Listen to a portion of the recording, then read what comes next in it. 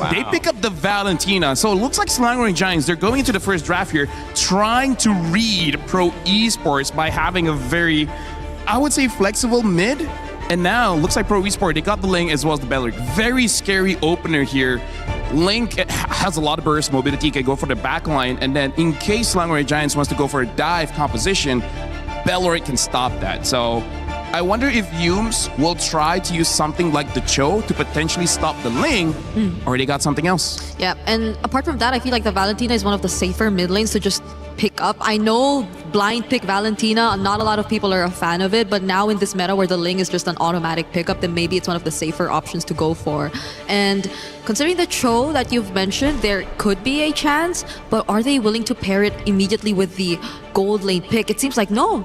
They're gonna go straight into the Hirara and the gold lane pick instead, revealing their cores in this lineup. Hirara obviously has been somebody that when you let it go, you have to deal with. They knew that they were going to get a pick here. And the Moskov, LaFell, it feels like it's been rising in value a little bit, coming in that first phase of picks rather than some of the last phases. Definitely, especially because Moskov is one of the rare gold laners that don't need anyone else's help to save himself. He has a lot of dashes as well as his second ability, able to push someone away. And if there's a wall, it will get stunned up. So here, I think Innocent is just saying, bring it on. If you want to chase me, I'll kill you first. And a question too is if you have a team like maybe Pro Esports who are aggressive, Moskov allows you to push as the Eudora comes in, but also if there's a random aggression, join that team in that fight, right? So a little bit of global safety if they get countered quickly. I gotta say, this is Innocent on this Moskov is something of nightmare to Cambodia, because even back in M6, CFU coming in from Cambodia almost eliminated Selangor Giants, but then Innocent with one very good ult, with one SOD, turned things around, got a maniac, almost like, and then basically ended the game then and there. But now we gotta talk about the opening here. It looks like Pro Esports, they're opening with a very meta MSC draft, right? Bringing the Ling, bringing the Eudora, and the Belric as well. Whereas Selangor Giants, I would say even though their first pick, they're being slightly bit more reactive by having an early Valentina to counter whatever they're gonna get.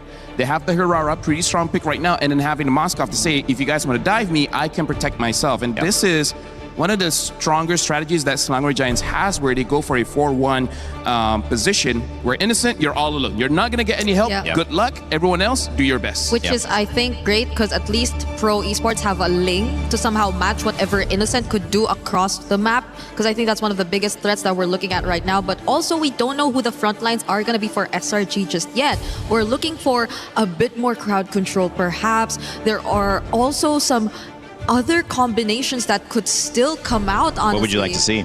I'm thinking of maybe even an Akai Arlot just to really make things difficult for the Ling, because there is a chance we see that. They also took out the Alice, a really great matchup if ever for the Arlot, but that's on top of the many other picks that could still come out, because again, they have a very flexible Valentina in the mid lane. And the Cho got bad now, so they have to figure something else out to catch this Ling. That kick is gone, and the fact that you do have Ling, it does make your problem in some ways one-dimensional, but it just feels like a control-oriented draft right now from Pro.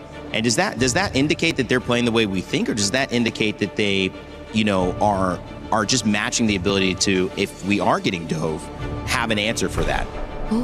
Oh, this is very interesting. The Ruby gets banned out. So I think Selangor Giants, they're reading into Pro Esports, like you said, like a more controlled kind of draft, where there's a possibility of them playing double fighters, and that might be too much for Selangor Giants to kind of handle. So now Pro Esports, they pick up the Harif. So I'm liking the balance that Pro Esports has, because Harif, even though he is a gold laner, I would say once he's level 4, he has that Zaman Force, he can already dish out enough damage, making it so that even if Ling somehow got disrupted early, still has time to get the farm back. Yeah, and idea is pretty much the same. You still have a somewhat box created, at least through the Belric, that space that could really aid you in just going for the counter attacks if ever SRG does go and commit to a very aggressive lineup, because we're still looking at their last 2 picks. We brought up some of the suggestions earlier. In terms of the roam, Hilda's gone, Cho's gone. Oh, they go for Uranus. So that's not the most setup-heavy XP laner, but they will compensate it through a Badang in roam. So the Badang is one of those heroes that can actually catch this assassins, especially like pin them against a wall. I'm seeing Slangoray Giants. This is a very unorthodox kind of draft that I feel like not a lot of teams can pilot very well. But Slangoray Giants, they have a different kind of way to play where I feel like they're going to win the lane and try to invade the jungle. And now Pro Esports answer with the Sora. Quite a lot of damage. I feel like first turtle going to be difficult for Slangoray Giants. A lot of team fight and a lot of pressure from the lane who could just bounce all over the place for Pro Esports. But when you look at lanes, when you look at like setting up a macro game and playing it just through and through, do you feel maybe SRG got the better end of it, Brigitte? It feels like maybe lane to lane in a way, because it's a very individual type of draft where they have to perform individually rather than us expecting them to go team fight head on. But we'll see if Pro Esports somewhat get to handle that now that we're heading into game number 1. Well, SRG have found a way to make it to grand finals every single time they have been at MSC EWC. Can they start their grand finals run again today, or will Pro Esports stand in their way? Let's send it over to our casters to find out. It's Gideon and Trex. Thank you so much. Our very first series of the day is already going to be a banger here with the Selangor Red Giants playing on blue side, facing off against Pro from Cambodia on the red side. Now, Trex, I'm looking at this and immediately I'm getting a little bit of those flashbacks. Innocent on Moskov again? I mean, at this point, we already know it's probably going to come. Moskov has been meta. He hasn't fallen off for a while. And Innocent, this is a dream pick for him. It's comfortable. It's comfy all around the map. But for me, my eyes are on the Harara being let through. This is a pick that has been banned out consistently. And here's the thing. The question is whether or not they're going to have Sky Piercer, because the first invade is all looking way too good as they're looking for first blood. A lot of damage on to PP there. Sakai's now running away, getting taken out by Kohli. A nice trade. A beautiful trade at that, taking out the jungler of SRG. And that's perfect. That's exactly what they want. The trades need to be effective. And with the jungler already taken out of the question in trade for a support, I mean, Pro, they're punching above their weight. They're getting great trades so far. And I think Trex, at this point, we got to talk about strong side, weak side, because they initially played for early game strong side onto Cram to deal with Felix, and it's only going to be until level 4. After that, I think they're going to head down to the bottom side. I mean, I think at that point, SRG with that quick invade, looking for play, kind of testing the waters, right? How good is Pro? Can we bully them? I think they learned quickly that Kohli is going to respond, and because of the movement on this lane, it's a bit harder to try to make those plays happen. And yes, Sekai's has the iframes, he has the ability to escape, but we're already seeing the consequences that can be made if you overextend. I feel like he's already lost that momentum, right? As soon as you hit level 2 on Hirara, that's probably your biggest power spike overall without the items. But now, we're seeing that a lot of that mid-motion, right? Clear up that mid as soon as possible and immediately start moving towards the other sides of the map.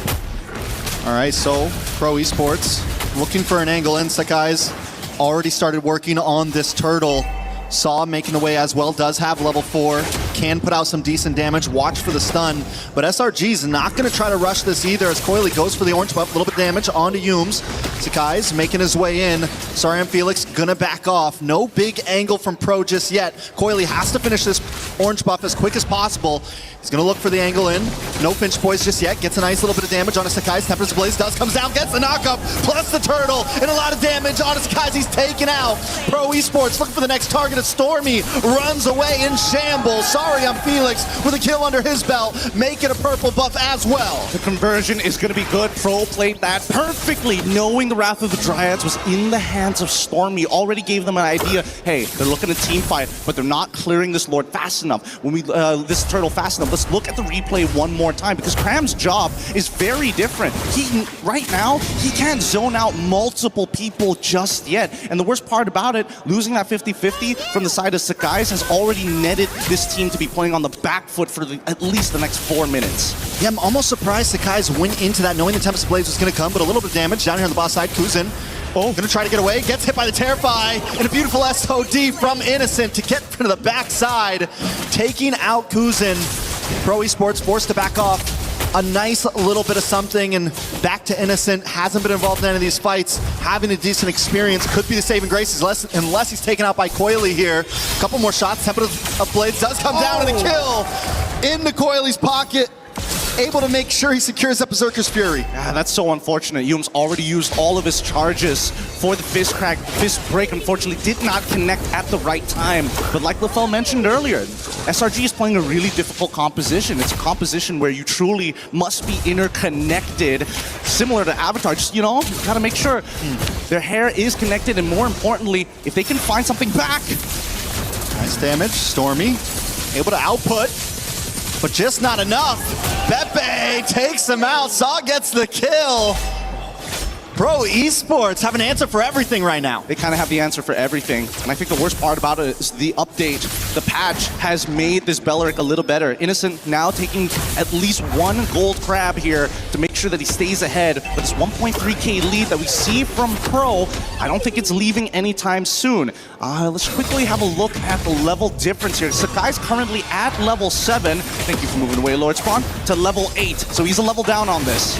All right, Turtle, Tempest of Blades comes down coyly, able to take the Turtle with ease, and Sakai's once again in a horrible spot, dashes into death. Cram just trying to keep vision, just trying to help defend this mid lane, but Pro Esports doesn't care about it at all. This is starting to snowball out of control. Sakai has made his best attempt to try to at least contest, but so far, Coily, he's been hitting these retributions perfectly on top of the advantage that he has. At this stage, as you can see, the PP is already invading the enemy side just to get early information to allow Coily to make the smartest choices. Hey, there's a lot of people down by this orange buff. Let's quickly push out mid. He's looking for efficiency. I mean, right now, Pro Esports all around the map. A lot of damage onto Yums here. Gonna dive onto the tower. Yums has no escape, tries to flicker, but it's not enough today.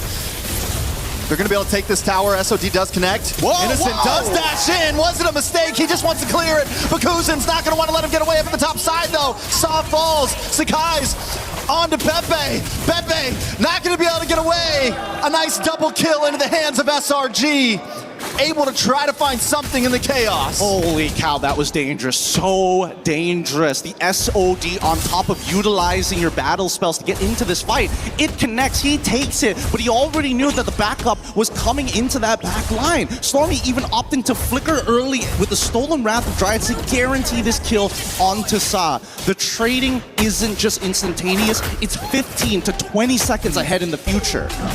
So SRG are still finding some moments, right? They're able to get some little trades. They're behind 2.5k gold, but it's definitely not the end of the world from them. We know that just with the game IQ, they can make something, shake something. Is it too late? I don't think a 2.5k gold lead is too late at all. We'll see at this first, not third tower, but I think first Lord is going to be the big moment where we know who's possibly got this in the bag. You know, before anything happens, Zipper, pull up the item list. Thank you very much, because I'm interested in where Coily actually is at in this item list. He's 4-0-2 as of right now, and that's a phenomenal lead for any Ling player. And they're immediately on this turtle as SRG are trying to take that mid position. I think that's the right play this time. Give up the turtle. Sakai's 2-0 on the first time, just keeps getting caught by the Tempest of Blades. Look for plays elsewhere. Innocent on the bottom side getting a little bit of push. Maybe they translate it to a tower, but Coily's already there to help defend. Thanks, Zipper. That's already 2 items up for Coily. He's in a phenomenal position. Even if he gets put down to 1 HP, as long as he has Finch Poise, he can get out of there, go to 1 camp, get back up to full, and he's ready to fight once more. And that's so different in comparison to Hirara, which is so burst-oriented. Nice damage onto Sarium Felix. Even Pro, even with the advantage they have, they're still taking things slow. They're still playing this smart. A slow push on the bottom lane, gonna connect onto that tower. Top side pushing as well. Pro Esports, you would think they might have came in very chaotic, but honestly, even with the aggression they have in the micro, they're playing a decent macro on the map. Trying to make sure that they are efficient. They've developed their 1.6k lead, now over to a 3k lead. And you can see that Cram now, he's getting a lot more confident after that chastised pauldron. He knows he can't get 100-0 just yet. Sa doesn't have his full 2 items, and most importantly, not enough burst with the amount of HP that he has, but I'm worried about Coily. He's getting close to that endless battle. Cram, though, is another problem on the side of SRG. He's still deathless. Yes, in the beginning, he wasn't able to shine that much, but right now, as this game moves forward, he'll become more of a nuisance.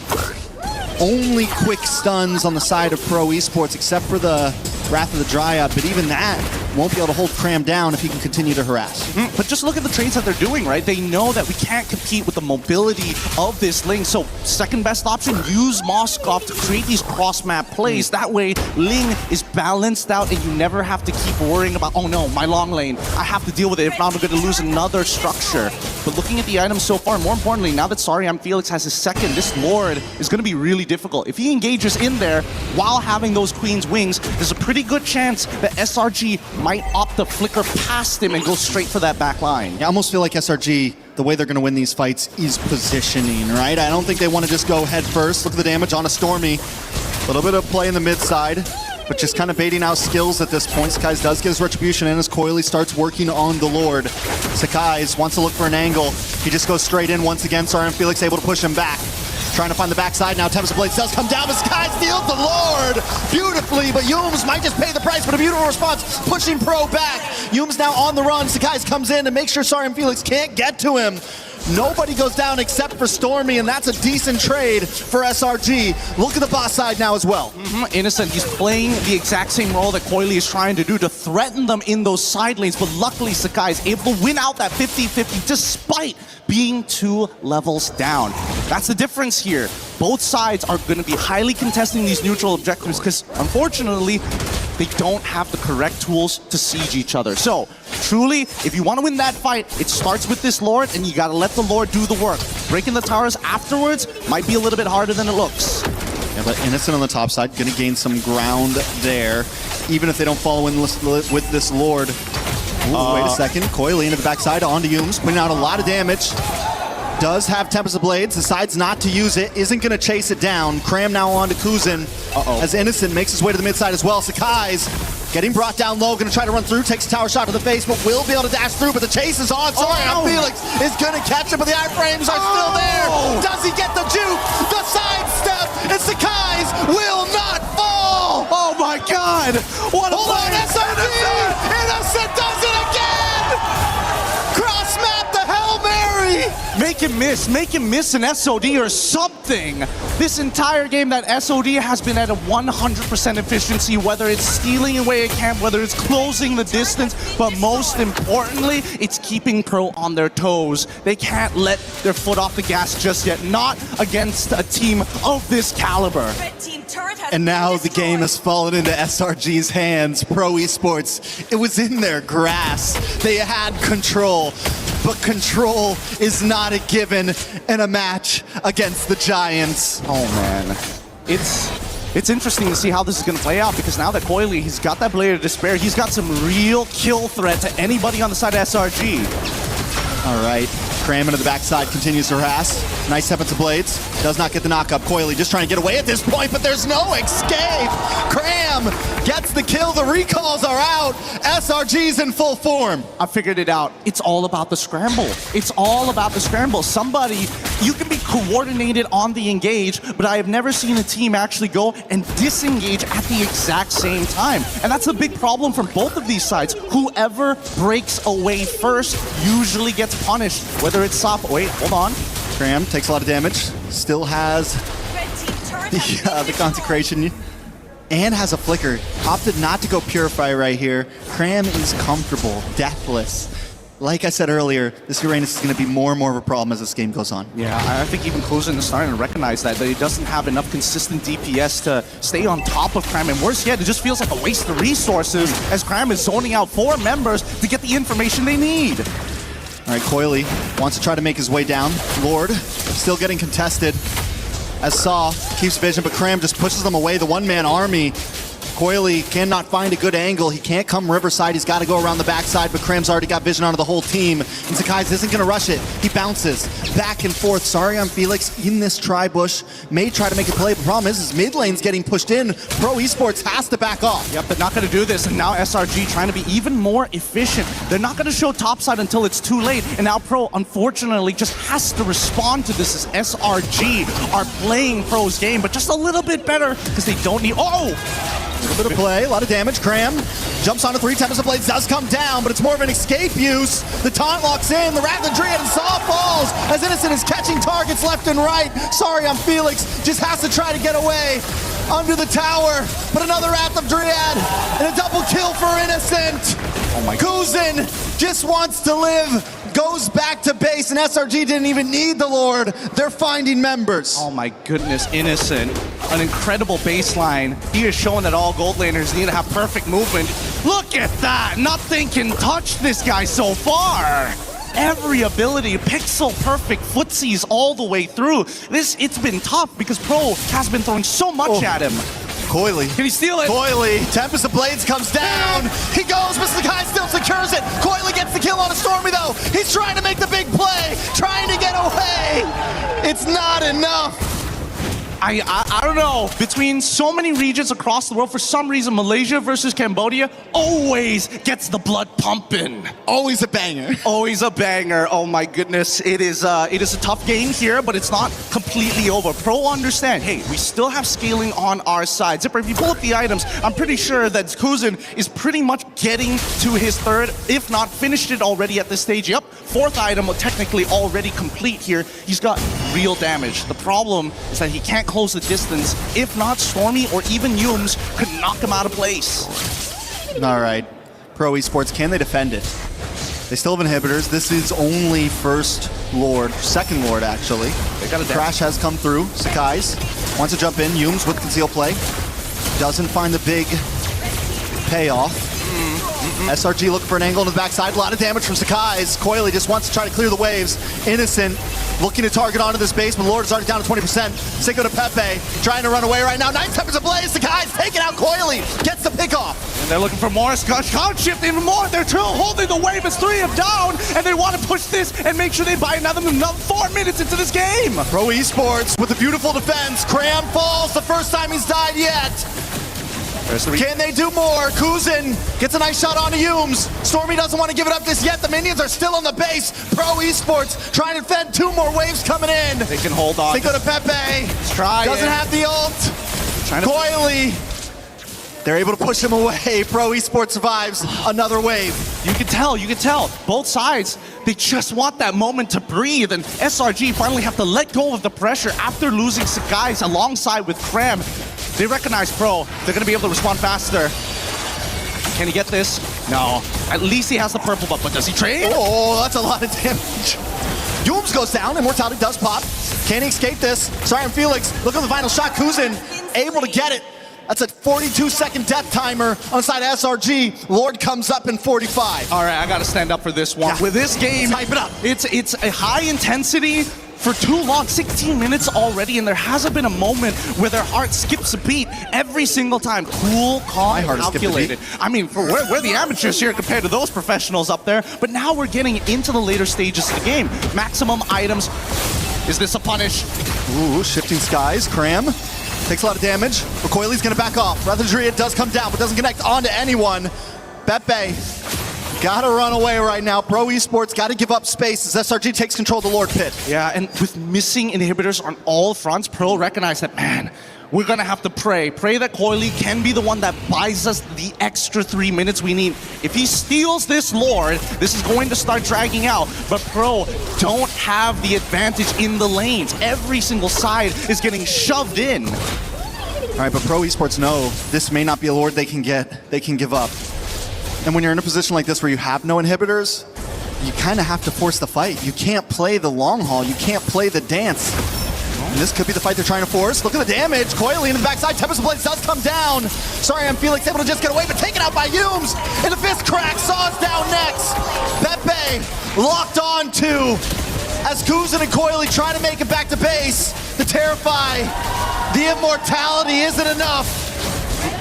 And there you have it. The forced mistake coming out of Pro and SRG. This is why Macro plays a huge part in this game. With such a tough composition to play as well, they managed to hold on and turn these conversions only limited to the jungle and not structural damage. And SRG with a well-fought battle will take game number 1. It's not over just yet. This is an amazing contest of two incredibly mechanically inclined teams. And I think everybody's praying, I wish this was a best of 5, maybe even a best of 7. But for now, both sides are gonna go back into their corners. They gotta listen to their coaches here because there was, I don't wanna say mistakes, but there was anti-synergy at moments. Bad calls, possibly, or maybe overextending or doing things a little too late. I don't think they were bad calls, but I definitely think that there were coin flips that could have been skewed in certain teams' favors had they just waited half a second more or thought a little bit further into the future. But man, an amazing bout between those two. I'm hoping this turns into a 1-1 because if we learned anything, that early game was incredible coming out from Pro. The fact that we saw the SRG, even though they stole the Wrath of the Dryads, it's about efficiency, but more importantly, how much can you get with these ultimates? Every single time we see a stolen Wrath of the Dryads hit 2, it's a guaranteed win on that fight. If we see 3 from the side of Pepe, the fight's immediately over for SRG.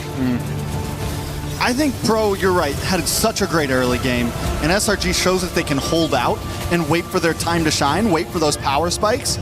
Pro maybe got a little ahead of themselves. Once it got into, maybe they should have put more focus onto Innocent early on, honestly. I don't know. He had such a free game. And I mean, they actually tried to. They tried to get some of those ganks down there. It's true, I believe you, but at the same time, it's tough because you're looking at Innocent and he's just like pixel perfect movement every single time, just at the maximum range of the stun. Managing to hold on and use that Purify for 2 CCs overlapping each other. And this final moment where we do see the inevitable flank coming in from Yum's side, a lot of teams are now going to start thinking, hey, we got to be careful on that top side. But with that being said, we're going to leave the rest for the panel to break it down and make a prediction for that next game. Rain Day, it's all you. Rex, that was a great matchup, and you guys did a great cast there. And one of my favorite things about taking a look at MLBB, especially after a game, see what went right and sometimes what went wrong. Innocent got off to the races and did not look back. There was no answer for a game that I thought went pretty well for Pro Esports for a while. We'll see if they can change up that macro and find a way to finish it out, maybe tie the set going into game 2. But as the players take a break, we'll welcome you back onto the panel. My name is Rain Day, and I'm joined again by Brigitte and LaFell. And this time, someone you probably know very well, Moon, jumping in from the stream to join us here on the official stream. How are you, Moon? I'm fine, I'm good. Are you enjoying being in Paris? Yeah, I enjoy live here, and I eat a lot of bread, croissant, Baguette. Mike, anything with bread I eat. He was listening to us, guys. I think he knew we were setting up the croissant baguette conversation. Moon, we'll get your thoughts on this game in just a moment. I'm going to go down the line, though, with Brigitte. Game 1. I mean, SRG, they look strong, but I think they played a more complete game overall. Yeah, even actually, if you take a look back in the beginning of the game, majority of how proactive Pro Esports actually were across the map came off of them just punishing SRG's more aggressive approach during the start, and it worked out really, really well from them, not until moments wherein it had to come down to a mechanical showdown in the latter portions of the game. I know you'll have some things to tell us, LaFell, but in general, overall with the game, happy with how Pro Esports approached game 1? Honestly, that was an amazing game. Like, this is one of those games, if you give me time, I can talk about it for like half an hour. Because that's longer than the game. From Pro Esports as well as Slangoray Giants, they showed so many good things in that game that that's a perfect way to start the day. Well, you know what? I know Brigitte wanted to get a little workout in as well. You guys were fighting, but now I'll have her hold the mic for you while you actually get going with some telestration. You can talk about this for a little bit longer. All right. Thanks, Brigitte. Thank you very much, Brigitte. You're welcome. She's a great mic holder. For now, we got to talk back about the draft because honestly, like, over here we saw like individual plays coming in from Slangoray Giants. Now, the thing that you guys have to see here is both Innocent on this Moskov as well as Coily on this Ling. They are the position 1, right? They are position 1, and they have to fight against each other many, many times. And one of the reasons why Slangoray Giants can win this one is because Innocent keeps on winning that 1v1 battle. And of course, we also have to see the synergy between Cram as well as Stormy as well as Yums, because Cram, he is the front line. He's the front position trying to force out the mistake. And then you see Yums as well as Stormy just being a little bit behind. Whenever the opponents overextend, they cross Cram's line, they will intercept them here and then they will make a play. So that was very smart coming in from the draft here. And when it comes to Pro Esports, we wanted Sora here to try and able to catch out Stormy, and he was able to do it many times. But he was not the win condition. The win condition is Innocent, and he survived many a times. We're gonna see a clip here. I'm gonna try to go very, very fast, where this is where we see the strength of Pro Esports, where you can see here, just from this image, the lock coming in from Pro Esports, there's a lot of crowd control, and this enables them to win 5v5 team fights. So then what we see for Selangor Giants, what they do, they split the team fight. This is where we see Innocent came in, forcing out them to actually do something about it because he wants the minions. But looking at the minimap, we can see Stormy as well as Skies flanking from behind. And then as we move forward, we see Stormy using the Wrath of Dryad to lock both members here, allowing Sakai's to get that free damage. And the last clip that I want to show, this emphasizes what Selangor Giants is doing, right? Sakai's in this position is position 2. He's the disruptor. He is the one that's going to create chaos in the game, and that's what he did. So during this fight, we can see that Sakai's had to run away because that's already job established, and now we're going to be looking at Innocent, where again, this is what I'm talking about. Position 1, 1v1 between the Ling as well as the Moskov. The Moskov won this round, and he keeps on winning again and again and again. And all the while, we can see that Sakai's has survived the initiation. So in this matchup, it really is about how Selangor Giants, they buy enough time for Innocent to win that 1v1 against Coily, because once Coily is out of the game, the Ling is no longer a threat. So this is a draft that requires individual skill and honestly next level macro understanding as well as team fight understanding. It was a masterclass in terms of, we mentioned control being a big kind of theme for Pro Esports, but they found a way to use a draft that wasn't as good in a team fight to ultimately isolate fights and get their their position 1 into a good position to succeed, and that's what Innocent did. Yep, and I can't help but really commend the fact that SRG did all of this willingly. They let go of the Ling even though it was open for them, possibly could have been picked up by SRG even in first pick, but then eventually it went over to the hands of Pro, even the Eudora. Yeah. Even the Eudora was in the hands of Pro, but all these quote-unquote meta picks, at least during the first few days, were countered out here by SRG through sheer, I don't know, like synergy or maybe just chemistry overall. Moon, I want to get your thoughts on what you've seen so far, because we've seen Eudora, we've seen Ling, we've seen some of these meta characters start to show up and evolve what people are playing in the tournament. What are you seeing as being an effective way to approach this meta? What do you like about it? What don't you like about it? What I think about it, boleh cakap bahasa. Sure, you can speak Malay, I'll translate. Apa yang saya suka adalah we can see that sorry. I thought we needed translation, Moon. Okay.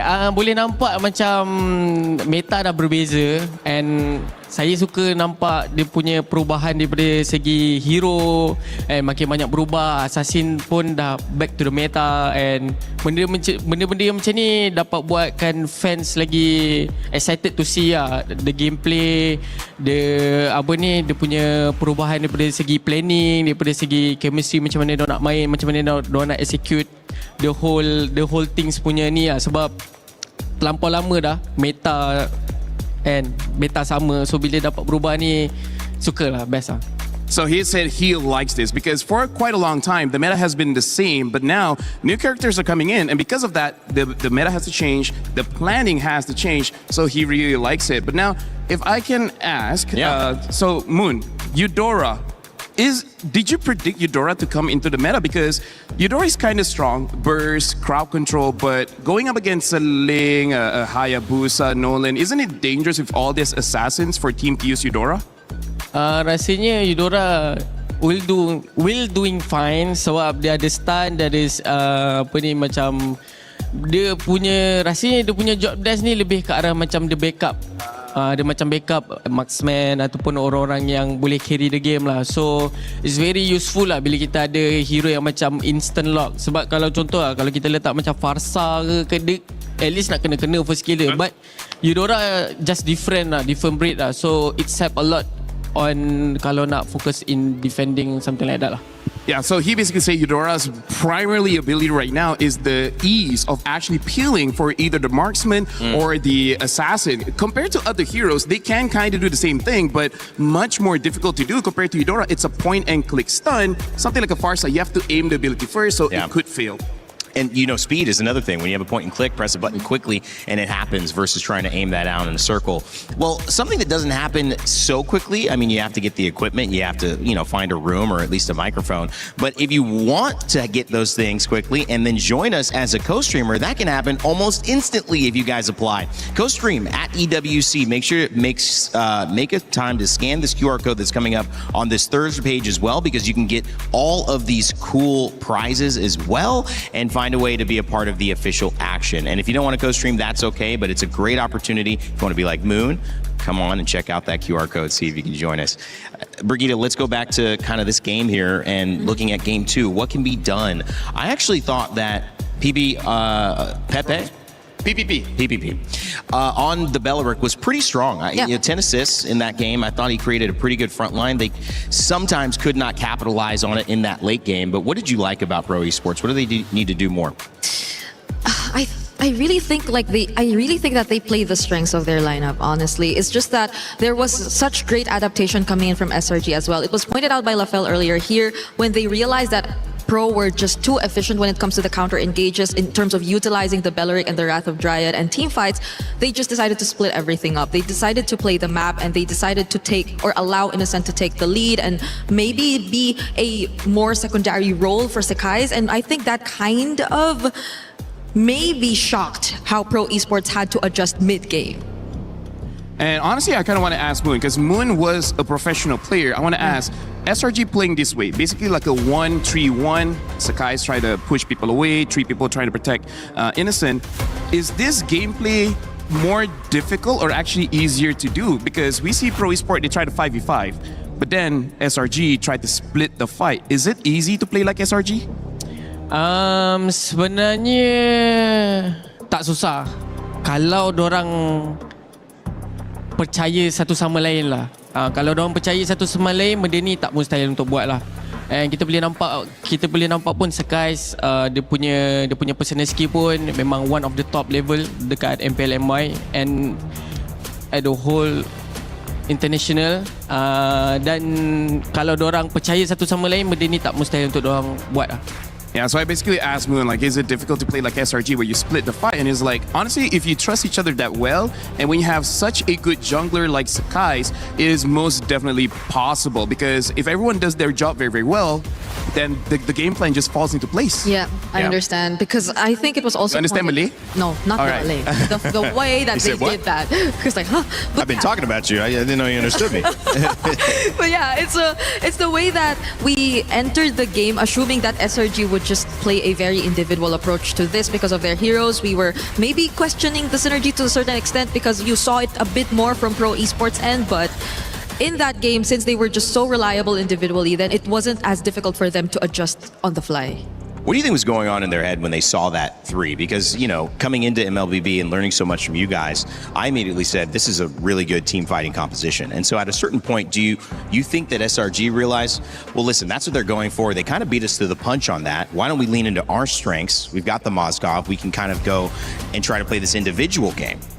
I think they had that backup plan all along because they just let go of the Ling anyway. They let go of the Eudora anyway. So it was also them like willingly playing into this draft, knowing that there will be a fallback, knowing that there could be a way around this. Because I think their first approach failed. It was them trying to be the more proactive ones across the map. They went for the invades, but they got punished. And that's where they probably started to realize that there should be a certain switch up, but they didn't do that up until the mid game. So I think Pro Esports were caught up in the idea that, yeah, we're somehow still taking the lead, but at the same time, they were actually not because SRG was already on the way to doing something that would favor them much more. Zushin in the ban list right now as we get started. Dangerous Grass will be how we play this match, as game 2 is a chance for SRG to go 2-0 against the Cambodian squad of Pro Esports that has certainly proved to be dangerous in the early game. Talking about this matchup a little bit unique. liking to play in a way that's not going to be subdued. Yeah. They're going to show up. They're going to make sure that you know that they're present in that game. We saw that in game 1. Yeah. See if their lineup set that up for game 2 in this draft. I really wanna ask Moon though. Do you think it's just really SRG confident that they can counter the Ling? That's why they're not picking it up in first pick? Because I feel like we really want to see Sekai's on the Ling, but at the same time they're not going for it. Actually, he's playing chess with them. Yeah. This is like macam biasa lah diorang buat benda ni kat MPLMY. Tolong tak? No, he's saying like this is something that they even keep doing in MPLMY. Even though it's a strong pick for them, they're like, hey, you pick it up, we'll counter it. Wow. Because it's a bait, right? It's a bait, but also it's kind of like psychological. You're giving your opponents the best heroes possible, and you still beat them. That's especially in a longer series, that could break people very, very fast. Maybe that's why in the grand finals they keep winning 4-0. Maybe. They found a way, trying to do it again here at MSC 26. The Fanny ban? Yeah, I think the Fanny ban is very much warranted, because especially with all the junglers that are present here in MSC, a lot of good Fanny players, and a very good Fanny player can almost 1v9 if he has a very, very good start. My interesting thing though is that the Yi Sun Shin gets banned. Yep. Moon, what do you think about this Yi Sun Shin ban? Do you think it's warranted? Like, should they ban the Yi Sun Shin here? I think the Shanshin is good to be banned because he can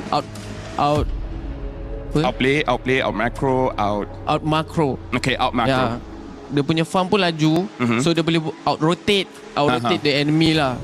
Plus boleh dapat vision. Vision tu lah sebenarnya yang paling mungkin dapat menyusahkan daripada segi makro lah, makro play. Yeah, so Moon basically said like the macro abilities of a Yi Sun Shin, and the fact that he has very fast farm as well as a global vision might disrupt Slangray Giants. So they opted to ban that out, but now Slangray Giants picking up the Freya, and Pro Esports quickly pick up the Beleric again. Yeah, it was really good. I mean, we saw how impactful that was, and the Ling. So going back to what worked, I mean, if I'm Pro Esports, Brigitte, I'm thinking we were close in a couple of moments of turning this around. If we can somehow force them to stay on the back foot and take these team fights, or have to take these team fights against our Beleric with our Ling, we might have a chance. Yeah, because they can do a very similar approach to what SRG were doing as well. It's just that maybe Kozen took a bit more time to scale up rather than Innocent. Innocent, again, in that game was... I think the casters mentioned it too. He was a bit too free. They could rely on him on the damage already when they needed it the most. But Kozen, I think it took a bit more time for them. So maybe there could be a certain adjustment in terms of that. Maybe handing him over a much better matchup in lane. But with the Hirara already showing up, I think Kozen either way would already have a very difficult job. So what do we see here? Do we see the Moskov picked up now? They go for they pick up the Ruby. Now that's going to be good, because here's the thing. Pro Esports banned out the Cho, but now Yums gets the Cho, and now Pro Esport Ruby was banned against them, and now they get the Ruby. Moon, my question to you right now with Beleric as well as Ruby, there's a lot of crowd control. Do you think Sekai's on this Hirara can go in and out? Do you think Freya can go in and out? Because I don't know, it looks like Beleric and Ruby is countering 3 heroes of SRG. But they still can't do anything actually, because Freya got immune, right? When he's using ulti. And Chow also, I think the approach for SRG game right now will be different. Will be more towards laning and objectively. Okay. Also with vision. They will play vision a lot on this game, in this game. So let's see how they play. Yeah, so it looks like Slangray Giants, they want to try to control the map now. But again, Pro Esports, they want to go for team fight. Personally for me, this is very scary coming in from Pro Esports. Yeah, it's very similar to what happened in game number 1, and we saw how SRG were able to answer that, and they're also still letting go of the possibility of this Freya still being flexed eventually. Like, if they still want to go for a marksman in the gold, Innocent can still get a hold of his Moscow, but at the same time, you also wouldn't really want to see him on the Freya either, because it's equally just as aggressive, and you could just pick up another source of crowd control or means to combo this lineup through an EXP lane pick for Cram, because either way, I think SRG could be very flexible with the picks that they have right now. honestly interesting that they're banning out the Esmeralda as well. So I think Moon is onto something here. They really want to win the lane. So I feel like Slangway Giants in game number 1, they were playing the mid game as well as a little bit of the late game. I think for this one, they want to have priority from the get-go. They want to make sure the first turtle they're able to get, second turtle they're able to get, and then try to control the map by the first 10 minutes of the game. Well, when you look at what you could do better, if you go back into that room for the 10 minutes between games, that's what you're talking about. I mean, those were the moments of a coach to come in and say, this is what we can improve. You guys did great towards the end once Innocent got going, but if they had countered Innocent a bit more, that could have been trouble, which is why, I mean, I'm focused on what they're going to put Kuzin on, because the Hearth didn't quite match up with Innocent, and so they need somebody to kind of go toe-to-toe, maybe pressure him out, make sure he doesn't have such a free game. Oh, Vexana! Moon, what do you think about this Vexana pick? Like, Eudora okay, but what about Vexana? Vexana rasanya diorang lebih fokus ke arah untuk bagi sisi lah, untuk crowd control to chain. Yes. Okay. So diorang more towards fight. Diorang sebab kan kita boleh nampak dekat first game tadi, diorang susah nak target tau. Player SRG kan. Tapi kali ni kita boleh nampak yang diorang betul-betul ada satu targeting ataupun satu hero yang diorang nak target untuk kalahkan terus dalam team fight tu supaya diorang boleh take advantage lah. Yeah, so basically he's saying Vexana has a lot of burst as well as good control with the ult. So looks like Pro Esport, what Moon is saying, they still want to double down on more crowd control, but this time having Vexana going straight to the back and try to get the instant kill, but now Slangway Giants with the Farsa as well as the Claude. So right now it looks like they want to fight fire with fire. You have burst, we have burst. And he can still play the long lane with the Claude. Wow, look at this. Not looking fun. This is not looking fun. I mean, I don't know about you. I'm having fun with the draft coming in from both teams. Well, if you're playing this lineup right now, then you might not have this much of a good time because you already are seeing so much backline potential from SRG. And you're playing a Vexana with little to no mobility or escape tools as well. If not for that knock-up you could just get from the Eternal Guard. But again, you raised the question on what Kuzan could pick up. We're not sure if the Ruby is going to be his hero, honestly. But Moon, do you think it's Gold Ruby? Or do you think they are still planning to flex it? Okay, never mind. Back to it. Well, in some ways, this is confidence that we did some things right and we needed to swap a little bit. That's where the Ruby comes in, off the ban list, and the Vexana to try to mix up what is a similar 3 out of 5, Harith, Ling, and Belleric for Pro Esports. But the Farsa, the Cho, the Claude, and the Freya, all new picks here for SRG. I gotta say, this looks like a very fun draft coming in from Slangway Giants. This is the kind of draft that says, we still want to show our micro, but we just want to end the game fast. Moon, it's been great having you and your thoughts as well. We're going to follow you along your stream. Thank you for joining the GESSS. Thank you for having me. As Game 2 is about to get underway, SRG trying to make it back to grand finals here for the 3rd time in a row at MSC. The challenge of Pro Esports stands in the way. What can they do? Game 2 as we send it over to Gideon and Trex. Thanks so much. We're already jumping into this next game, and the adjustments have been made by Pro. And I'm not gonna lie, initially when I saw Vexana, I'm pretty sure with the rest of the world, we were all like, wait, what? Why? Why are we going this when the Eudora was already doing some good work trading battle spells? And I think what it comes down to is wave clear. I mean, you can get Cinco de Pepe to come with you every single time to get that concussive blast, but now with Sa on this Vexana, single-handedly, I can clear this waves. Pepe, go where you need to be. That is fair, but you still have to be careful because with something like this, you lack the flicker. Yes, you had to pick up a flicker yourself, but you lack the movement, and that's where I kind of like this Farsa. And you lack some of that big AoE where I would have kind of liked the Eve possibly for Pro. But again, they're the pros here. They're the ones who have to make the decision. You do at least get the stiff arm for Cram. You have the Terrify. You have that ult that can kind of either disengage or engage, so there is potential for Saw here. Yeah, no, there's a lot of potential, in a matter of fact. I was thinking Eve in this same exact light, but I think the big problem is that once you drop down that RWM, you're kind of a sitting duck, and I think here up in the top side, Innocent doing a very good job at winning out this lane and even getting an early regenerate out of Kuzan. He's going in to call for some help here, and Belleric is on the way. Oh, Sakai's though wants to try to target down Kuzan. First blood into the hands of Sakai's. And it's just a little too late. Pepe could not get there in time. A great setup coming in from SRG's side. But now, it looks like with that top side winning the way that it is, it's got to be a bit of a trade, right? Strong side bot with this Freya. This Ruby is going to try their best to try and slow Cram down as much and more ideally sandbag him. Coily gets knocked up. Coily's been doing amazing on this Ling last game. Even when he died, he was making some great plays, always at least trading off. Able to secure the first 3 turtles, all 3 turtles, into the hands of Pro Esports. This time, Pro, though, definitely taking a slightly slower pace. They want to look for the engage, but look at SRG in this bush. Yeah. Oh, nice time offended. A lot of damage comes in. Cram has to try to run away. But the vended airstrike comes down, instantly targeted by Coily. Coily able to finch Pro's away to safety. But Yooms is there. Punish? No. Yooms not going to punish. Nah, unfortunately the flicker is coming back up only in 12 more seconds. The mistake was the fact that Cram and Stormy, they had the right idea. They're in position to actually activate the gank, but as soon as that feather airstrike comes up, instant target prioritization coming in from Coily to attack him. Let's look at the replay one more time, right? The I'm Offended comes on through and even Cram decided to disengage from that fight. I was thinking whether Cram could actually 1v3, but it's too early on in the game for him to do that, so they just have to peel away the jungler to slow down any kind of snowball attempt. Still a big win for SRG though. 1.2k gold lead, a turtle, 2 kills. The deaths are on Sariam Felix and Kuzin, both offlaners.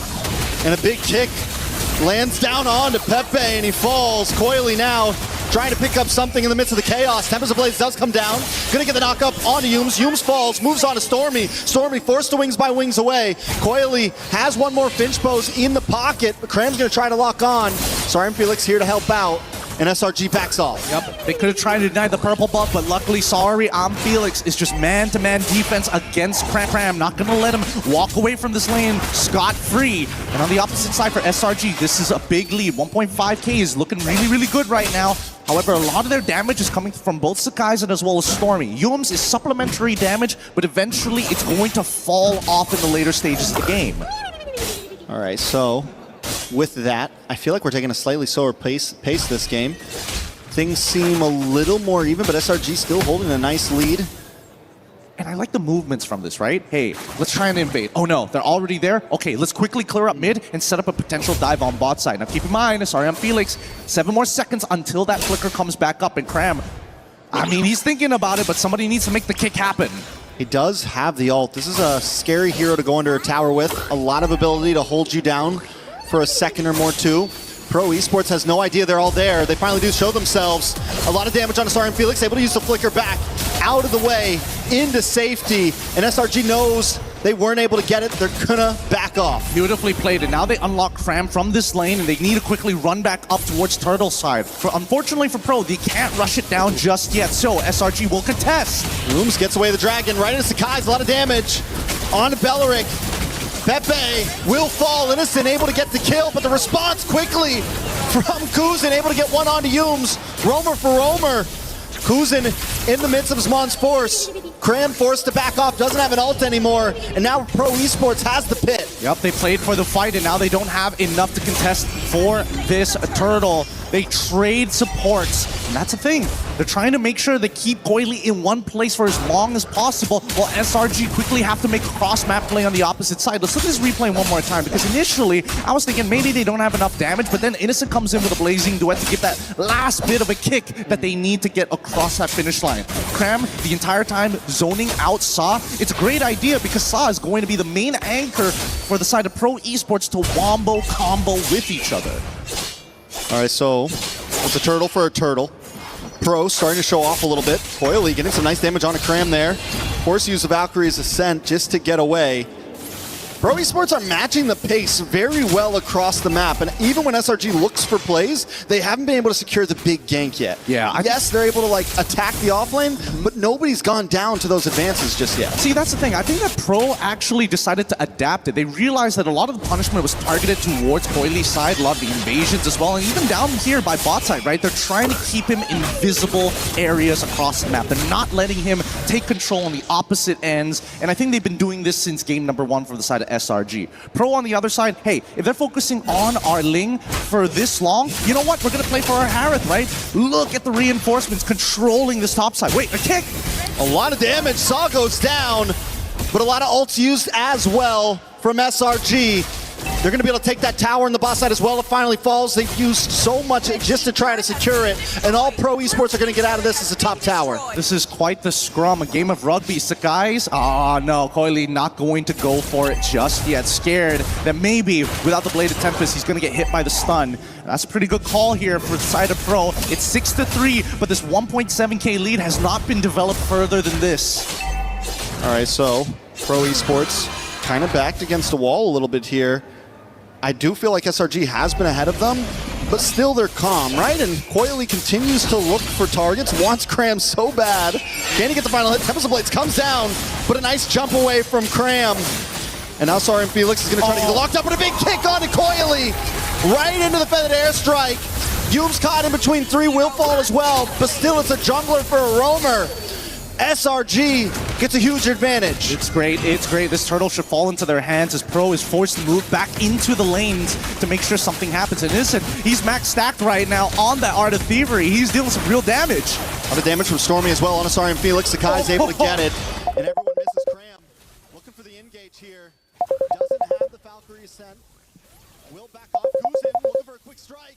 Drops him on force. He dives in. But he's stunned up, taken out.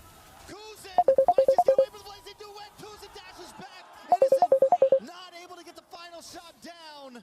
But still a win in SRG's book. Oh my goodness, you can hear that crowd. What a gut punch. They wanted to see Kuzin go down, but his mechanics kept him back up.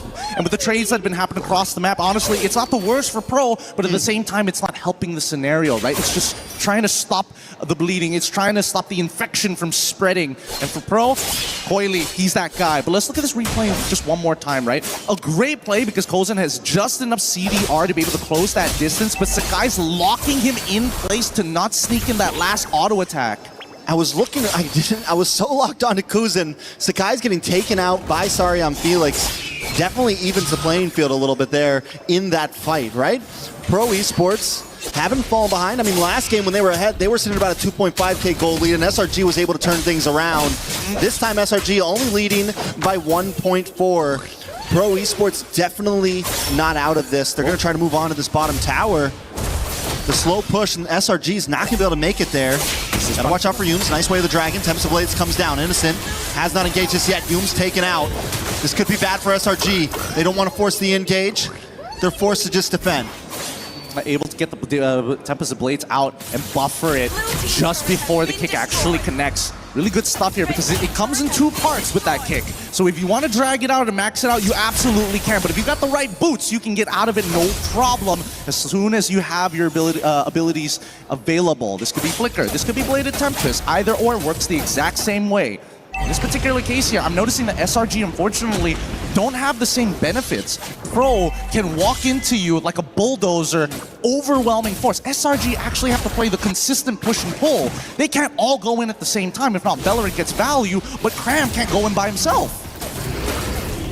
Both teams dead even on towers on the off lane. No big macro advantage, but a lot of damage on Yumes. Feather Airstrike comes down, but the damage isn't enough to keep Pro Esports off of his teammate.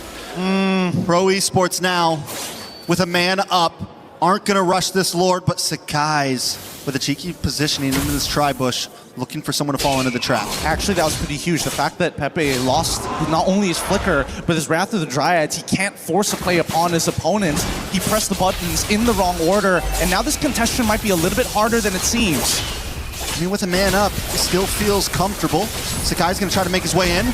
KOILI's still able to get the Lord. Sakai's able to get away with his life. Trying to take it. He's going to move on to the target, though. Pepe taking a lot of damage. Valkyrie sent into the backside. Sakai's goes down because Kuzin responds to Smon's force. And now Pepe may be able to get away here as Cram is unable to secure a kill.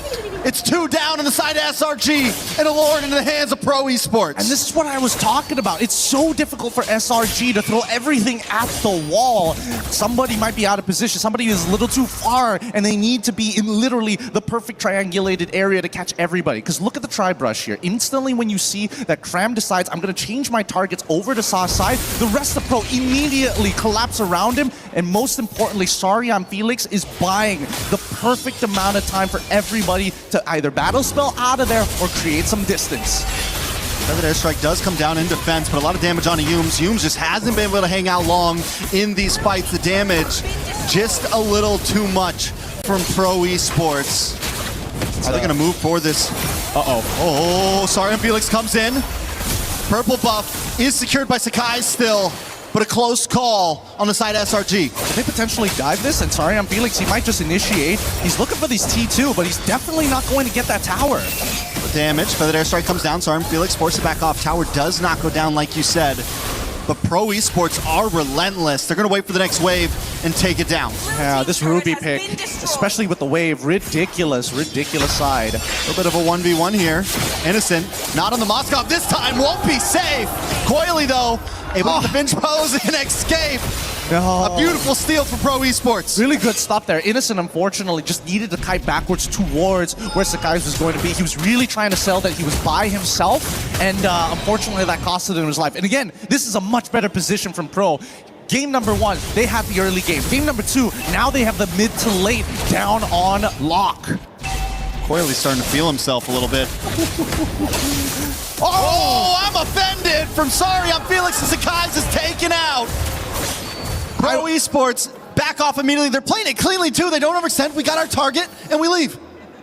He pulled off the Michael Jai White. He was like, he's not given the signal that he's going to engage. It just looks like his hand is floating there, and the next thing you know, he's caught 2. Feathered Airstrike comes down. Just trying to defend at this point, but every time the Feathered Airstrike comes out, Coily's there. He really wants him to use it. He wants it bad, and right now, I think that SRG, they have to recognize that they can't fight traditionally against Pro. It really comes down to the forced mistakes, but now that they're taking too much structural damage, I don't know how much control they can actually have. Looking at the items, finally 3 down for Stormy. He's a real threat in the damage department, but he can never use his Feathered Airstrike first, because as soon as he does, Coily's right on top of him. Oh, what a beautiful I'm offended there. Right. And Kuzin was so ready for it. The comms right now are on point. It's so good, but the worst part is that it's unpredictable. You don't know when he's going to flicker I'm offended at this point. He's not giving the traditional signals most EXP laners usually give. Okay. Nice kick. On to Pepe, but Coily in the backside once again forces Stormy away. Pepe's unfazed. Coily just one by one. Anyone can come catch these hands at this point. Yeah, they're throwing it up. They have to play the D. And so far, it's a lot more difficult to play the cross map without the Moskov. Seal out, and yeah, Cramp, they have to contest this. Gonna look forward in. Kuzin gets the Lord. Blazing duet to the backside by Innocent. Takes out Saw. Sarian Felix looking for a target as Tempest Blaze lands to the backside. The dash through. Cramp falls. And now Coily gets kicked, but it's still not enough to stop him. Stormy drops. Yooms might just be the next on the chopping block, but Pro doesn't care. They're coming down the mid lane. And if there's one thing that I've learned about the Cambodians, don't mess with their assassin plays, especially when it comes down to Ling, because they are nasty with it as they're looking to open up the inhibitor with a Lord empowered wave just after. Yeah. Oh, that's gonna be it. Ladies and gentlemen, Pro Esports tied the score. What a prediction with the I'm offended. Holy cow, we got a real game on our hands, 1-1, as both sides refuse to back down. I mean, SRG, they can't be sad about that. The same can be said about Pro. The outplays were really good this time.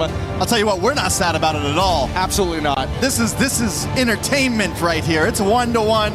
Yesterday, we had to watch all sweeps. Today, in the group of death, every team is fighting for their life. I cannot believe that we've already got such great quality games within the first 2 days. Yesterday it was about clean macro. Now it's about how dirty you can get. How good is your infighting?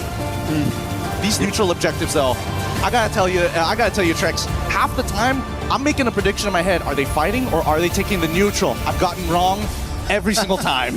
You never know. They're always fighting, and they're always taking the neutral. It's all part of the plan, remember? Yeah, that's all part of the plan. You're right. I need to open my mind up a little bit more. Your third eye, man. It's not there yet. It's too early here at MSC to open up that third eye, but based on what we've seen so far, Pro, they've adapted so well, having a lot more wave control with not only just this Vexana, but making sure that Sarian Felix is a great answer. No Esmeralda, no problem. You're playing Freya, all I gotta do is sustain, and there's literally nothing you can do. I'm gonna lock you down for ages. And honestly, we were worried a little bit about Saw And I feel like even though it wasn't a star of the team, it still worked well against Cram and against these big advancers. Well, with these big advancers, let's throw it back over to our desk to break it down. Do you agree with us? Was it all this one pick, or could there be more as we throw it back to the desk?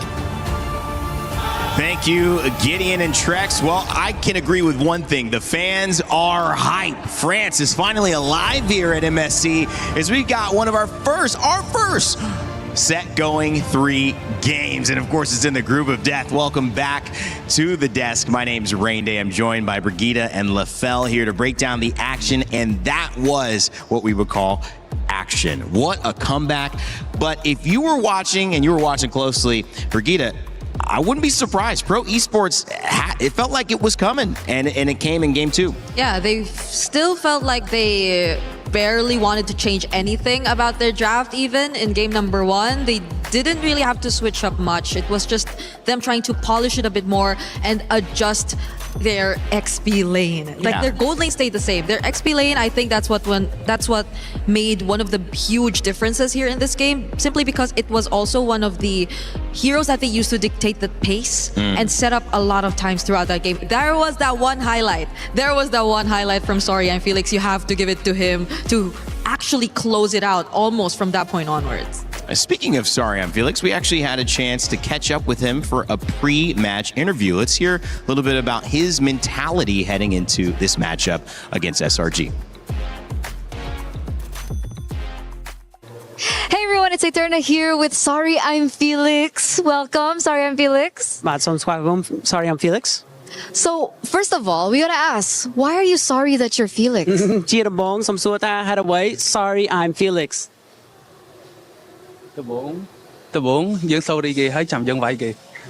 I just want to say I'm sorry before I attack you. Oh, sorry before the attacks you. All right, so we get context there. But Felix, this is not the first time that we've seen you coming through to MSC. We've seen you with See You Soon, and back then you were up against SRG. Now you're going up against SRG again. What's the main difference now? But in Jang Ani man chia look the more that young chup Felix no MSC. Be mon no chi moy krom ke. Hai lo ban chup chi more SRC. Madong tiet bandai khang ni khang pro esport chang look ni mek dai. មានអារម្មណ៍ស្វាយចិត្តហើយប្លែកយើងធ្លាប់តែប៉ះនៅធីមចាស់អីធីមយើងពីមុនឥឡូវយើងមកប៉ះនៅធីមថ្មីទៀត Yeah, I feel like this is a new thing for me. Before I met this team on my prior team, and now I'm here on my new team and I'm meeting them again in this match. Do you think it's stronger now? Do you think the team is stronger? គាត់ថាក្រុមរបស់អ្នកថ្ងៃនេះខ្លាំងជាងក្រុមពីមុន Yeah ខ្ញុំគិតថាអាចនឹងខ្លាំងជាងពីមុន Yeah, I think we're stronger. Okay, he thinks they're stronger. Can we ask why? បាទអញ្ចឹងសូមសួរហេតុអ្វី ដោយសារពួកយើងខំប្រឹងច្រើនហើយពួកយើងមានពេលវេលាត្រានជាមួយគ្នាច្រើន Yeah, I feel like we worked really hard and we had time to train together. Okay, so they worked really hard, they've trained together, and obviously they've trained for the new meta. So what does he think about the new meta? What do you think about the new meta? Considering that we've seen a rise in assassins in the jungle, how is the EXP lane like right now? បាទអញ្ចឹងបានវឹកហាត់នៅក្នុង meta ឬ series ថ្មីរបស់ game នេះអញ្ចឹងពីមុនមាន jungle ឥឡូវខាង XP lane អញ្ចឹង make ដែរ lane របស់បងប្អូន សម្រាប់ខ្ញុំផ្ទាល់ជាមួយនឹងធីមខ្ញុំអាចអដាក់វាតាមនឹងបានពួកយើងបានព្យាយាមយកស្វែងយកពីផាច់ហ្នឹង Yeah, so for me and my team, we're able to adapt to that version, and then I'll be able to adapt to the map as well. Okay, but how is the role like? Like, is the XP lane still a very important part of the game, or does he think that the jungler meta is more important now? បាទអញ្ចឹងតើមុខងាររបស់ EXP lane មានសារៈសំខាន់ទេឬក៏ថា jungler សំខាន់ជាង ខ្ញុំគិតថាសំខាន់ទាំងអស់ I think they're all important. Okay, they're all important. We'll get to see how exactly that it breaks down later on in the next upcoming match, because once again, they are up against SRG. SRG, last time when you met them, unfortunately, you suffered a defeat. Do you think that you can win this time against SRG? អញ្ចឹងកាលពីលើកមុនបានជួប SRG ហើយបានចាញ់គេអញ្ចឹងលើកនេះនឹងមេកដែរប្រកួតជាមួយពួកគាត់លើកនេះ ខ្ញុំនឹងសងសឹកពួកគាត់ឲ្យបានយកឈ្នះពួកគាត់ឲ្យបាន Yeah, we're going to do what we can to win today. Okay, I like the confidence. Thank you so much, Felix. And of course, good luck. And we're throwing it over back to you guys. Well, I feel I should say sorry I'm Rain Day at this point because I have to talk at you.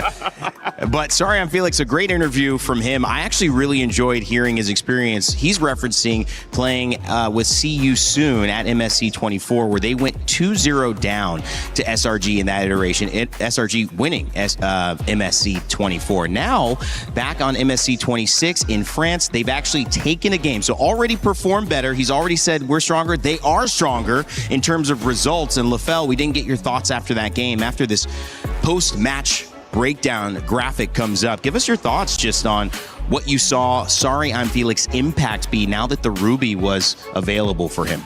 I mean, it's amazing because he played that Ruby offensively and defensively beautifully. Because the thing about SRG, their draft is all about going all in. They want to dive.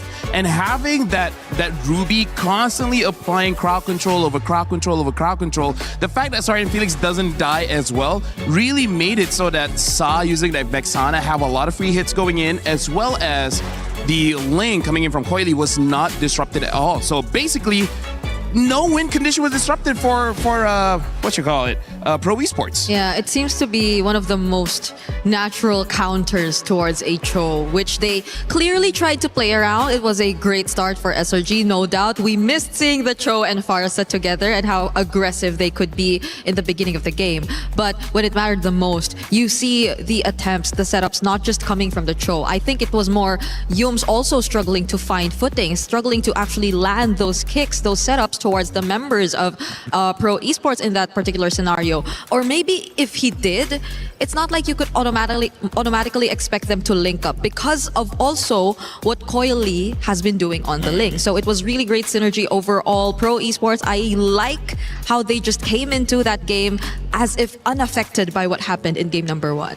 LaFell, you have a couple of clips for us. What did you see just a little bit before we get into this Well, draft? my boy, thank you very much. Thank you. Oh, wait, you're welcome. Yes. So, first of all, we got to talk about the draft here because one of the more important things is in the previous game, we talked about position 1, but now I want to talk about the advantage of having red side or second pick because red 3 as well as red 5 in this game, Pro Esports was able to use this red 3 pick to counter what SRG showed because in SRG, the order of their picks earlier was they pick up the Freya first and then eventually pick up the Cho as well as the Herrera. Now, the thing is, the third pick for Pro Esport was this Ruby, which was banned out earlier. And we can see the effect that Ruby has because it counters basically all 3 of these picks just by the relevance of them wanting to go in. Yeah. And Sorry, I'm Felix making sure that you guys never go out. So amazing drafting coming in from Pro Esport. We're just going to see just a few clips here. And this is one of the mistakes that potentially could have been good for SRG because unfortunately for this one, Pro Esport didn't play that draft where they try to go all in, Kozin goes all alone, and yet you see the minimap, everyone else, the damage dealers as well as the peelers, is nowhere close. The fact that he was able to survive this and eventually got a kill was unprecedented. So honestly, SRG should have won this one, but it's a good thing that Pro Esport was able to outplay that. And then we move on further. This is what I'm talking about. This is why the Ruby is so strong. Because we can see here, what Cram is supposed to do is to basically 1v4 in this line, giving a lot of space for the backlines of SRG to actually go for the attack. But as we see, that doesn't happen. Look at how Cram gets just chain CC to death. There's nothing that he could do, and once he dies, there's nothing that SRG could do. So amazing drafting coming in from Pro Esports. SRG needs to be careful of that coming to the next one. Oh, thank you very much. Yeah, and I mean a lot of that. Yeah, thank you as well, Brigida. This is a second job here. Wow, boy. At least she's getting paid. You know what I mean? To do that. Oh. And I think at this point, when you look at these two teams, we have seen strengths against other strengths.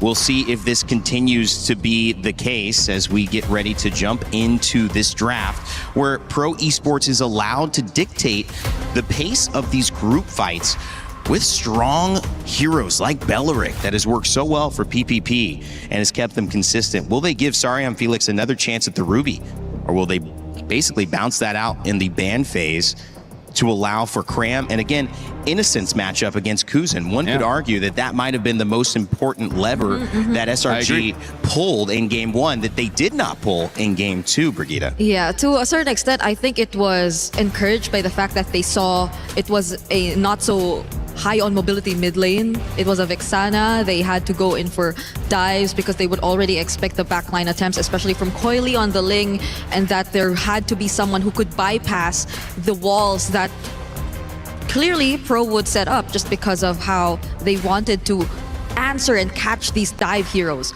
But then it didn't really work out well, especially as the team fights did not really favor them eventually.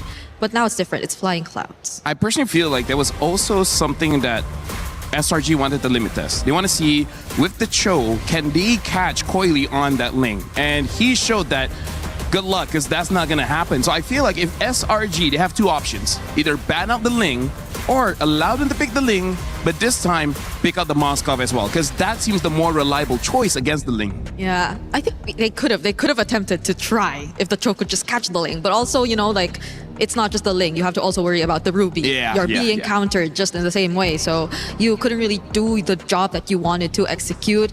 But now we're seeing exact same sides. 3 games in a row. It's going to be SRG on blue and Pro Esports on red. But the difference... Which is weird, because the color of the shirts are... yeah, it's the opposite. It's the weird. opposite. Hey, that's us, Brick. Oh, yeah. I'm wearing red, you're wearing blue. So wow. Wow. And you're sitting on the same sides here for this draft. You can't see it on camera, but LaFell's on the left side. So does that mean you feel SRG is going to do something a little different with this pick? Hey. I feel kind of. I mean, they've been allowing the response. I mean, like, here's the thing. Coach Arcadia as well as Coach Ozoravecki, they know how to respond. They know how to adapt. So I'm fully confident in them adjusting for this one. But I got to say, win or lose, game 1 and 2 already showed that this is an amazing game. So yeah. I'm all up for whoever wins this one as long as it's a good game. I'm wondering if Pro Esports 2 are considering banning out the Phobius, because I don't know if SRG want to pick up the Ling this time. Because if ever they... I want them to pick up the Ling. But that's a good point. There has been like a hesitancy. They've had the opportunity to do it now. Yeah. So why Sakai's, you think, going away from that? It's already mentioned earlier, that's probably them also just really destroying the confidence of their opponents. You think that's what it is? It's 1-1 now. Well...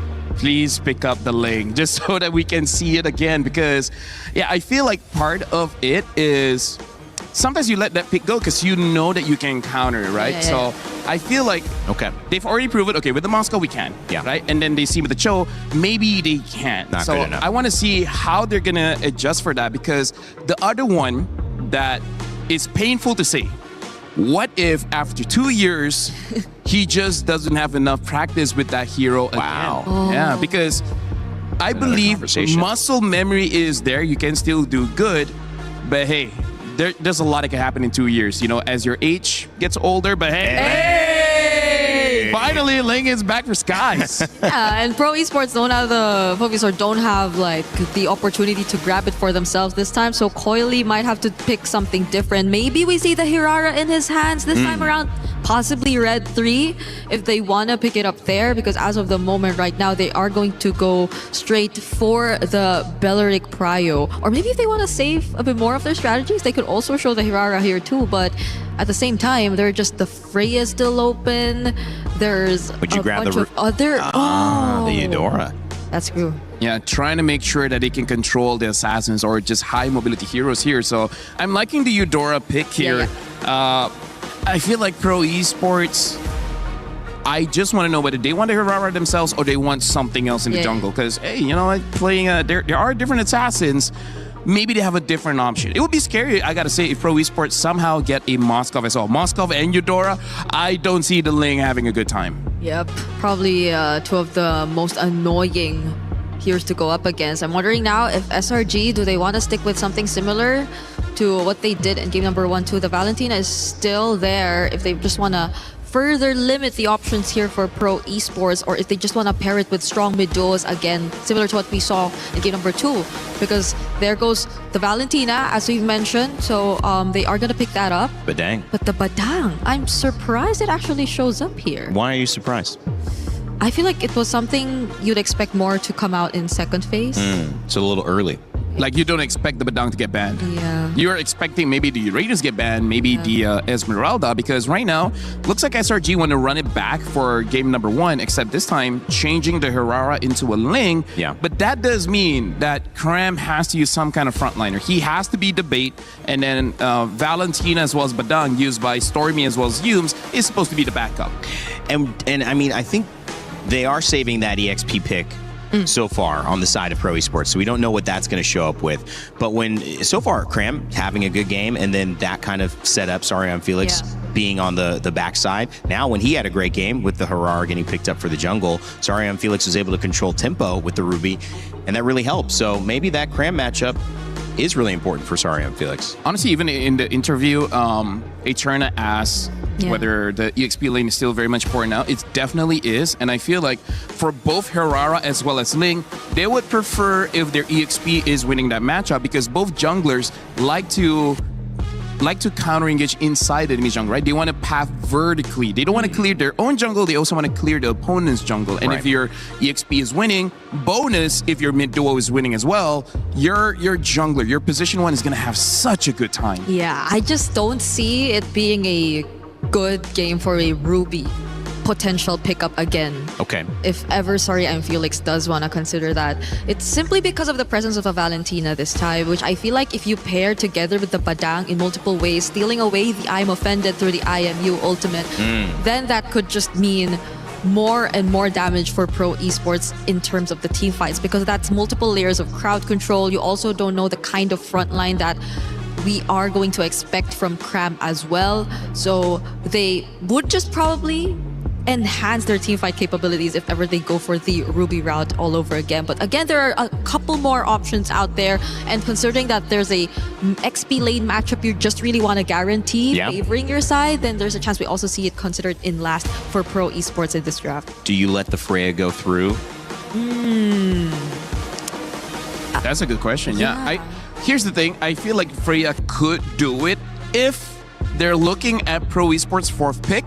Does not have a lot of crowd control, because Freya's tankiness comes from lifesteal, right? And then your picks like the Arenas just by healing very, very fast. So I feel like the Freya, as long as there's not much crowd control, so she can keep basic attack to death, then I think they're like, you know what, we can go for Freya again. If the 4th pick, whatever it is, has 0 crowd control, then yeah, maybe Freya. If not, maybe something like a Terizla would be a better option, just to be a tanky frontline. Okay. Moskov banned. Yeah. So we won't see that. And we also don't know if like SRG are considering. Wait, honestly, another pick. One of Cram's favorite is the Lapu. Yeah. I feel like it is going to be good enough still. And there's a potential for a pick like a Sora, where I can see how they're going to play is someone goes in, please kill Eudora fast. Once Eudora's out of the picture, it's a bit safer for the Ling to come in. So they have 2 options. Either have a tank to absorb all the damage, or kill the Eudora so fast that the Ling can just clean up. Yeah, and we also don't know if SRG... Someone loves you, Brigida, but that's every day, bro. It's Brigado. It was Brigado. Brigado? That's probably not me. I'm just 3 kidding. games on the Harith. Yes, thank you very much. But going back, it's going to be another Harith for Kozen, and we don't know if, again, SRG might want to consider a double fighter setup as well, since the Freya is still open, as you've mentioned. So there's a possibility they go for that in gold, and then another hero in EXP if they just want to play around the Ling for Cram, and that just makes them a lot more team fight heavy as well. That's just gonna help them execute much more of the maybe creative angles that you were talking about earlier, Lafel. But a lot of the other marksmen are also still available nonetheless if they want to consider that. But I'm really considering a Freya potential here. Okay. Innocent had a great game 1. Set the tone. Oh. Yu Zhang. Yu Zhang coming in the EXP and as well as a Clint. Okay, I'm going to go very fast for this one.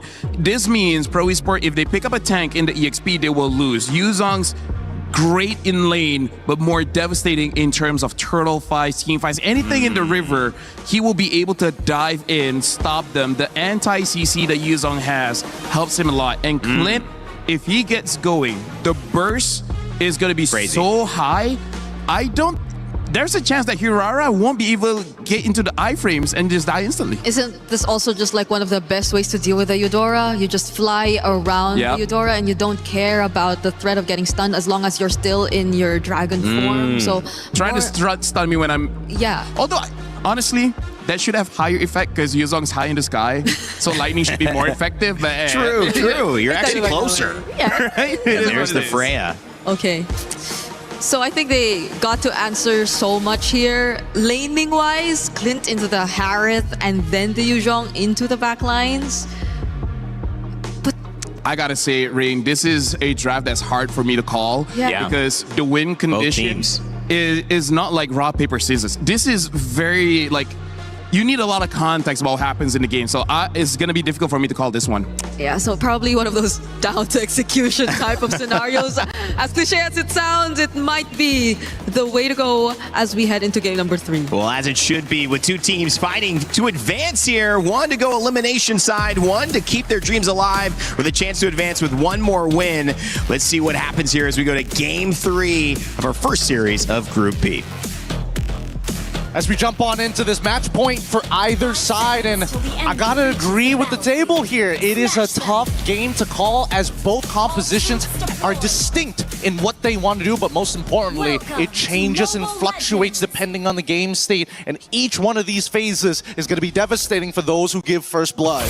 Let's be honest, all 3 games have been a tough game to call. It has been a coin flip back and forth between these 2 teams. I do feel like SRG, there's a lot on the line of how is Innocent going to do on this Clint. Yes, sometimes the Clint can be an amazing pick, but for me, I worry that there's just not enough of a box around him, and he could be an easy target for Pro Esports. I think he's going to be the main anchor of the team. He's going to be coming in the last person to show up. I think it's going to be Cram who has to somehow zone out Saw to keep him outside of that area, and the rest of the team need to figure out how to deal with Sariam Felix, because let me tell you, that Vengeance is going to buy him like 3 seconds worth of time, and that could be like anywhere between 6 to 19 auto attacks. Very, very fair at that. Both teams, though, taking it slow here. Nobody going for the big invades. You do see Yums kind of checking out Orange Buff to at least figure out the pathing of Coily here, but nobody trying to overextend. It is game 3. It is a lot on the line right now. A lot on the line. I love the pull yourself together coming out from Saw. He understands. I'm willing to trade flickers, but most importantly, if I catch somebody without theirs, it's game over for them. And I like the fact that Pro have adjusted, right? They didn't get super aggressive in the mid stages of the game. And more importantly, for the mid lane, they want SRG to kind of walk out here. They've already figured out the jungle pathing of where Sakai's is going to be with the help of Cinco de Pepe, and he's made sure he knows, okay, he started on Orange Buff. They're going to show back up on this turtle side again, so level 4s are going to be key. Good poke from Innocent there. Is forced to use the Revitalize. The Rejuvenation. On the boss side, Turtle will be up. Sakai's going to look for any angle in, but again, both teams just taking things so slow. It's so different compared to what we saw previously. Oh, yeah. Speak of the devil, though, a lot of damage onto Yums. Yums taking out first blood into the hands of Coily. Basaw's going to fall next as Stormy finds a kill. Sakai's looking for a target, but forced to run away. Pro Esports taking domination over the pit. Cram drops as well. 2 members down inside of SRG. Skies isn't done just yet. Coily low. Stormy keeping vision. Yums back to the party. Doesn't have Fist Crack available to him. He's still level 3. So we can't get a big playoff. Sorry, and Phoenix zoning them away as Pro Esports takes the first turtle. They tried to drag this out as long as possible, and really unfortunate for Cram, right? He finds the initial assist, but unfortunately he can't keep fighting forever when there's so much CC on the opposite side. Unlucky for Stormy, wasn't able to steal the Wrath of the Dryads fast enough to buy him those precious few seconds to get a little bit more out of his Shah Residue passive. In the meantime, though, this first turtle already in the hands of Pro, a very slight lead, but the lane states hasn't really changed too much. Maybe for Sariam Felix, but for everybody else, it's pretty neutral. Sariam Felix just consistently rotating up to this mid. We can already see the slight aggression. They smelled blood. They're looking for maybe a little something more here. Cram hanging out in lane. But I mean, that's kind of the plan, right? You wait until the objectives, and that's when you want to use that Black Dragon. Whereas when you're on this Freya, you want to move around a bit more. You have the ability to do that. Yeah, the lane states are so important, especially like manipulating these waves. Cram understands if he hard shoves this, there's a good chance that Sariam Felix, if he's there at the right time, he's able to kind of freeze him out and will always take a negative trade against him if he's next to his tower. Oh, Coily walks right into it. Danger has struck. Sakai's gets the kill. Beautiful and intelligent invade here. They knew for a fact he was going to show up, knowing that he started on the top side of the map. So this was all pre-planned by SRG, and also not to mention the fact that they've denied information. On the top side, nothing much is going to be happening here, right? Like, we're expecting both teams to get more aggressive, but I think the lane states are by far too important to disrupt. You know, you would think Pro has maybe learned the lesson a little bit. SRG has loved coming down to this bot lane. They love that tri-bush, but it looks like Pro loves Stormy. They're looking for the target. Sorry, and Felix needs one more hit. He finally gets it. Consistently finding moments to get an advantage. Every single time. And luckily for Sariam Felix, he's not wasting much. He's just going. He wants a whole priority, doesn't mind sacrificing. Oh! Nice fist crack, doesn't fully commit though. Knows he wasn't able to get more than one. That's a Black Dragon form. I think they just have to give this up unless Cram makes a super play where he petrifies 3. Cram is looking for it. Unable to connect though. Sorry, Felix connected himself. Will get knocked up, but it's just to make sure Cram can get away. Pro Esports moves on to the turtle as Sakai's points his eyes elsewhere. All right, that was expected here. It was going to be a no contest no matter what. Yums made an attempt, and unfortunately, that's going to be the signal to back away. But Sariam Felix is becoming a little bit of a problem. He's starting to take more control over his side of the map, making it more difficult for people like Sakai's to even take his regular camps. All right, so Pro Esports with good control over the rotations, good control over the map. Sariam Felix seems to be a step ahead of Cram. We saw this in game number 1 though. SRG just needed to wait for that mid state so they can start working together, start overpowering as a team. Right now they're still playing a very split up game. Do we think that moment's going to happen around the 7-8 minute mark when some of those second items start really locking in? I think it depends on who gets this upcoming turtle, right? If they can deny Sakai... Oh! A lot of damage onto Yums. Saw able to get the kill. Sakai's wants to try to dash into the backside, but he's unable to connect. The stuns are just too much. The stiff arms are always there. Tempest Blaze comes down. Maybe a bad play. The re-engage is there. Coily locks in. Diving under the tower. Finding Innocent. Stormy just look at Coily. Doesn't want to stop. No, they're so good at extending their leads, but it's still going to be flying clouds, right? They will be able to get back into their base, into the fountain, and immediately start heading back to where they need to be. They can respond fast, and Pro recognizes this, right?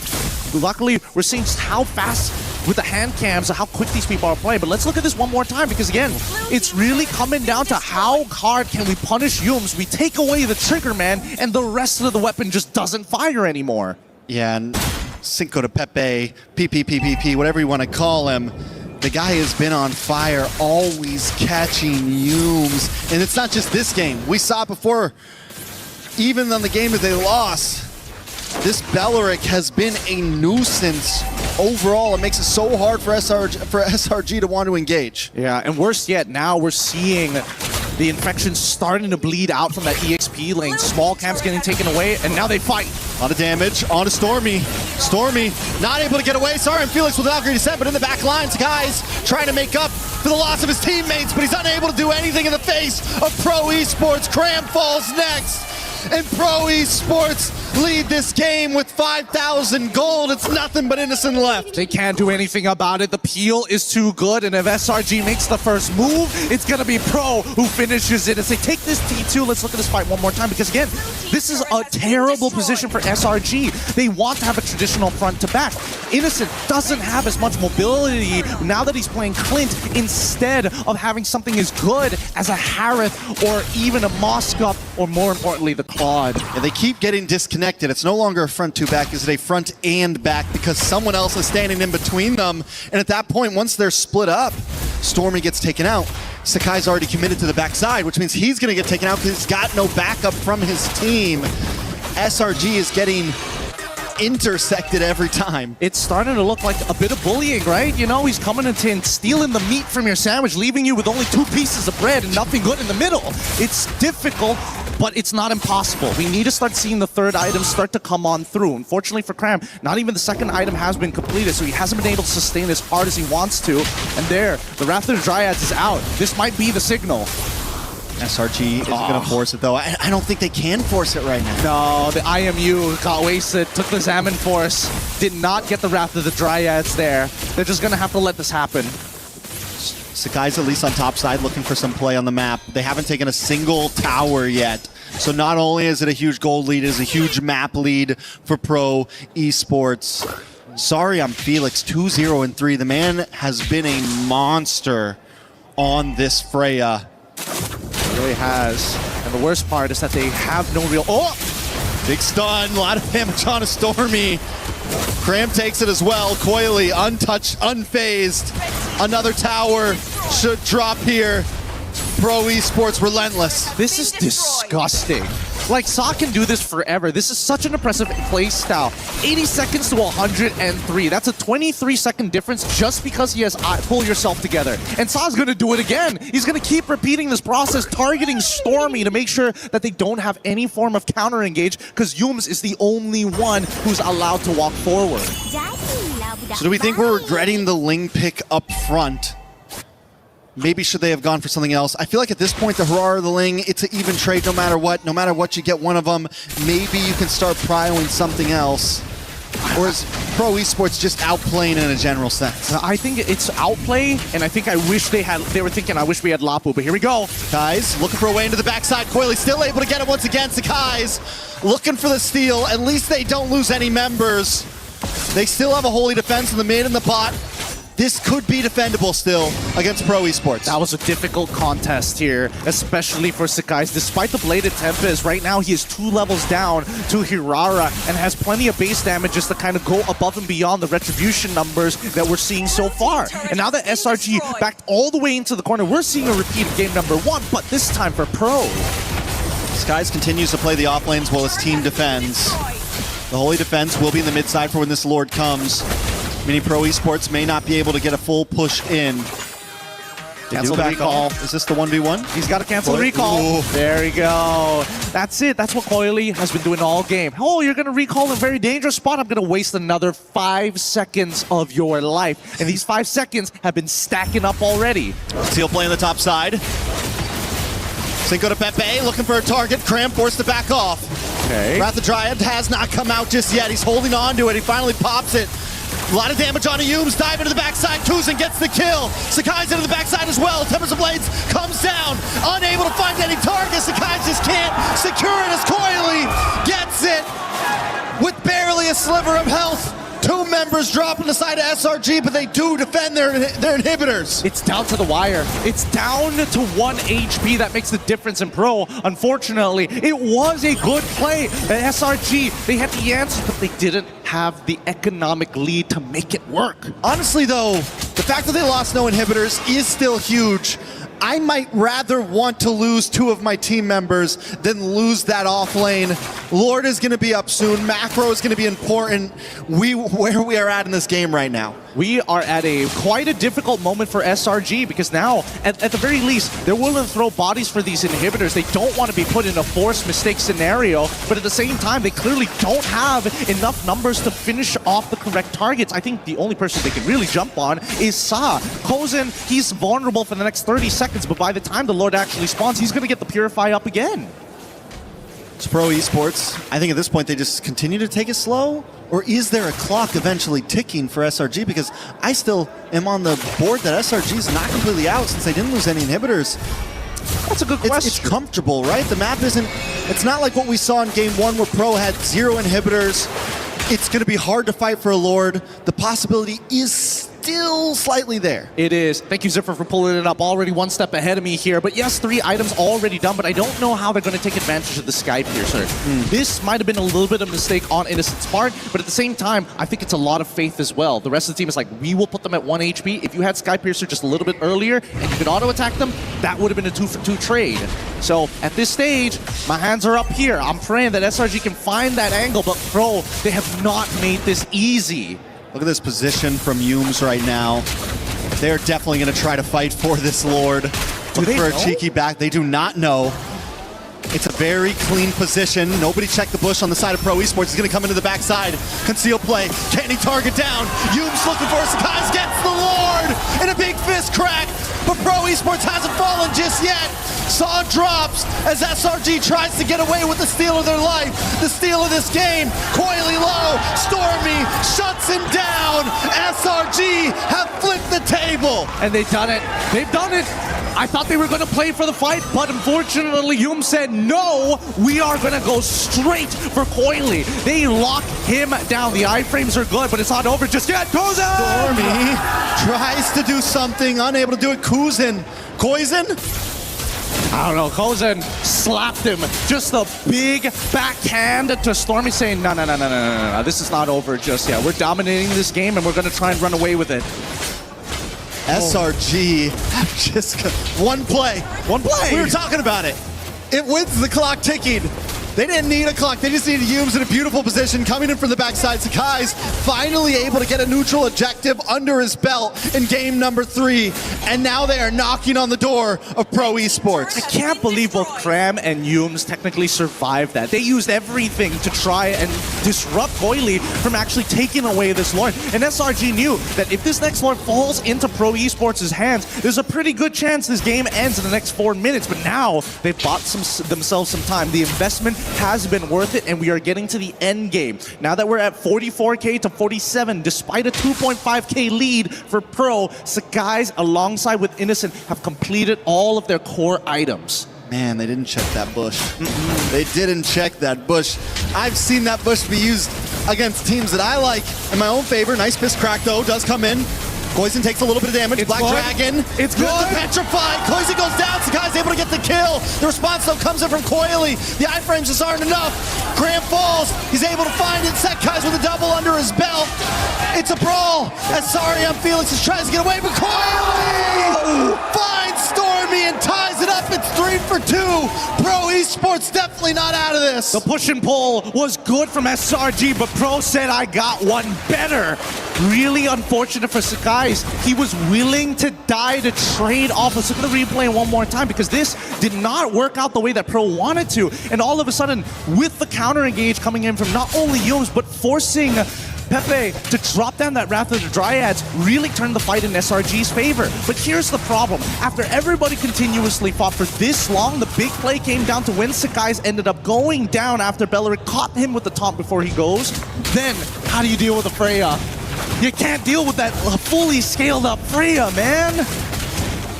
Man, I think the whole crowd right now is on the edge of their seats. We are on the edge of our seats. Everybody's praying.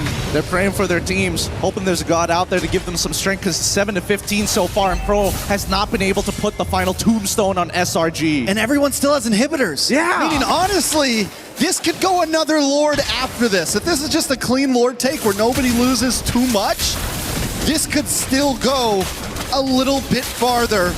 Pro Esports is going to start it up. Cram does have Black Dragon. We're going to wait for that one. Yume's as well with the fist crack. Here we go. Green dots everywhere. Sakai's into the backside. Please. Wait a second. A lot of damage. He gets it once again.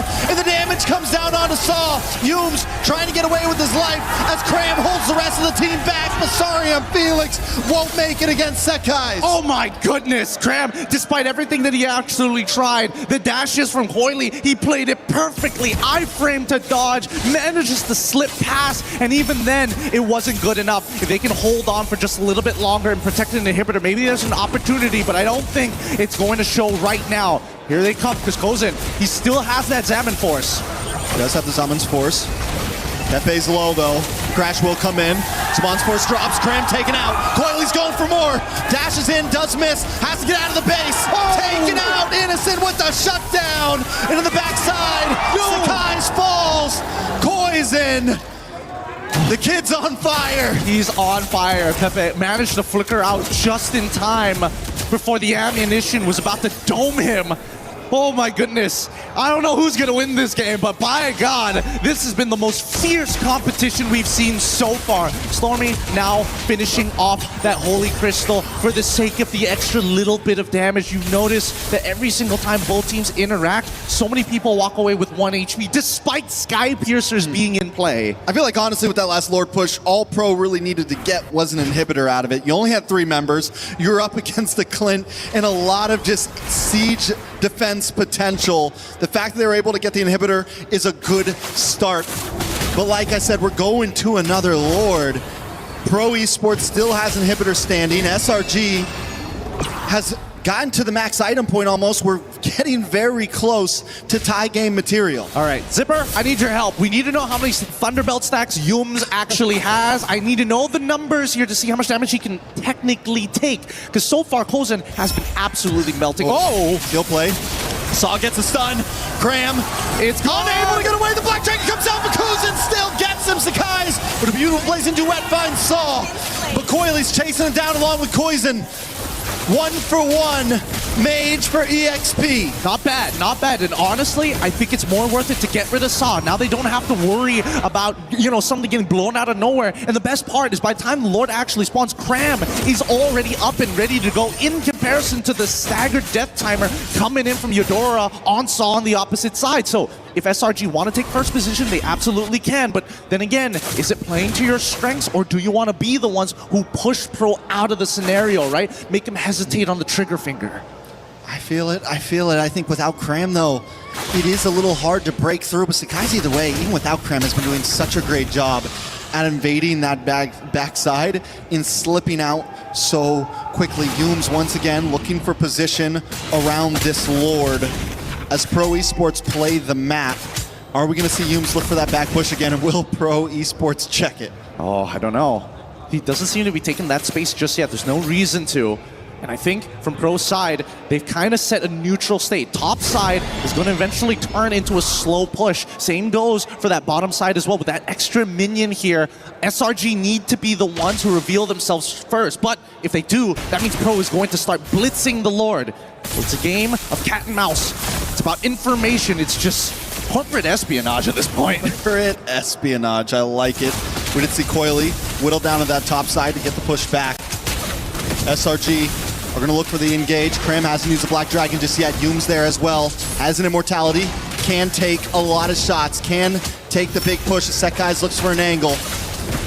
Pro Esports bring the Lord down to 10%. Sakai's hasn't made the engage just yet. He finally comes in, but Coily still gets it. Sorry, Felix backs off. Pro Esports got what they wanted. They're not going to force a fight. No, they're not going to go any further than this. This was a dangerous position to be in, but now we see the minions pushing into the way. Stormy will respond just in time. But this is where it gets really difficult, because now we're talking about a Lord that also gives you damage reduction. Pro Esports just need to gather the troops and get ready to try and press their advantage into it, which is great for Innocent. But the question is whether or not that damage reduction is going to be more than the true damage Innocent can pump out. It's a lot of damage from Innocent, I will be honest. Pro Esports are going to take this bottom lane, though. It's going to be a double push from both sides. Sakai's cleared the top.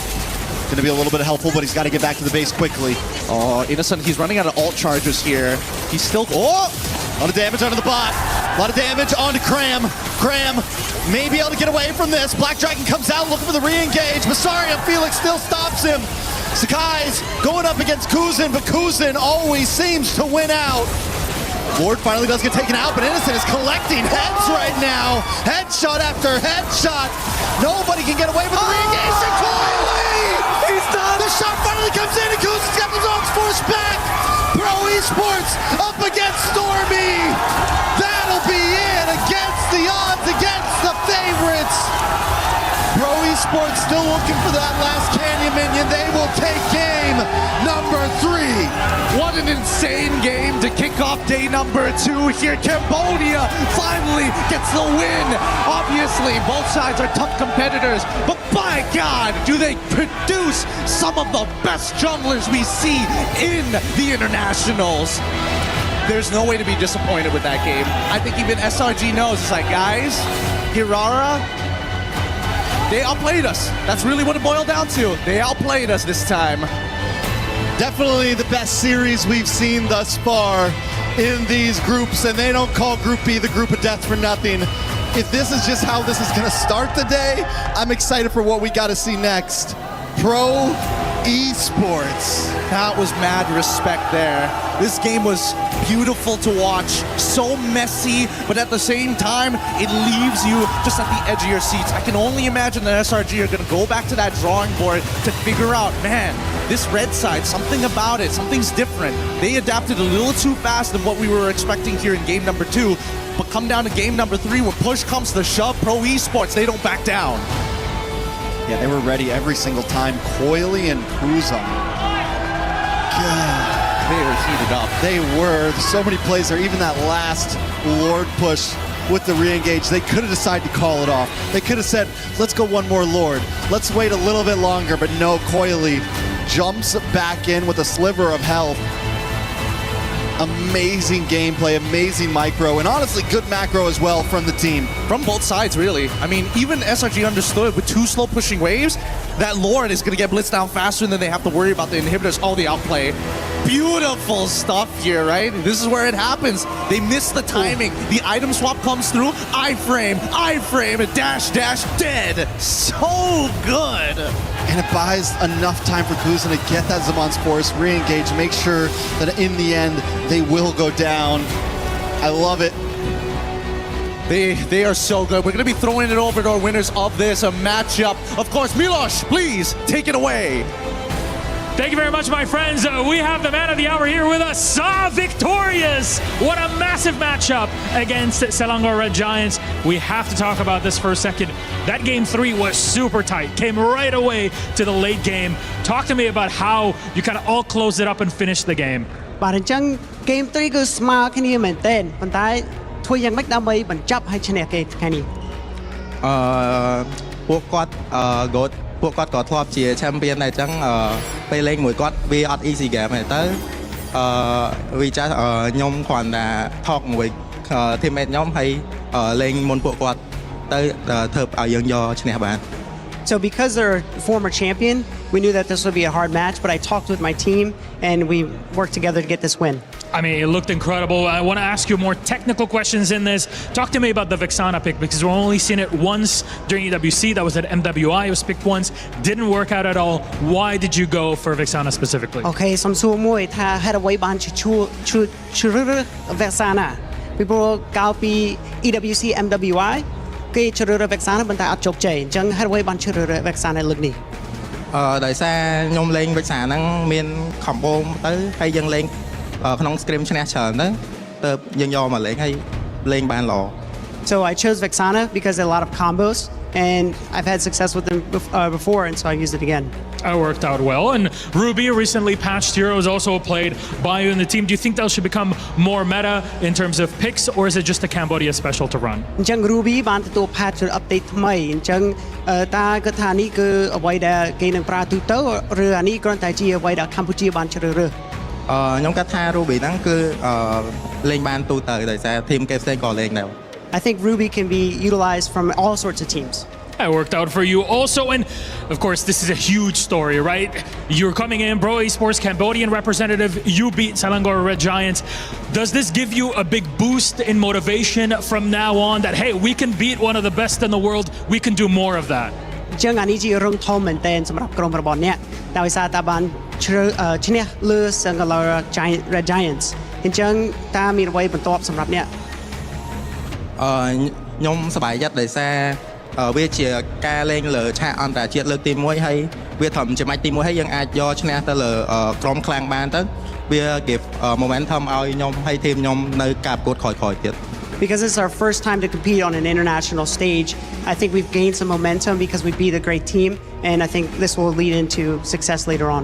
All right, between you and me here, look at the camera in front of us. We got it right here, the one with the red light over it.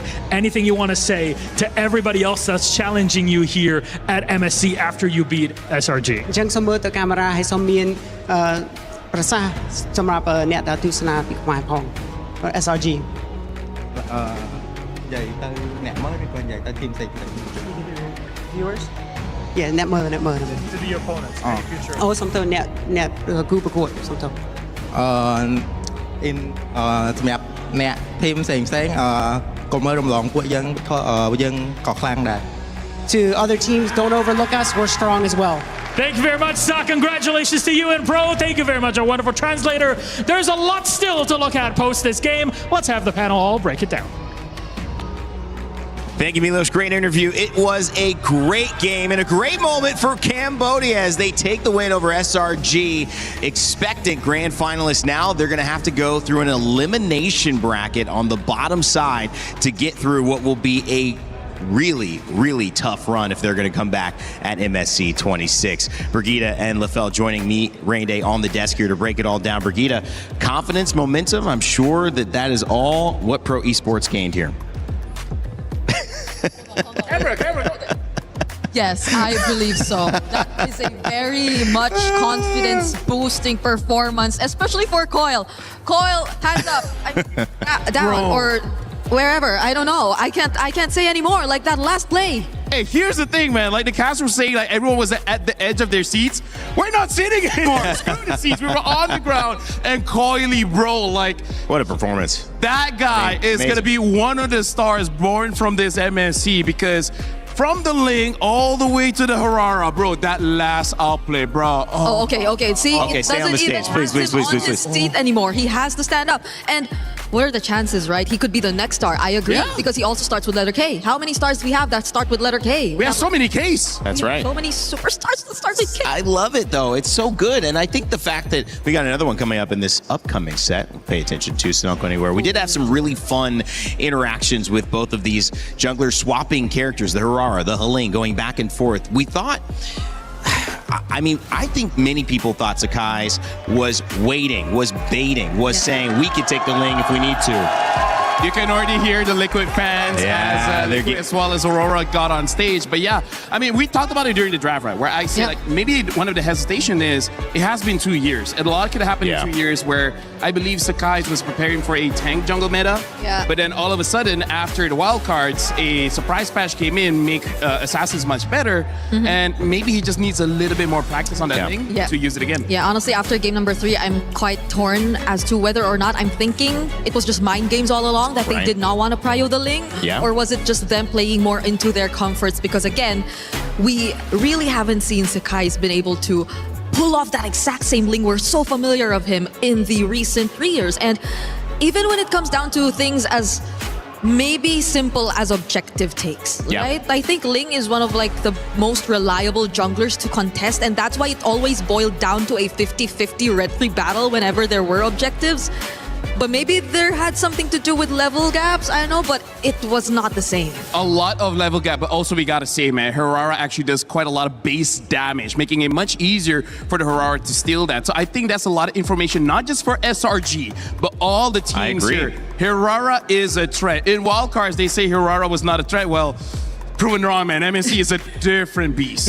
I mean, the way these things develop, it's like there's the meta, there's the counter to the meta, and then there's something that gets exposed after that as you're trying to counter. And it felt like Harara being available every single game set up Pro Esports to have success either way because they were playing Ling fine and they knew they'd get Harara, so they did not have to prioritize any of those characters in their first 2 picks. They could take the Eudora, they could take the Belleric, which to me, I think PPP or Cinco de P, whatever it is you guys want to call them, 5 Ps, let's put it that way, was a really big factor in this team fight. And I think that was a very hard, despite, you know, many people looking at Innocent, looking at Kozin, who did really well. I feel like Brigitte, they just kept a core that felt comfortable, and they team fought pretty much the same way, and it really worked out for them. Yeah, no doubt. P on that Belleric did a really good job all series long, and I think he was the more stable player in that series. It served as more of like an anchor of what they really wanted to play around or how they really wanted to execute their team fights, whereas for Sa, I feel like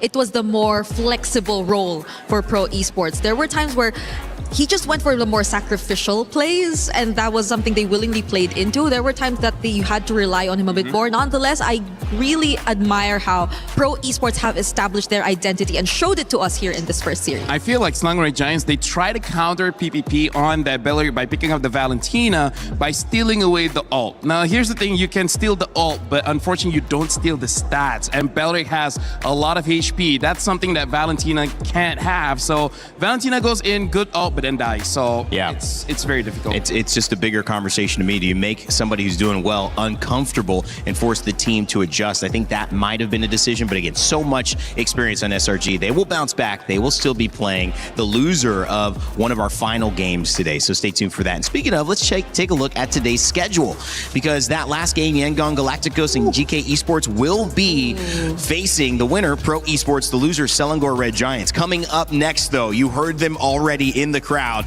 It is Team Liquid going up against Aurora Gaming, Carl Teasy, and the defending champions of MSC taking the stage yet again. onic Entity 7 as well. We're getting some LATAM representation, so that'll be fun to see. And onic, a previous champion, not a league champion. We'll see how that goes. Of course, if you guys want to get involved, make sure to check out our pick'ems, which you can use by scanning the QR code. This allows you to say who you think is going to win. Play with us. You have a chance to maybe earn your share of $300,000. So don't miss it, and also have some fun. We can see if you were right or wrong. When we come back, we'll start previewing Liquid and Aurora. But for now, Acecraft has a new way to play a familiar game with We Fly Together. It's co-op. Check it out.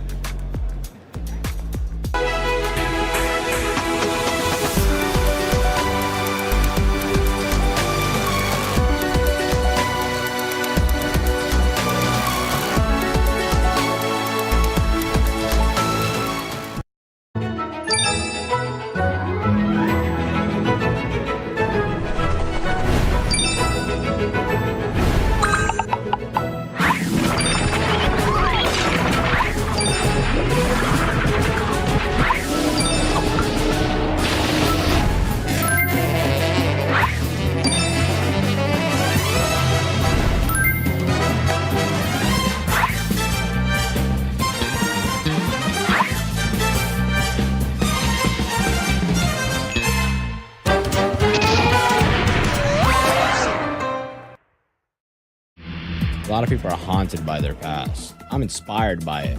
They're not just playing for themselves, they're really playing for their entire family. They have defeated their demons! They have crushed the curse! He thinks he can come in here and play my game! He knows nothing! Let's go! Tyler won. You're done. Raw energy! Half for half and blow the house down!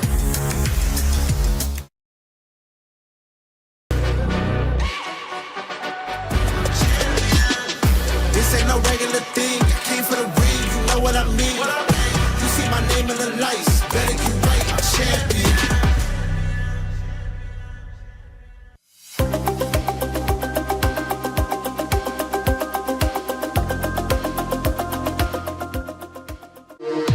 We were there. For every click, every clutch, every respawn. We were there for the years of grind. And we're here. Now, the proud founding partner of EWC, powering the biggest event in gaming, shoulder to shoulder with the world's best, making history. Greatness deserves a stage. Lenovo Legion, reach your impossible.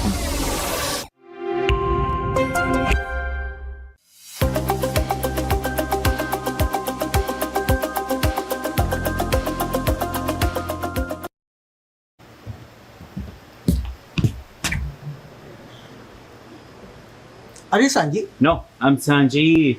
You? No, I'm Sanji.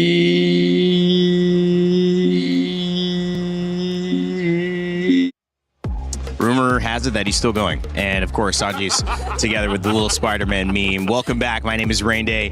To the desk, we've got Brigitte and Lefel here. But because we are starting off our second series, it's time to introduce an important moment, which is our Crunchyroll story of the day. It is Aurora's redemption versus the GOAT and the Cavalry. Team Liquid, of course, Carl Teasy being that GOAT, self-proclaimed and proclaimed by the scene. Brigitte, your thoughts on this matchup? Can Aurora find a way to redeem themselves? Honestly, I feel like they might have a chance, and they always have had that in them to just go for upsets, to break free from the labels of maybe being a dark horse and being a true contender here in this tournament and all previous international tournaments. And the fact that they're backed up by such big brains, you know, I think it's gonna be a bit of a challenging task for Team Liquid, honestly. That's what we call Midnight, Mr. Big Brain Man. You know, that's what we always Big call Brain him. Man, yeah. Mr. Big Brain Man. That's But a great nickname. That's personally for me, put a lot of thought into that. I have complete trust in Aurora, which may be something that Midnight doesn't want. But here's the thing: in my eyes, they've always been contenders. It's always just about getting that right moment. Is there something more to it? Because the last two international tournaments at M7 and at MSC 25 for EWC, it was Liquid who took out Aurora. So is it a little harsher? It's not like the general conversation here. It's like you guys are the ones who have ended our hopes, LaFell. I mean, like, here's the thing. For Aurora, they had to fight against the final boss early over and over and over again. So it's kind of like playing a game where you thought you would, like, ramp up. But instead, you're fighting against the final boss first. Until you get through this, you can't fight anyone else. And I feel like Team Liquid just understands how Aurora plays, but the same can be said, Aurora understands how Team Liquid plays because, well, one, Midnight is a caster. We know how casters, we like to watch games, and because we like to watch games, we roughly know what's going to happen. So honestly, in this one, with Midnight coming in as the head coach, I feel like that's a very good chance for Aurora to take down Team Liquid. Yeah, and they should feel, I guess, less pressure in a way going up against Liquid here in this match because they're not in the exact same position as they were in the previous times that they did go up against Liquid. Right now, it's not necessarily an elimination match, though it still puts you in a very tight spot because we're only having double eliminations for group stage. Yeah. But tournament life is not necessarily on the line. I feel like they could be, or they could just unleash whatever they want to unleash here in this series. It's interesting. Both teams have to deserve a spotlight to even be considered this group of death. And these are two of the teams that I think maybe have taken most of the attention from us so far. And you cannot count out the fact that the defending MSC champions of last year, Team Liquid, are back and ready to defend that actual title. We saw the team they took down previously in SRG, the Selangor Red Giants. Now it's time for MSC 26 to see if Liquid can repeat. We've had a chance to talk with Sanford earlier on today about his journey getting back here and trying to claim a title. Hey everyone, it's Eterna here with Sanford. What is this? Small. Oh, it's small. I don't. Why is it so prominent, like everywhere? What was it? You don't know either. Yeah. I don't know either. I don't know. I guess maybe someone else knows. Maybe someone who's casting right now. Maybe. Sure. You're up against Aurora. Yeah. Yeah, Aurora. So what's that going to be like? Because, I mean, in the past, it seems like you always are able to take out Aurora. But this time around, they have a new coach. Do you think it'll make a difference? I do hope that it won't make a difference. But yeah, I guess. But yeah, this is the fourth time that we're going to face each other. So I'm really looking forward on what's new for them. Okay, looking forward to what's new. But why do you always seem to be able to catch them? Like, do you have like something secret that you have against them? Like, is there something that we should know? No, I don't have any secret, but you know, I have my GOAT on my team. Ah, you have your GOAT. JP. Yeah, JP. JP's the GOAT, right? JP. JP, guys. JP. Yeah. But, you know, going to the EXP lane, I had a few talks with other EXP laners as well. And I want to know from your perspective as defending champions, obviously, what's it like for the EXP lane right now? Like, is it as important as the previous meta? I guess so. And this meta is really flexible. Like, you can even pick damage and at the same time, you can also adjust to tank heroes. But I can just say that this one is kind of confusing. So this might be the interesting meta for now. So do you think it's the most interesting lane?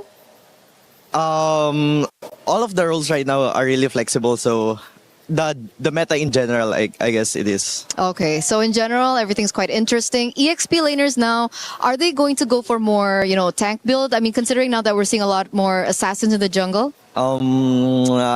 Let's see later. Okay. So it might be something secret from TLPH, but of course, good luck for your next matchup. Do you have anything to say to your opponents today, Aurora? I just want to say good luck, and especially to my former coach, Midnight. I'll see you there. All right. Once again, thank you, Sanford, and we're throwing it back to you guys. Thank you.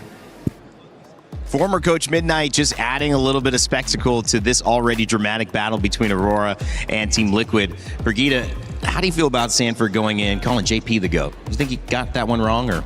I mean, you can have your personal opinions, I guess. So maybe it's a different GOAT for him, but yeah. So I mean, Brigitte doesn't have a lot of opinion on Sanford in general. Yeah. Like they work with each other. She sees some plays. She thinks like he's okay. You know, like Sanford is pretty good. JP is also pretty good. Okay. But in all seriousness, Team Liquid is going to be the final boss. We're going to see how they perform. But considering that Selangor Giants also had difficulties earlier, we got to see if Team Liquid will experience the same thing or not. Yeah, because this day really feels like it's going to be the go the distance day, you know? Yep. Yeah.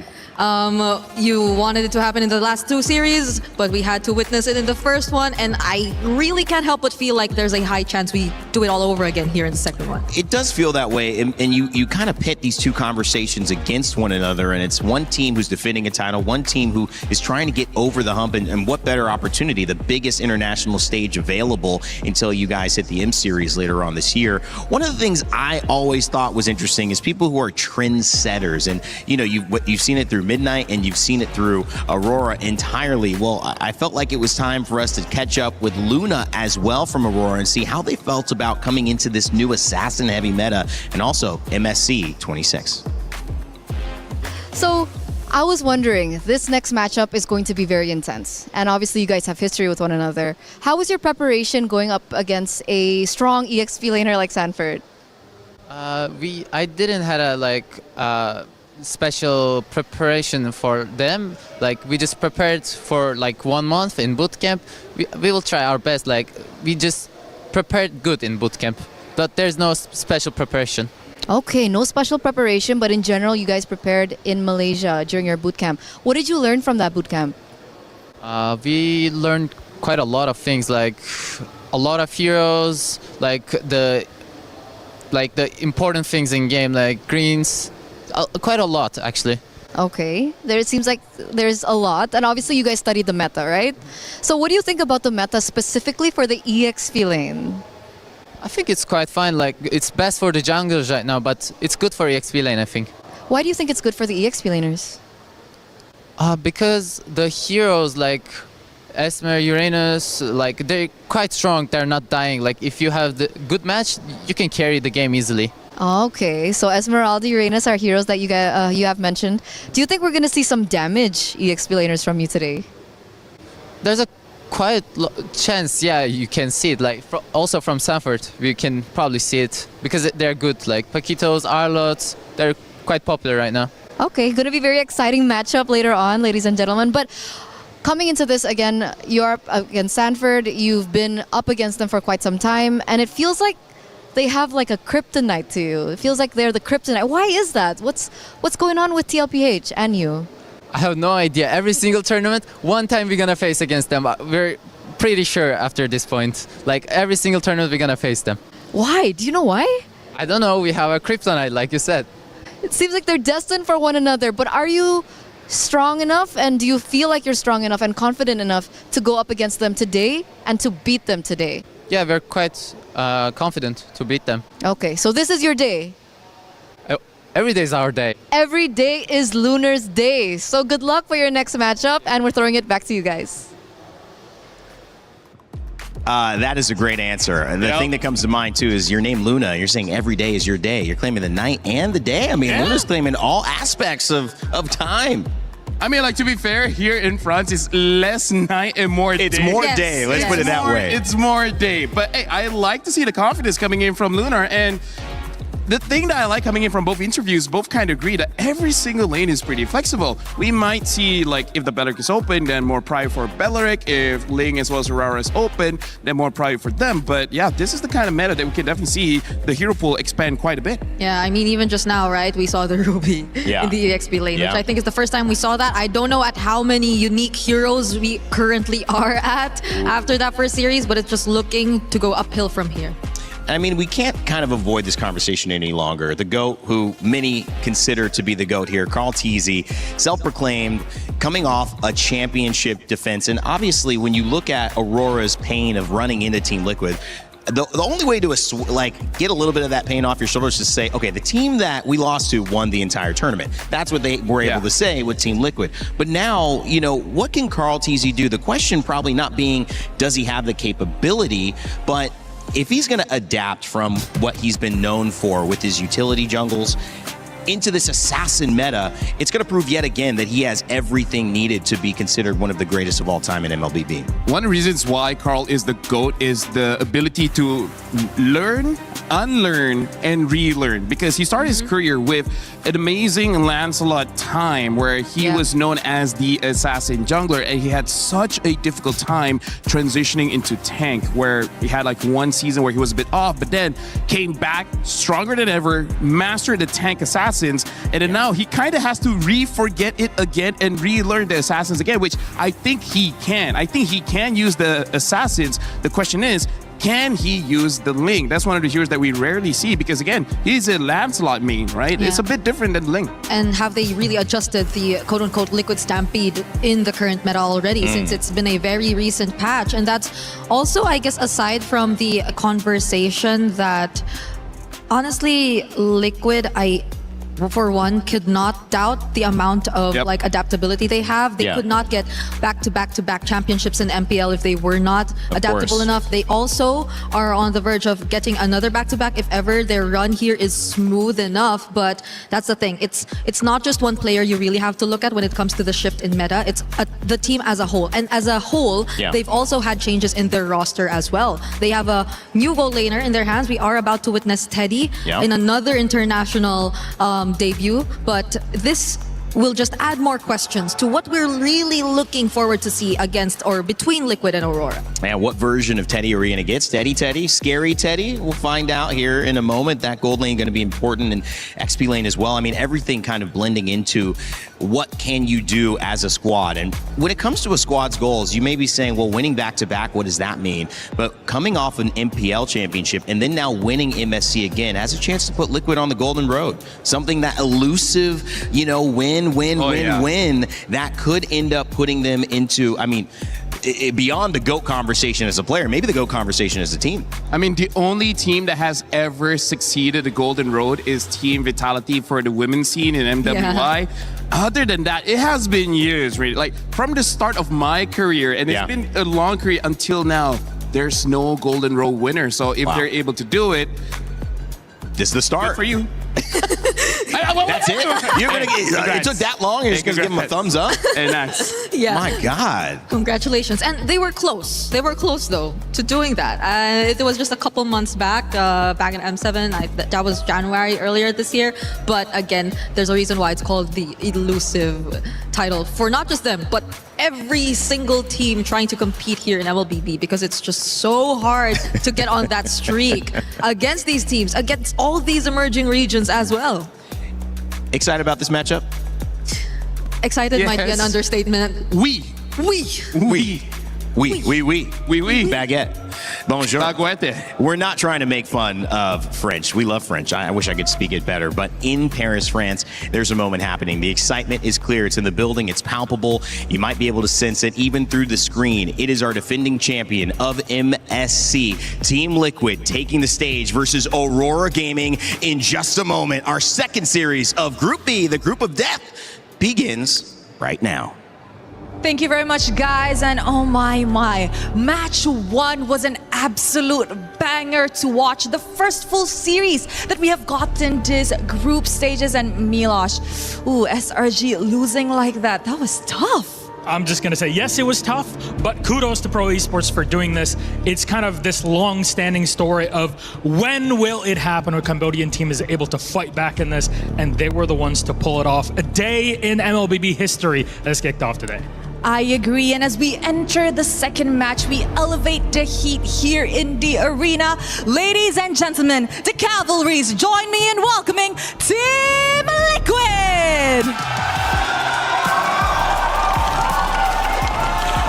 The defending champions of MSC is here on a mission. Defend their title and bring it home once again. But as they face their friendly foes, will they serve or be served?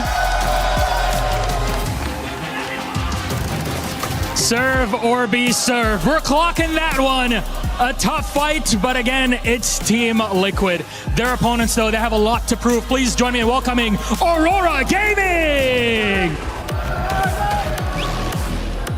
Their performance at M7 rocked the MLBB world, and they've only looked better since then. They might face a tough opponent today, but clearing hurdles has been their single focus on the road to MSC playoffs. Yes, Milosh, they have met each other countless of times in the land of Dawn, but as usual, only one will prevail. The question is, who is it this time around? We keep asking the question. We're going to figure it out. Please, gentlemen, Aurora, please, Team Liquid, you may place your keys. You may get ready and shake your hands in the middle. We'll see if they'll actually go for the full shake. It'll be the full respect play between our two captains here. And it's gotta be. There it is. We're ready to go. My friends, Team Liquid playing, Aurora on the other side. Let's send it to our panel and kick things off. Thank you so much, Rose and Milos. We're back and ready for our second series of the day to begin the beautiful matchup between Team Liquid, defending MSC champions of 25, now against Team Aurora Gaming, who are trying to figure out if they've brought enough to this meta to surprise the Giants and get over this mountain that has been Liquid standing in their way, Brigitte. And if it's just about whatever they have in store for us in this series, then I will just not have specific expectations, especially if it's Aurora, you know, because they've been always constantly introducing these more unorthodox approaches to games, and we already touched on it earlier too. The fact that they were probably one of the first to try the Eudora or maybe something else like a Selena later on. Well, there's a new interactive effect in the shop. Happy Rhino Day. You guys can check that out right now. I know many of you, like me, are probably playing some MLBB whenever you get a chance. I played a bunch of ranked last night. If you're in game, maybe even in this... Man, you lost? Dang, bro. Oh, did that? Maybe you don't want to show that one. Just told on himself. I think that was against Carl, if no I'm not way. mistaken. Oh, well, that makes sense then. Yeah, because it was on a Cho. He often does a 1v1. Maybe Really? he got lucky and got to play against him a day previously. Anyways, gentlemen, and yes, I mean gentlemen, don't show the notes! No! Don't show the notes! No! That's a lot of information. Okay, all good now. That was chicken scratch, guys. I couldn't read any of those notes. There's no way anyone's picking up on that. Well, anyways, the unique hero so far has been 45. Oh. So that's really good. Shout outs to Midnight, Mr. Big Brain Man. That's his name. That's what we keep calling him. Like every night we call him, he's like, "Hey, Mr. Big Brain Man," and then we just end the call. He has been annoyed, but you know what's he gonna do? D&D. Truly, Midnight has brought, in some ways, you guys have talked to him, and I think the word on the street is that this Eudora pick has kind of come in as an answer that Aurora Gaming have worked on with him.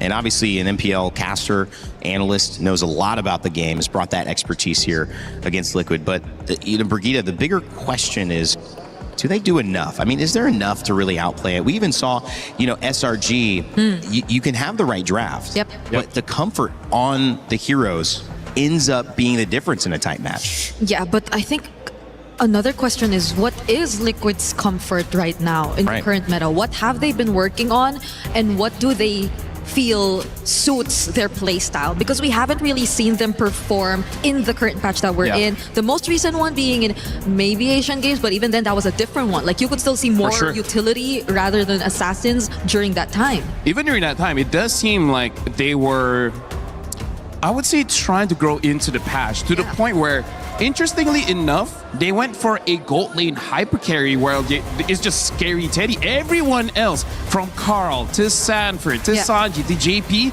all of them were utility to the point where JP was using a healer in Matilda in just protecting Teddy. Though I do have to say, it worked out very well. Teddy on a carry is properly disgusting. But again, different meta. It might be different now. Sometimes I just want to interject this because I have the benefit of not having seen all of these games that you guys have. So I am coming in with no prejudice in some ways as well. The game that SRG, in the first tight contest we saw, Innocent had maybe the biggest impact in the gold lane. And I think we focused a lot on assassins, and that can, from experience in some ways, LaFell, be a trap potentially, because a gold lane that is popping off is still a win condition. And if you're setting yourself up for a win condition like that and maybe saying, we'll give you priority in the jungle, but we're going to take something that feels comfortable, is that another route that in these tight contests we might see a meta, start to develop around? For sure. We have to see in the draft who's going to be position 1, right? Because we've seen pro esports that position 1 being the jungler. All the farm goes to him. He's going to be the carry. That's why we're interested to see whether Team Liquid, the position 1, is it going to be Carl or is it going to be Teddy? Because, again, Carl is an assassin user. I want him to be position 1, but that means the draft is going to change quite a bit. And you were talking about gold lane. We're going to talk about Aurora in TNZ. TNZ as a jungler. Even when assassins are not meta, that guy popped off to the point where we believe, like, hey, maybe assassins are good even when it's not supposed to be. Yeah, so much mind games. I think we're expecting more mind games here in this draft, but also I just want to note that it's flying clouds, LaFell. Liquid barely lose when they're on flying clouds. I think there was a clean record during MPL even. They had a loss though, I think that was an Asian Games, but other than that, this should be a map that favors them. Raymond, this is already an interesting opener here where Team Liquid, they're already batting out 2 assassins. They're batting out the Fanny and they're batting out the Ling. So they're not going to be opting for that one just yet. I don't know whether this means they will be using a utility jungler or just go back to Lancelot in the jungle. But look at Aurora. They're batting out the Zushin as well as 2 tanks. They ban out the Atlas and the Marcel. Coming into this, if you're thinking assassins are the meta, you ban out Fanny, you ban out Ling. Does that mean you're expecting Aurora to pick Hirara here? Oh yeah, honestly, that's an amazing first pick. And maybe Liquid will try to counter with the Eudora, considering that it's open. Because I feel like Aurora, if they pick up the Eudora first, then Team Liquid's like, that we just don't use assassins. Right? Simple as that. And you might want to be a bit more careful in terms of revealing their more vulnerable heroes going up against a team like Team Liquid, but they're taking their time. It's not just an automatic lock on the Hirara as opposed to what we've brought up. But other than the Hirara, again, the Freya too is available. So this is going to be the choice, a good flex for Aurora. Now the Hirara potentially picked up by Carl TZ if he likes. But obviously the Freya, a strong pickup for Aurora Gaming. How will Team Liquid respond to this? And also this opens up for Aurora. Not only does it mean that you can put it in the EXP or the gold, but also enable a double fighter setup where maybe you can have like a Yisun Shin as a hyper carry. For now, Team Liquid shows up the Eudora and now with the Esmeralda as well. So they're kind of asking Aurora, pick up the Hirara, we have an answer. But as we saw in the previous game, if you're a good Hirara, it doesn't matter that much. Yeah, and they can still flex this hero to a different lane if they just do not want to face that matchup head on. If they don't want the Freya into the Esmeralda, and if they'd rather have a much more comfortable setup for them. But the Hirara that we were talking about goes over to TNZ this time. I think he is likely to be one of the best performing junglers on this kind of hero. Agreed. Definitely as an assassin specialist, but even the Beleric. So, okay, now we're starting to see the idea behind Liquids. It's not a Lancelot going next, it's a Yisun Shin. Yeah, because I was looking at Yisun Shin as a possible pickup for either team here because I feel like both teams, one of the, I would say, advantages that they both have is they know how to slow the game. They know how to make it 18 minutes, 20 minutes, so you need an enabler for that one. So the Yisun Shin is probably going to be position 1 for Team Liquid here. So Carl should be having a good game knowing Team Liquid. Yeah, I think my question right now here for Liquid though is, granted the Yisun Shin in the jungle, is it likely we see the Esmeralda still considered a flex and they just opting to go for a different XP lane? Because if they want to put it in gold and just revolve around the Yisun Shin, I think that could be a fairly probable game plan for them as well. Considering that right now Aurora might just go heavy on team fighting as well. It's a Beleric in the roam that you're seeing. And that Beleric proved to be so valuable on the side of pro esports and help them get 2 out of those 3 games to take down SRG, sending them to the lower side of the bracket. It's a strong matchup so far. Hirara, Beleric, Freya, probably are some of our highest picked, also highest win rate heroes so far in this game. Haven't seen a lot of YSS, but I mean, you put it on Carl TZ in the jungle, you're probably feeling confident. And wouldn't the Lilia ban also suggest that they might want to go for that route? Yeah, it's have more tanks, yes. Yeah, because if they want just more melee, more close range targets, then they definitely would have to take that out. Yep. And also, you know, like Lilia is good against a lot of tanks and also a lot of wave clear. So maybe that's also something that they're trying to punish for Aurora, making sure that whatever picks they do have, the wave clear isn't going to be great. And now a targeted ban. They ban out the Selena. And this is one of Rosa's pick where a Selena kind of doesn't care about the meta. It only cares, are you good enough, right? A good Selena will always make it work. But now we're looking at Aurora as well. They're banning out the Cho, which is, again, one of JP's best heroes. Other than that, there's still the Matilda, there's still the Gato Kacha, Hylo. There's so many picks that JP can utilize here. Yeah, honestly, we haven't seen much of the utility roamers just yet. The more support type, healer type roamers. Yep. And maybe, I guess, next to that, if we're talking JP, if they really want to go play around this season, then maybe another revitalized roam would just be next in terms of hierarchy, in terms of their options. Yeah, the only question is it going to be a Hylos or a Gato Kacha if you do want to go for that revitalize? And now the carry gets banned out as well. So they've looked at Asian games and they feel like it could still be the case of Scary Teddy just go on that carry. And now the Gato Kacha, again, one of JP's best heroes, has been picked up. So looks like Team Liquid, they have adjusted to the meta, but they haven't strayed away from their identity. That's true. It's still very Liquid, like the picks you're seeing right now. It's just, I guess, Aurora that we're looking at for more potential surprises, because we're waiting for their mid lane as well as their potential EXP or gold. You're not sure where the Freya is going exactly just yet, but in terms of mid lane options that might just work out for them here, I feel like they kind of need a gold laner because they're going up against a Yi Sun-shin. Something like a Claude would be pretty good because Claude's one of those heroes that can dive. And a Rafaela gets picked up. So this is going to be Beleric in the EXP. So Freya in the gold. Wow. So what, did it go Kimmy just so that they have a long range damage dinner? This is new. And the Uranus. Midnight, what are you? It's a mid lane Rafaela. What? Midnight, what are you cooking? Yeah, this is a mid Rafaela. Oh, this is... Hey. Oh. Oh. Oh. Wow, wow, wee, wow, wow, wee, wow, wow, wee.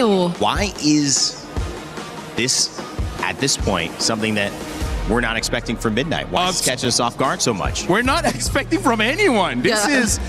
I can see it's Big Brain Midnight. It's Mr. Big Brain Man. Big Brain Man. Maybe the utility healer type we were suggesting was something I expected more from Liquid rather than Aurora. This is the kind of draft that kind of says we're playing for TNZ, right?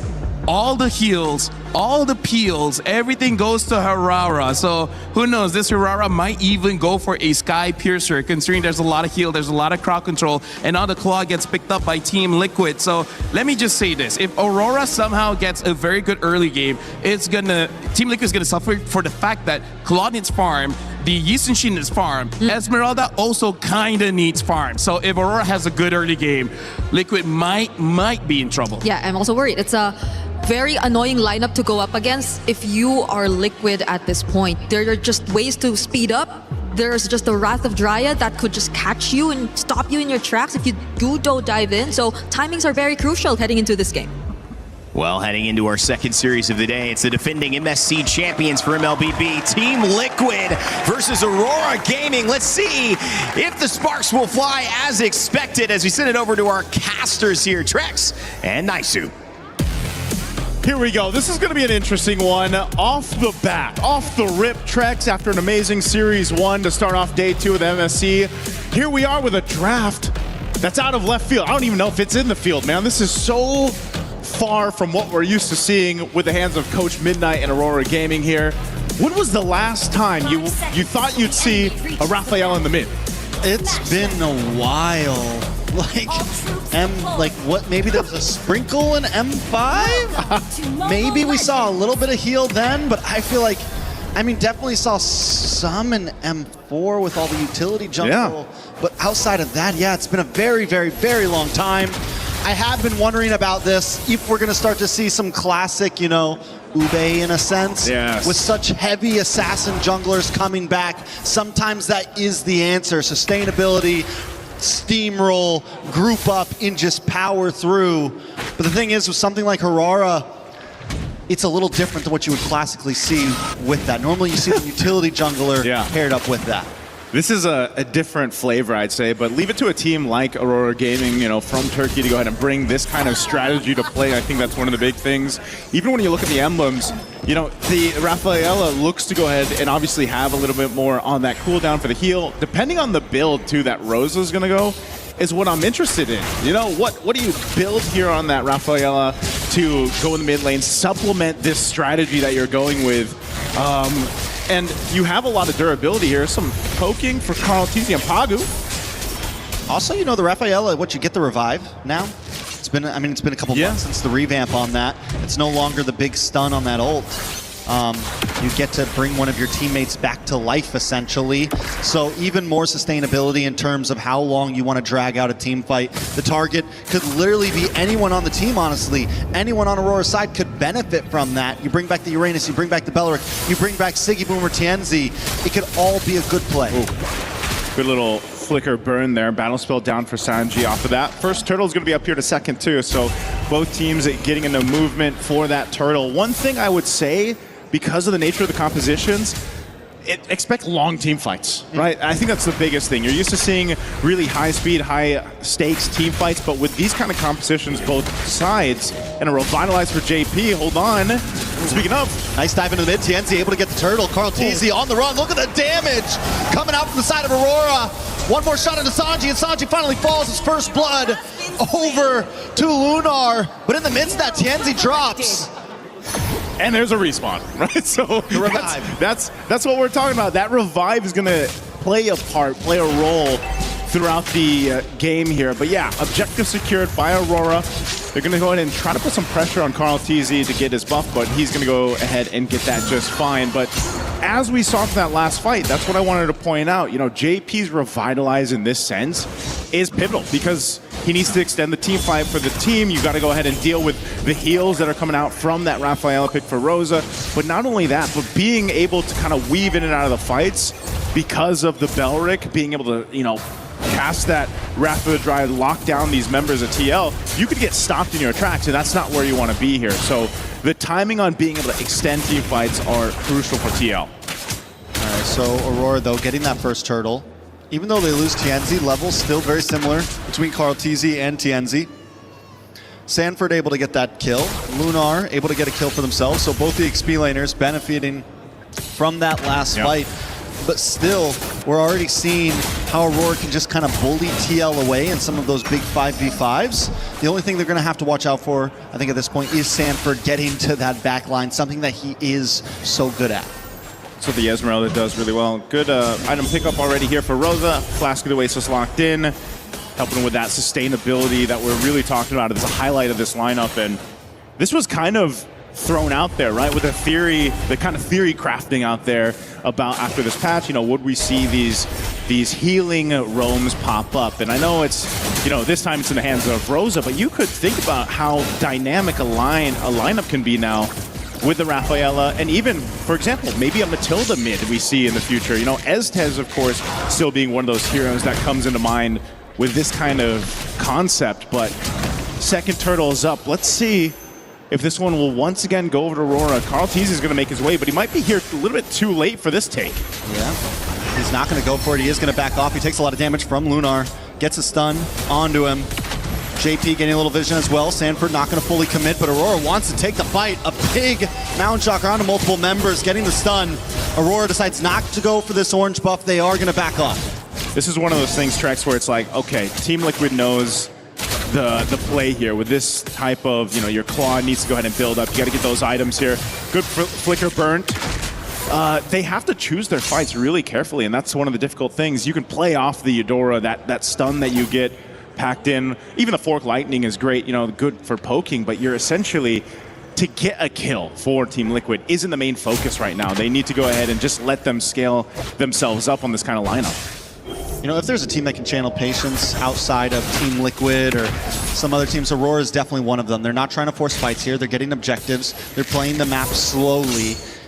They're looking for the slow burn, the slow kill right now, and that is going to start to scale a little bit. You have the Freya. You have this heal, and the fact that it is a mid lane, Rafaela, not a roamer, that's going to actually start to benefit. She's going to benefit from some of those items and maybe even output a little bit of damage as this game goes on.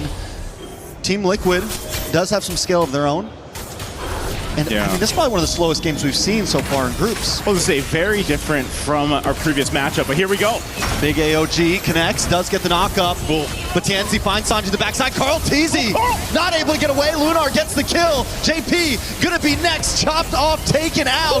And Sanford falls as well. A double kill into the hands of TNZ. Aurora take a huge lead 6 minutes in. And that is the power of this lineup. You saw it right there, the amount of heals, the amount of movement speed. As we look at the replay here from STC, this pressure was around that purple buff. Pagu made his way around, but crashing in under the tier 1 turret and getting to lock down these members, but then just outlast Team Liquid.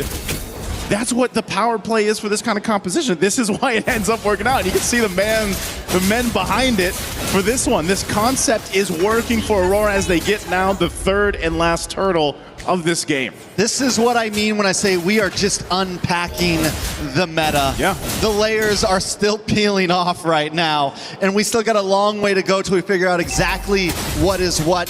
And Coach Midnight's showing it right now. We have the Raphael, and it is working beautifully.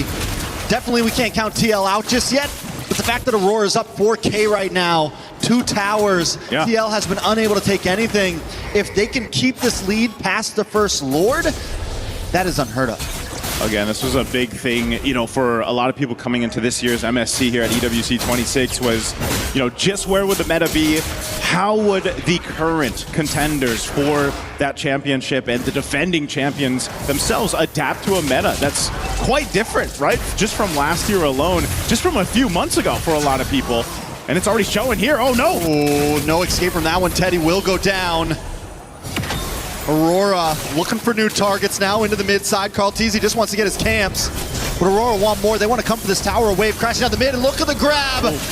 A lot of damage on a TL. Into the backside, Aurora able to push Sanji away, and Siggy Boom locks on. JP falls as well. Aurora is relentless on this mid lane.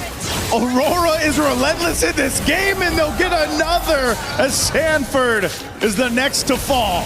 I thought for sure they were done, but now they're under towers. TNC with a triple in the face of Team Liquid. In the face of a holy defense, they're jumping under towers. Man, oh man, who would have thought this is what you'd see in an opening matchup here for Team Liquid, and now they're desperately trying to hold on to the mid tower. And they're still under it. The heal is insane. Tower shots to the face. They're immortal right now. Can they end it? I think they can. Minions down the mid side. Down goes Sanford. They're going to pile on to Carl Teasy, and they're going to pile onto this crystal. It's a wave still coming. They got to wait for it. Death counters. They got to wait for the minions. They're going to make their way slowly here as they put on a show for us. Team Liquid, can they defend it still? JP and Sanji are up. AOG comes out. Wave of minions comes out as well. Aurora can't fully overcommit. A big stun coming in from Sanji. But they fall. JP, Sanji down for the count. Aurora Gaming don't want to waste any time. Sanford dives in with a fallen star moon. It's another wave coming. Will Aurora stay here? Okay, they bought some time.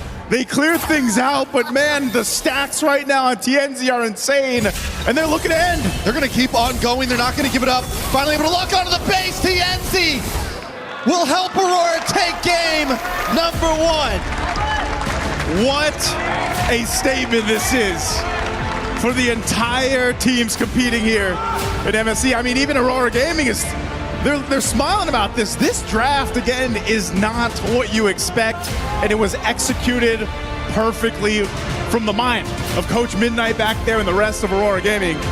This is, hey, as you said, Trex, the meta right now, it's pretty much wide open.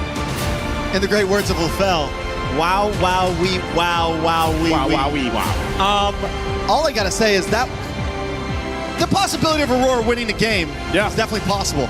But dominating? What was the time on that? That was under 10 minutes, I feel like. Maybe a little bit more. But the fact that they didn't just win that, TL never held a clutch on that game at all. My goodness. As you look at the highlights here from SDC, you can see it. You know, they're just, it seemed like the switch just flipped, and a lot of that switch had to do for TNZ. And we know TNZ is a phenomenal jungler. He's surprised us so many times. And even with this, don't give this guy the Harara, man. Because he was max stack early on, and then when they went into the space, you could see Team Liquid just kind of knew there's not much that we can do about this. It's just too much overloading happening here. So I know the studio has to break this one down. Let's go ahead and throw it over to them to see what they have to say.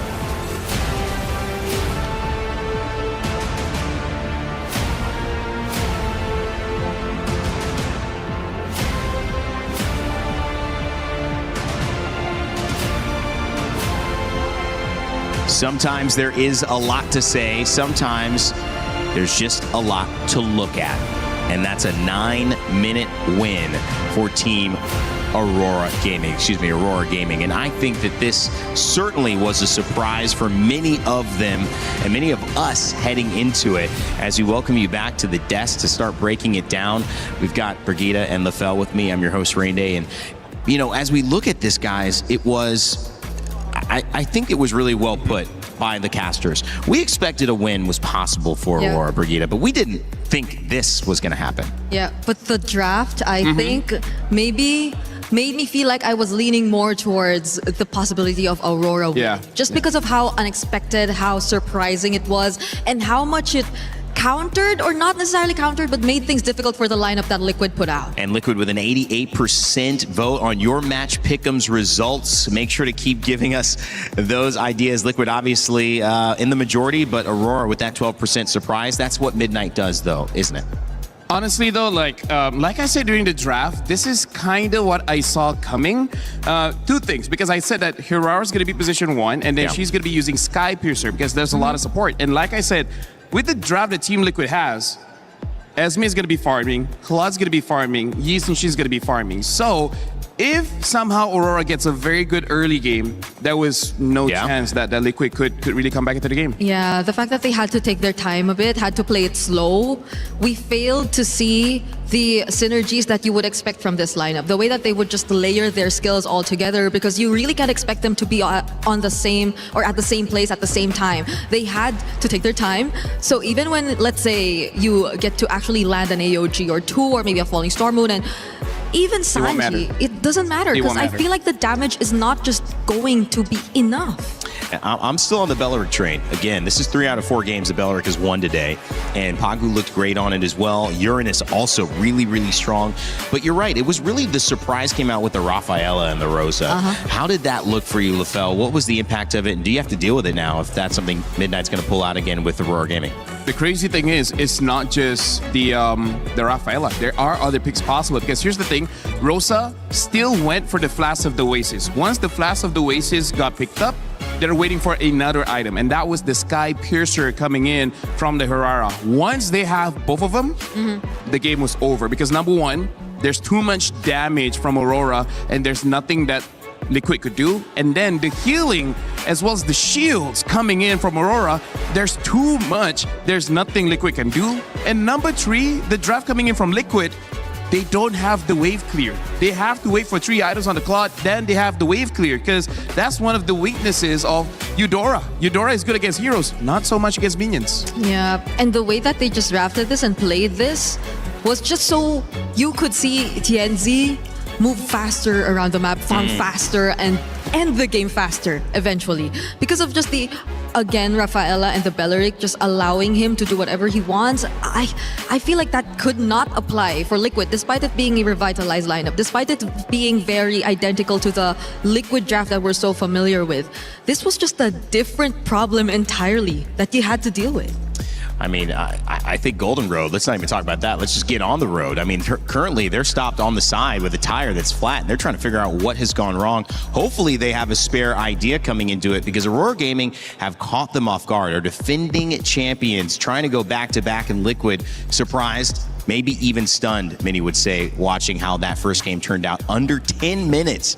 And they have gone back in for another 10-minute break. Lefel, you had a lot to obviously say about that, but what can you show us about what went right and what went wrong for both Aurora Gaming and Liquid in Game 1? Here we go. Here we go. Here we go. Yes, thank you very much. Brigitte, you're on the clock.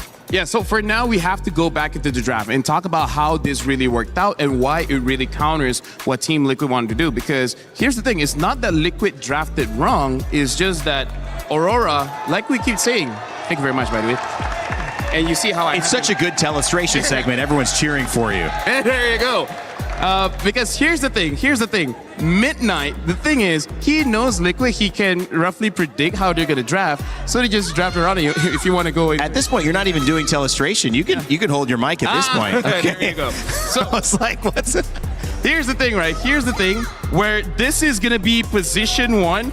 By the way, I don't know whether they're angry at me or they're cheering for me at this point. I have no idea. So this is position 1 coming in from the Harara. And one of the weaknesses of the draft coming in from Liquid is that this, and this needed farm. So if you have 3 members that needs farm, only 2 members can defend. And let me just say, these 2 cannot defend when it comes to the minions. So it became a point where the damage coming in from Harara is just a little bit too much and there's nothing that Liquid can do. We're gonna be looking at a clip here. Hold on. All right. So we're looking at mostly the damage as well as the sustain coming in from Aurora. Look at how, in terms of TNZ going in, he is basically going up against 4. Now, usually that's not such a great idea, but what if he just doesn't die? What if he just does too much damage and then there's nothing much that they can do? Because at this point, TNZ has 3 stacks or 30 stacks. Oh, perfect. 30 stacks of Sky Piercer. And let me just tell you, Rainday, for you and for everyone else. Yes, please. If you have 30 stacks on the Sky Piercer, you basically can go in 1v3. The reason why you can go 1v4 is because of that heal. We're going to be looking at the clip here and look how instantly that they were able to get this win, and then the Rapid Riot as well as we can see that Sigibum just goes in and destroys the backline. I would say we're looking at the 8-minute mark, but honestly, the second to third, that was checkmate. That was when Aurora already won the game. And not to mention, this is Flying Clouds, maximizing Rosa using this Rafaela, where on the passive, you can revive one of your teammates. And now with the Flying Clouds, you get onto the stage much, much faster. So thank you very much, Brigida. That's basically the telestrator. That was good. It was a very short game, but perfect execution coming in from Aurora, utilizing the strengths of their draft and the weakness of Liquid's draft. And again, shout outs to my boy for holding the mic. You did a good job even though you forgot to do it. Hey, I still did a good job. Hey, she was interpreting what you were saying I was holding it. Yeah, and remember how you She's were... the banana, I'm the potato. Yeah. Huh? Oh wait, actually that does work. What? You're going off the rails, LaFell. I don't know where that... He's got too much screen time, guys. This is getting crazy. Yeah, I feel like everyone wants Brigida. So you want to talk? Okay.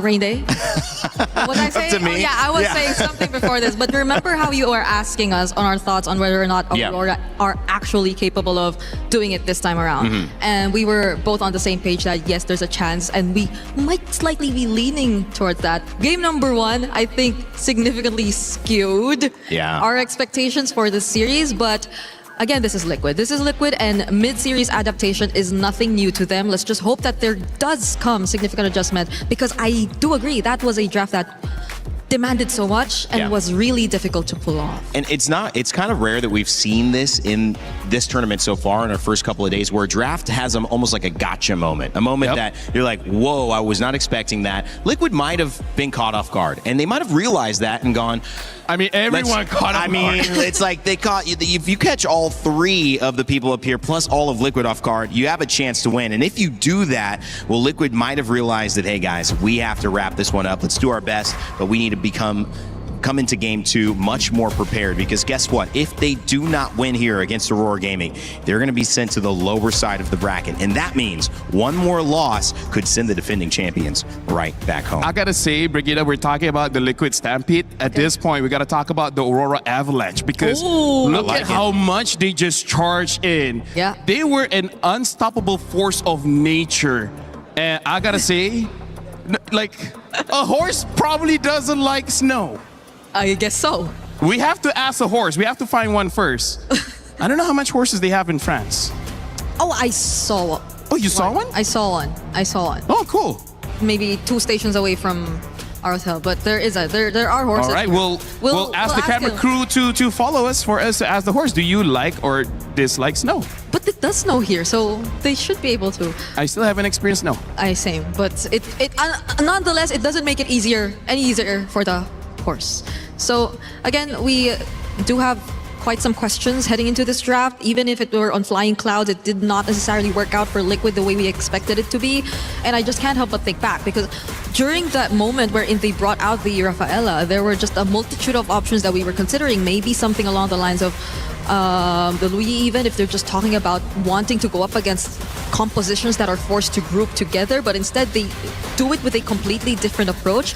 And that I'm really starting to like from Aurora, the way that the big brain decisions in draft just suddenly come in. So it's gonna be a task right now for Liquid. Now that they're on blue side, they're the ones who will be choosing this, I believe. But we have a fun fact.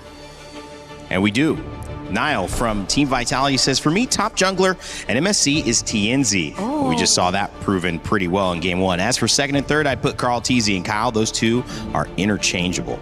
I mean, like, based on that early performance, hey, you know what? Hey. He's right. He's right. And looking at this game, I wonder if Aurora, they want to stay the same or hold on. Liquid now showing up with the link. Carl wants to prove everyone wrong by saying, hey, I can use the link. Yeah, and hey, the Eudora ban that Aurora put out just now somewhat helps them in just confidently picking that up. But just the same, I don't think they feel any less confident about the responses that they went with. The Atlas and the Valentina, I feel, are really good pickups. The first time we see the Atlas open today, honestly, and it's going to be paired up with the Valentina, who I think is, again, one of the better heroes to fare up against the lane. And here's the priority on the Beleric. We also saw the Valentina picked in that game SRG against the Beleric. It didn't do enough. Yep. And so this is something that Aurora is trying to say, we like the idea, we think we can execute it better, we'll allow the Beleric to go through and grab the Atlas now that it's available, as Ling, Beleric, and the third pick about to be chosen for Team Liquid, trying to get on a good start here. I gotta say, Brigitte, I don't know how Aurora is gonna make this draft crazy. Already showing your roam, already showing your mid. Well, I guess Valentina can go to the EXP depending on certain matchups, but I don't know how Aurora is gonna make this crazy. My only question is, who's gonna be the jungle? Because the Fanny's banned, Aurora's banned, as well as the Ling has been banned. Those are the top picks in the jungle. There's still the Nolan, Yisun Shin, the Hayabusa, all, in my opinion, quite viable.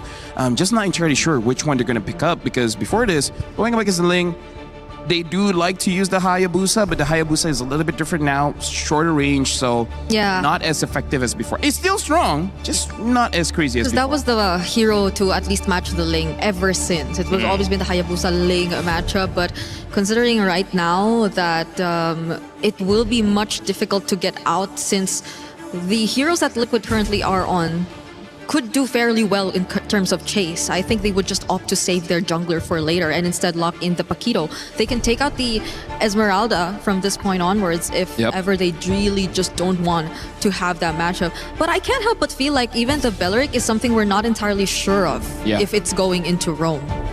It could go EXP, but personally for me, it just doesn't feel like a Sanford kind of hero. That's true. I feel like he thrives a bit better when he can dive. Doesn't matter to the jungle, mid, or goal. I feel like the stationary hero for Sanford kind of wastes his potential, wastes his talent. And I just feel like a lot of us would rather not see these really active XP laners on the likes of Uranus and Esmeralda. Fortunately, the Uranus is gone, but the Esmeralda is still on the board.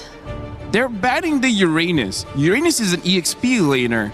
Paquito is known as an EXP laner. So does this mean this Paquito is a flex? It could go to the gold or to the jungle? Honestly, if you're up against Aurora, I don't know anymore. Hey, you know what? Big Brain Midnight. Big Brain Man Midnight.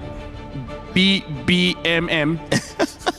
Big Brain Man Midnight. Okay. He's trying, man. Okay, he's trying. The rule is never to do math live on broadcast, and that was close. I mean, you don't to have to be smart to be an analyst.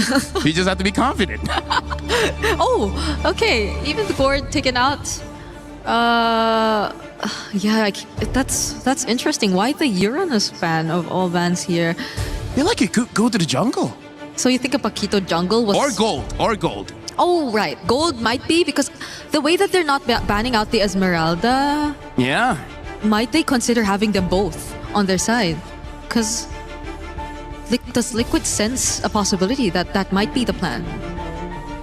Horse's sense is tingling, maybe. I don't know. I don't know if it's worth it to ban the Esmeralda. It's not like Esmeralda. Actually, no. Esmeralda can still do good against Liquid's lineup here. It must be so difficult to draft against a team like Aurora. It makes you overthink. And have you overthink Esmeralda ban? Okay. They're on the same page here, Brig.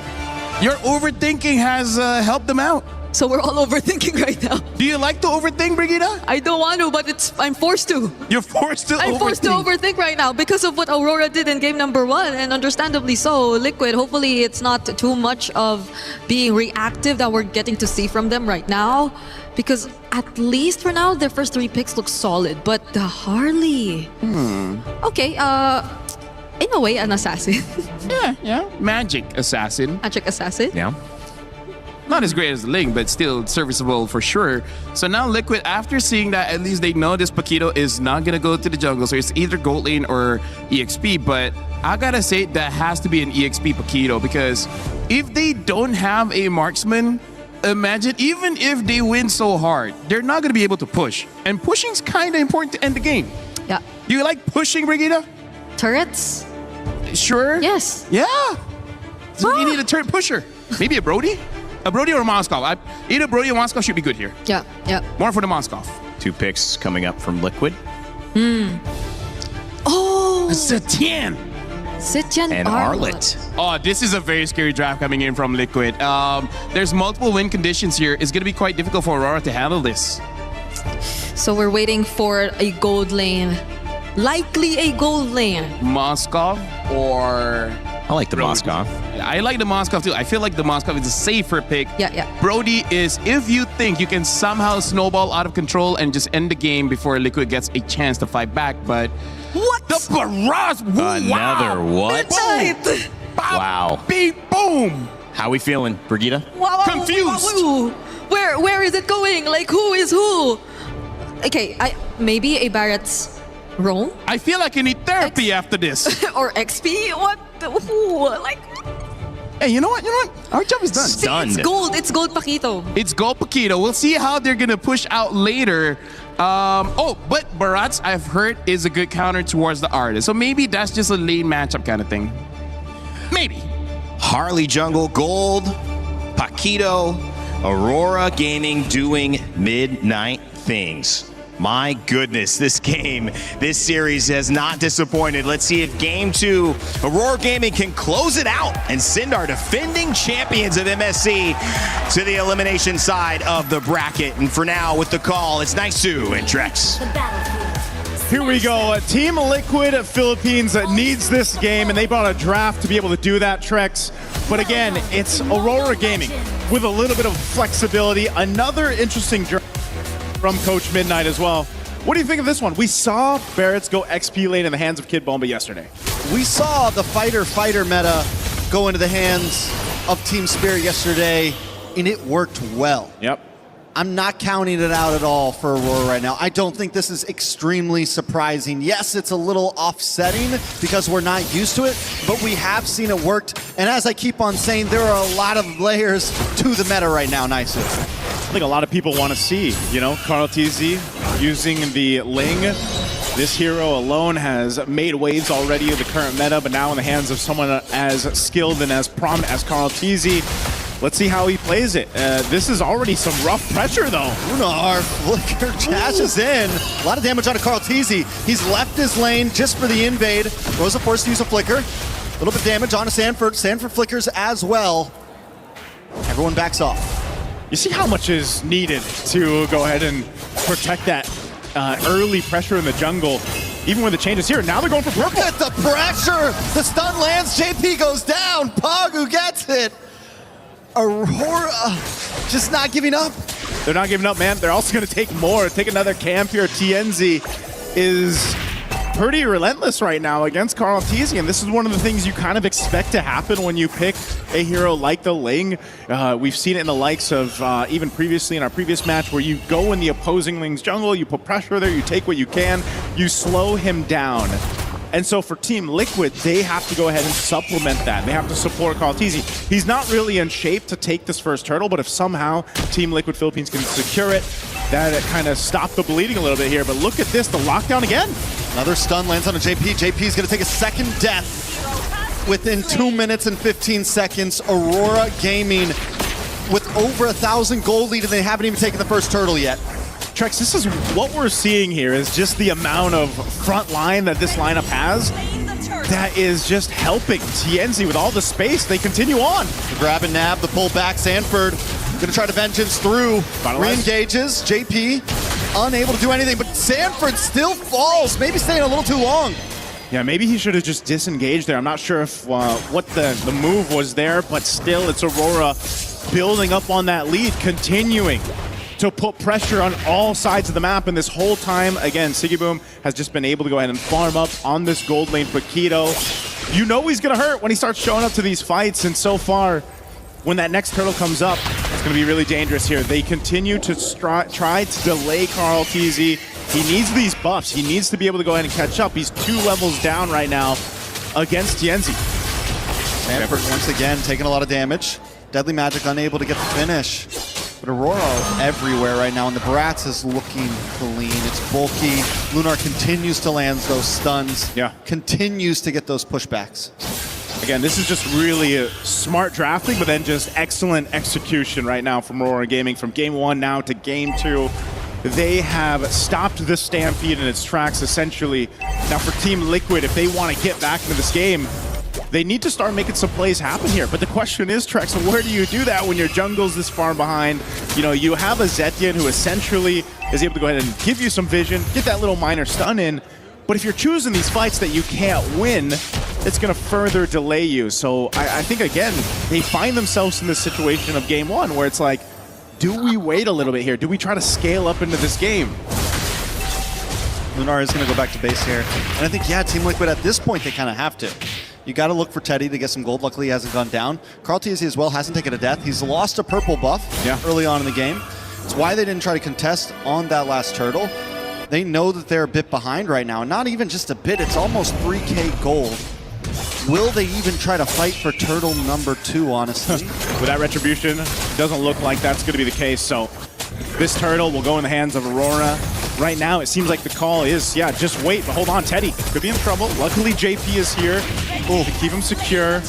Turtle's locked in, though. It's secured. Where's Pagu going to go? This is the best thing that Carl can do, though. Push that bottom side, get some extra gold, but there's a fight. Not just a fight, a big fight. A nice Wrath of Dryad onto 3 members of Aurora. Sanji able to get the kill, but look at the fatal links. And look at the damage. Sanford trying to vengeance through, able to find one. Another. Sanford picking it up and will eventually drop a double kill before taken out by Sigiboom. Well, this is happening, though. Carl TZ taking a purple buff of his own.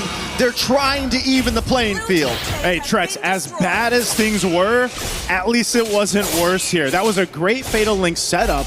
As we look at, well, we got a chance to look at the replay here. Look at the Fatal Links after that setup. This could have been way worse, but again, some maneuvering here, some finesse from TL keeps them from getting decimated here under that tier 2 turret. And it also, mind you, allows Carl TZ once again to get what he can, takes a buff, because he's got to play the catch-up game here. They need to be able to get just ready for that first Lord once it comes up. I wouldn't be surprised if we see them give up the next turtle too. Just again, give that call, do what they can, because they're losing real estate as well on the map, as now some of the tier 1s are falling. Yeah, and they have to start looking for some pressure on the map. I will say this. You can't count Team Liquid out until after the first Lord, at least in my book. As long as this gold lead stays around 2.5 to 3K, TL will always have a hand to fight with. I'm still waiting for that big moment for Carl TZ to pop off, though. He's been farming. He's able to come back a little bit. He steals a purple buff. Look at the damage. Does come down onto Lunar. Lunar's able to use the flicker. Tempest of Blades falls as well. And everyone pulled back in. The damage on Aurora is insane. But Fatal Links in response. Still not enough as Teddy locks onto Pagu, chasing him down, but there's no escape today. A double kill into the hands of Sanford. Leave it up to Sanford to make that play. What a final slash he was able to use to set things up, but it's still Aurora. They take down a tier 2 turret. They're finally going to lose the turret in the mid lane, but Aurora now needs to be a little more calculated. They put themselves in that position. They know an Arlot's there, so they got to watch out for that. And so little by little, TL has brought themselves into a position now where maybe they can actually get a turtle, unless still it's that call of give them this one. Let's just get ready for that Lord. JP is going to give that information. Sanji's here as well. They don't want to get caught out here. Carl Teasy's not even a part of this, though, as he wants to push down bot. Another turtle in the hands of Aurora as Carl Teasy looks for more map control. Team Liquid have dropped that gold deficit down. It's only a 700 gold lead over the hands of Aurora. Sigiboom on the hunt for Carl Teasy. Carl Teasy will be able to get away on the mid side. Aurora want to reclaim this mid-tier 3. Even out the lane field. A nice fatal links, does not connect. Purifies do pop though. Look at the damage onto Lunar. Teddy goes down with Sigiboom over to the backside. He finds 2. The Sanford big punch. locking on though. Tianzi falls. Double kill for 40. Maybe a triple over to the hands of Sigiboom. Unofficial, but still able to possibly get that final hit. It is a brawl. It is a bloodbath. Aurora and TL. Who would have thought it'd go like this? Oh, Sanford. Okay, there's not much more I don't think he can do here. Just trying to clear this wave out, but he might take a couple too many hits. Sanford shut down. A beautiful shutdown into the hands of Sigiboom. The guy is a monster right now. 5-0-2. Oh man, look at this. There's the replay brought to us by SDC. Look at Sigiboom. Yeah, comes he to the back. joins this fight from the back, and everybody just lined up there right on target. Again, the bleeding was staunched a little bit because of Sanford's play here. But it's just that case of we're playing from behind. If you're Team Liquid Philippines, you have to be able to make these happen. And now Carl Teasy gets taken down. So not the best timing here for TL to lose their jungler. I gotta say, Sanford's had some great plays, but there's also been a few times where maybe he stayed a little too long, used a few too many vengeances. Look at Pagu here, hanging out in the bush. He's gonna finally show himself and back off. But they gotta watch out for those angles because Aurora's been so good at attacking from all sides. They're finally gonna be able to take this tier 3 as Pagu zones away Teddy. The tower drops, JP will drop as well. The Deadly Magic should be able to finish it, but no, he gets the health back. Teddy with a blazing duet as Sanford jumps into the backside. Aurora kind of in shambles here. Carl Teasy shows up as well. Tempest Ablaze comes down. He takes out Sanji. Carl Teasy still unable to get a kill though. One more hit, he's terrified, a double kill into the hands of Rosa. Aurora has their number. Great team fighting from Aurora Gaming there. They knew the plan and they stuck with it. Again, this final slash was great, but also the Blazing Duet wasn't able to get the efficiency it was looking for there from Teddy. TNZ with the fancy moves here to try to stay alive through this all, and he does. Just, again, the fighting that we're seeing from Aurora Gaming has been refined from the last time we saw them play here. And my goodness, they're making it look good. Aurora's making it look so good, saving the Terrified, all of those little micros. And the thing is, it's not just the small fights that they're winning, they're also winning on map placement. They have the whole package right now. Trex, this is insane. Look at across the board how much of a lead they have, but especially Sigiboom. You mentioned it, 7-0-4. He's up nearly 3,000 gold against Teddy. And that is not where you want to be. I mean, again, we talked about Paquito in the gold lane. These fighters being brought back into the gold lane when all we've seen for a long time was the Clots, the Moscovs, the Harris. Well, this, once again, changes things, the dynamic of the meta. And you see it in the hands of Sigiboom like this. I mean, where do you start if you're TL? Who do you focus on here? And I think that's the biggest thing. That's why it feels like the Aurora Avalanche, man. It's coming right at them. The force of nature itself at your front door. Tower will drop. There's no holy defense to bring down this Lord. Aurora Gaming not going to force it though. They're going to move on to the mid-tier 2. Should be able to take it. All right. Turrets take a little bit of damage here. The tier 2s will fall. Holy defense shields being held on, but that bottom one is the only one to stay. Conceal's going to be used. Where's Pagu going here? They want this base turret. Oh, More JP. just a zone, but they're still able to get it. JP gonna move on. Fatal Links does connect. It's more of just kind of a stall there as the rest of the team backs off. Still no inhibitors down. TL hold the defense. All right, you have to start looking at where this could turn over on its head. 6,000 right now for Aurora Gaming. That is a big lead to hold against a team like Team Liquid Philippines. Again, they did it in game 1. They're doing it here in game 2. And it's still looking the same. Again, where do you start if you're Team Liquid? Well, that Lord coming up in about a minute might be something, but do you take that risk? Do you take that gamble to go and just try to make that steal? You know, what we've seen before in the hands of Lings, where you can go in and get that miracle play, that miracle retribution. I think with the fact that they do have all of their inhibitors still standing, TL could maybe let this Lord slide. They do have some decent ability to defend in a siege. They have the big ult from Sanji. They can get the stuns. They have a Blazing Duet. They have Shred. They can play well in the pocket of their base. It's a hard base to crack. Not only on top of that, you have the Wrath of the Dryad, you have the Final Slash. They have a lot of defense measures. Trex, this is how far behind Teddy is currently. The Corrosive Scythe was just picked up. Usually you see that Trinity locked in. I believe he's got the Trinity now if we can take a look at the items, but 12 minutes in, yeah, he just locked it. That's about 3 minutes behind right now. So that's the big kind of thorn in the rose right now of Team Liquid. How do you deal with that? Now he's online, but even if he comes through, does he have a defensive item to withstand what Aurora Gaming is throwing at him? Yes, you mentioned the Wrath of Dryad, that's a big thing, but maybe you give up the Lord, you go for one more defense, you have a great high ground defense that you can play around with if you have to, but Daytona's welcome's used up here. Denno's welcome, does lock on along with way to the boss side. Look at the damage on a Teddy! Siggy Boom is just unstoppable. The target is locked and he never misses. Just gonna make it worse right now as 2 fall for Team Liquid. Aurora Gaming will go ahead and get themselves this Lord and get ready to approach the base of Team Liquid again. Again, this has been a really rough one for Teddy, the gold lane of TL, but just the team as a whole, because again, your firepower, once it's taken out, it's mainly into that quad.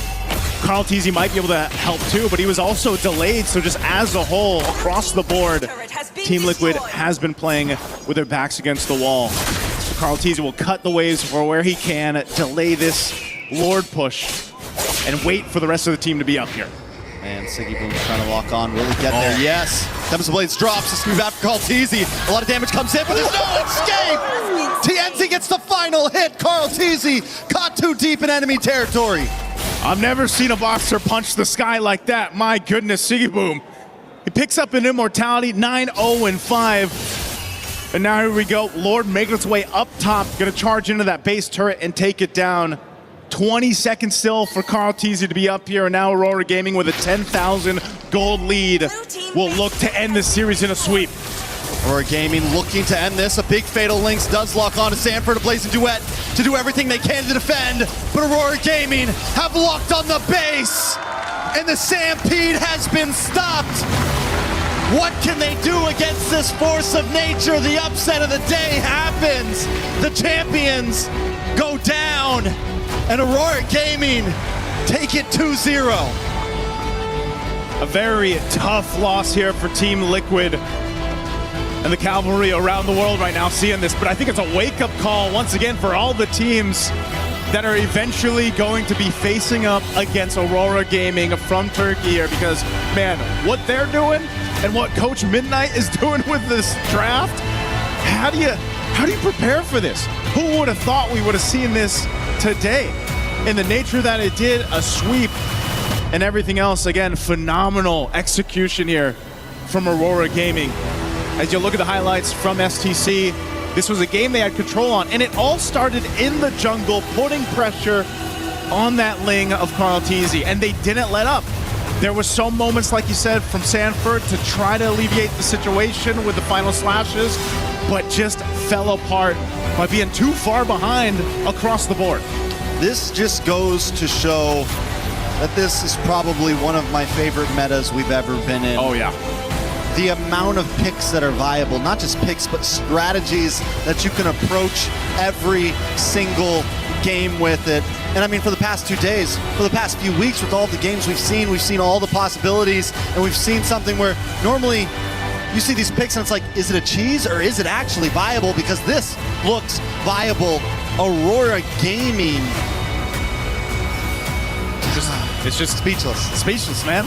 I mean, I think a lot of people that have been tuning into this, the hundreds of thousands of people online watching this, they're going to have a lot to say to about. But we got to go ahead and throw it over on stage with Rose to hear more from Aurora Gaming. This game has absolutely left everybody speechless. Aurora Gaming with a 2-0 up against the defending champions, TL. And of course, right now with us on stage, we have the one and only Rosa. Hello, how are you doing? Ya aslında gerçekten şu an kelimelere dökemiyorum yani yaşadıklarımızı. Sonunda gerçekten o laneti kırdık ve yenmeyi başardık ve çok mutluyuz açıkçası. It's hard to put into words what I'm experiencing right now because I really feel like we finally broke that curse. And this has been a great winning for us. I'm very happy. I agree, because if we look back to 2025, you know, you guys got eliminated by TL in both MSC and M7. Do you feel fulfilled in this, what we call a revenge matchup? Yani aslında evet, hem SRG ile hem de Team Liquid ile karşı sürekli loz aldık ve artık onları gerçekten yenmek istiyorduk ve gerçekten bu sefer iyi hazırlandığımızı düşünüyorum ve sonuçlarını da görüyoruz bence bu sefer. Yes, that's correct because we previously lost to both SRG and TLPH, but we really did our best to prepare for this game, and I think we have seen the good results as a result of this preparation. Yes, now let's talk about the preparation, because in game 1, we saw a very interesting pick coming out from the side of Aurora, where Rosa actually played Rafaela mid, and he's currently laughing at that. So tell me, first of all, what made you guys pick Rafaela? Ya aslında ilk patch note geldiği zaman Rafael'in yediği buff'ları fark ettik. İlk olarak support oynanmaya başlamıştı ama Assassin metasına geri döndükten sonra oynanılmaz bir hale aldı ve ben düşündüm. Yani mid olabilecek bir şey vardı ve scrimlerde denedim 10 maç gibi ve genellikle hepsini kazandığımız için ve güvendim ve aldım. Böyle oldu yani. So I saw that there were some issues at the beginning, and based on also what my experience was during the practice games, during the scrim practices, I saw that I could have this possibility. That's why I also put it into use here, based on the practice games that I previously played. Okay, Rafaela is a very interesting pick. So Rosa, tell me, will we see anything else that is interesting in MSC this year for Aurora Turkey? Aslında birkaç tane daha sakladığımız bir şeyler var ve şu an göstermiyoruz, hala var yani. Yes, we have more tricks hidden up our sleeve. We are keeping them closed for the moment. We are not sharing them. Okay, I love that. You know what? It's very rare that I see Rosa on stage all smiling and all laughing. Congratulations on that well-deserved win. And now we will throw it back to the studio to break down what happened in this insane matchup. Bring it back to you guys. Well, Rose and Rosa, what a great interview there. And one of the only people who has gotten Rose to kind of be like, okay, that's good. Those are good enough answers, and we'll move on. And of course, surprising the entirety of the MSC MLBB viewing community, I think that will do it right there. It wasn't the first time, though, Brigitte, that Rosa had come in with some tricks up their sleeve for the first game. Selena against onic last time, and I think this is just the way this player who has really shocked a lot of us alongside Aurora Gaming likes to show up. The Thorn Queen, right? The Thorn Queen, and now you have a Rafaela to add to the list of unexpected picks that they are just capable of playing around. And again, I think if there's just one word, it's shock. Like everyone was just shocked at what Aurora have brought to the table, at how they played against Liquid, and it just seems like they were the better team to adapt to the current meta based on this series alone. And honestly, like right now, hey, it's nice to be siblings, right? Somehow, some way, the blue and red fall. We'll talk about it a little bit more later. But look at this, 18-8. To simplify what happened is, Aurora, they won the side lanes and they immediately go into the jungle and basically made it so that TL could not farm at all. We saw a very fast rotation. First rotation, they saw, hey, Carl's down at the bottom side or the orange side of the map. And then we saw Lunar leaving his lane, goes into the jungle. And it's like, yo, Carl's going to the purple buff next. And then Sigiboom left his lane to go inside the jungle. So I gotta say, Brigitte, I feel like for all of the professional teams here, they've learned the fundamentals of MLBB. I feel like the fundamentals has to change just a little bit. They have to catch up with the times. Yeah, because the way that they played it seemed very, very fast. Whereas Liquid, it felt so slow. Like they had a very slow-paced game and draft, a slow start, and it's always like that.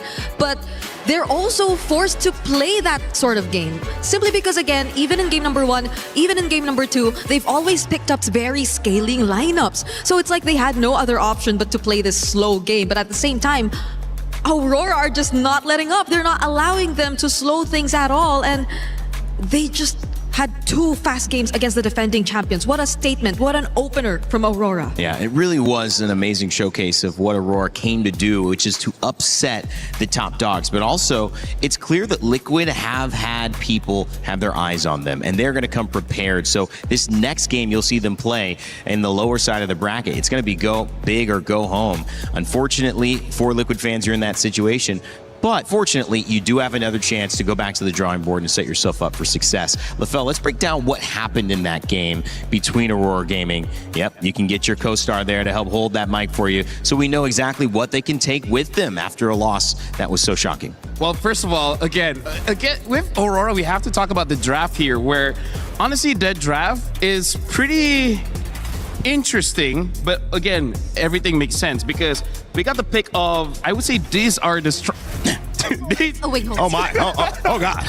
These are the strong picks here because they are lane winners going up against the Claude as well as the Arlet. They pick up the Barrage to fight against the Arlet, and they pick up the Paquito because he's a good pick. But also, quite interesting here where Brigitte was talking about how they wanted to scale up. Well, 1 scaling hero, 2 scaling hero, 3 scaling hero. Ha, ha, ha, ha.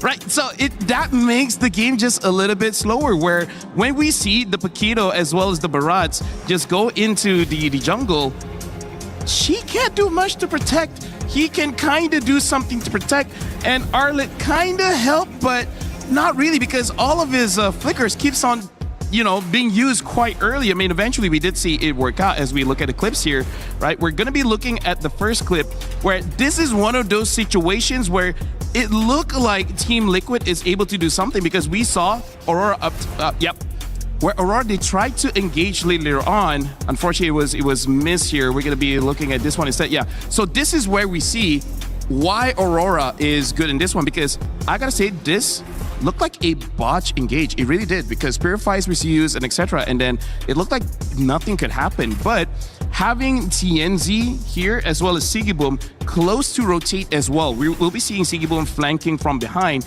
making it so that it doesn't matter if the engage is botch. My microphone keeps on getting lower, by the way. See how flexible you are, man. You know. I'm very flexible. We're going to be playing the clip here, but TLDR is that even with this botch engage, the fact that there's such a big difference in power makes it so that it will always work out. Sanford, big props to him. He still tried to make a losing situation. Oh my goodness. Losing situation a winning one. Guys, you guys don't understand. It's a core workout, what you're doing right there. You're flexing the bicep. You're holding this core position. Okay. Brigitte just staring at the camera. Hey, you know what? Here's the thing. Having her own mini show next to you. We understand. Okay, we're the siblings here. You know, I'm Professor G. You have Liquid. I lost. You lost. Now you have a day. I wore red. You wore blue. It looks like we're cursing it right now. So I think the best idea is for us to get off the panel. Probably to leave. Yeah, I think so. Even though I'm sad to let you guys go, and you both look great today. I think you're just, this has been a lot of fun. But yeah, every team you've rooted for. Has it been a lot of fun, Rayman? Well, let's not go too far. I mean, I was being nice. You don't have to push me on that. No, it's been more than a lot of fun, guys. Always a blast hanging out with Brigitte and LaFell. You'll see them later on in the show. You'll see them even here in a little bit as well as we start to close out, wrap this amazing set of games we just saw. Pro Esports and Aurora Gaming take down your defending grand finalists and winners of 24 in Selangor Red Giants, and then Aurora Gaming take down Team Liquid, your winners who were in the grand finals last year. So everything that you could expect to go differently has gone differently. onic and Entity 7 coming up next as well. The winner of that game going to play the winner of this upcoming match, so stay tuned for that. It's going to be a lot of fun. And make sure if you have a feeling where that's going to lean, get your pick'ems in. You have a few minutes before we go live with that one. We're going to change out our panel in a moment, get ready with some new casters, and get ready for those new teams. So get your pick'ems in now to see if you are right, whether you think it's going to be onic, is it going to be an 87? Let us know. In the meantime, I want to let you know that if you've been seeing some cool skins in-game from some classic games, it's no coincidence. Street Fighter and MLBB have a crossover you do not want to miss. Human body was built to move, not trapped at a desk in one singular posture for 12 hours a day. It's time your chair evolved. This is Secret Lab Titan Evo. Ergonomically engineered for you, gamers, hybrid workers, artists, backing your every move.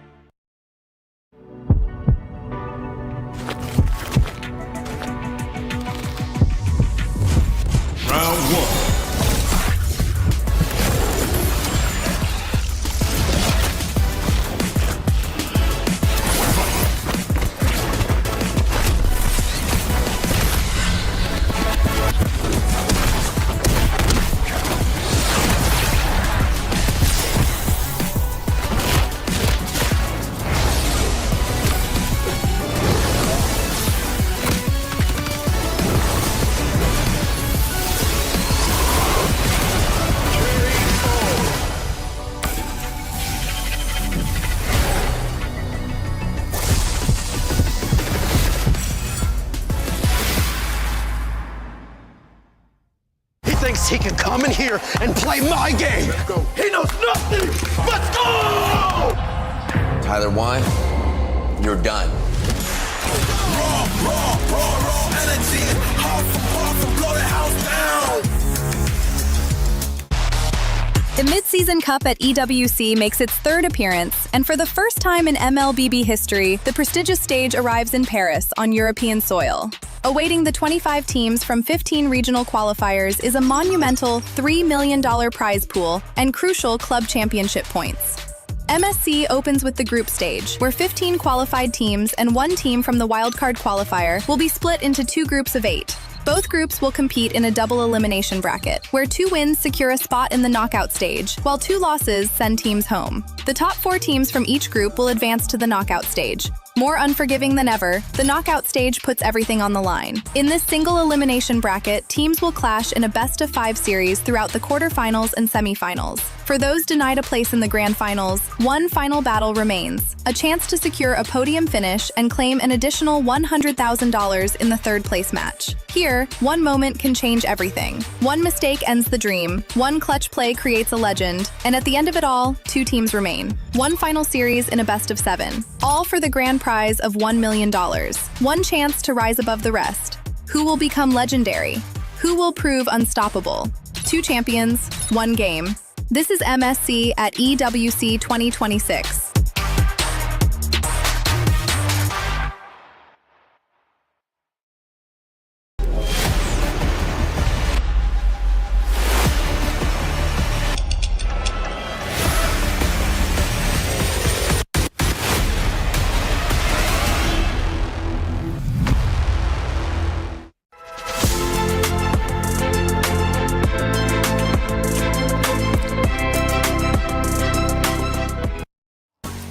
Two major upsets at MSC 26 already, and our third series is a banger as well. We're about to jump into the second half of the day at MLBB MSC here at EWC 2026. My name's Rainday, and I am joined by a new panel with some familiar faces. Mirko and Renmar joining me here. Guys, it was a scintillating morning, to say the least, Mirko. Oh, yeah. Some results that I don't think anybody could have planned. No, nobody. I mean, I went in today with SRG and TL both winning in my books, right? I just want to say, though, in that win, TL Page versus Aurora, say with me now if you know the meme. Midnight, parating, handa.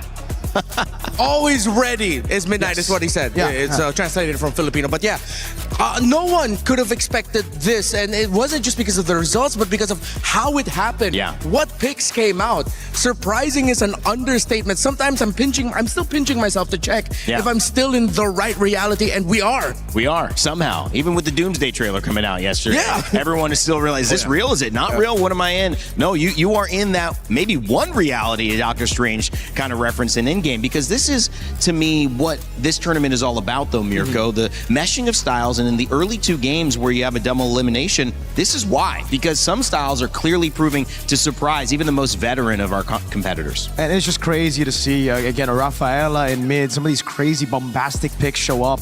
I mean, these are some of the picks, at least, we've already seen in scrims. You know, we talked about it backstage on how we could actually work, like the Eudora, the Barats, but still seeing surprises on day number 2 after I thought most of the crazy meta picks have already been shown yesterday, especially by you, Vamos, is still crazy to say. Yeah, and just when it looks like we've stabilized in our understanding of what is meta now, suddenly here comes yesterday Team Spirit, today Aurora Gaming. It seems like the meta setting trends are coming from EECA and TENGKYU, which is crazy to think about. It's the first time in history that that's happening. Usually other regions outside of the big 3, outside of Southeast Asia, are following and just slightly adjusting. But for them to actually set what is crazy and what works, that's cool.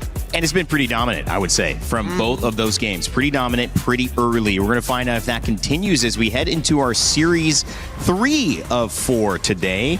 In our Group B, the Group of Death, for those just joining us, is what it's been named. The reason?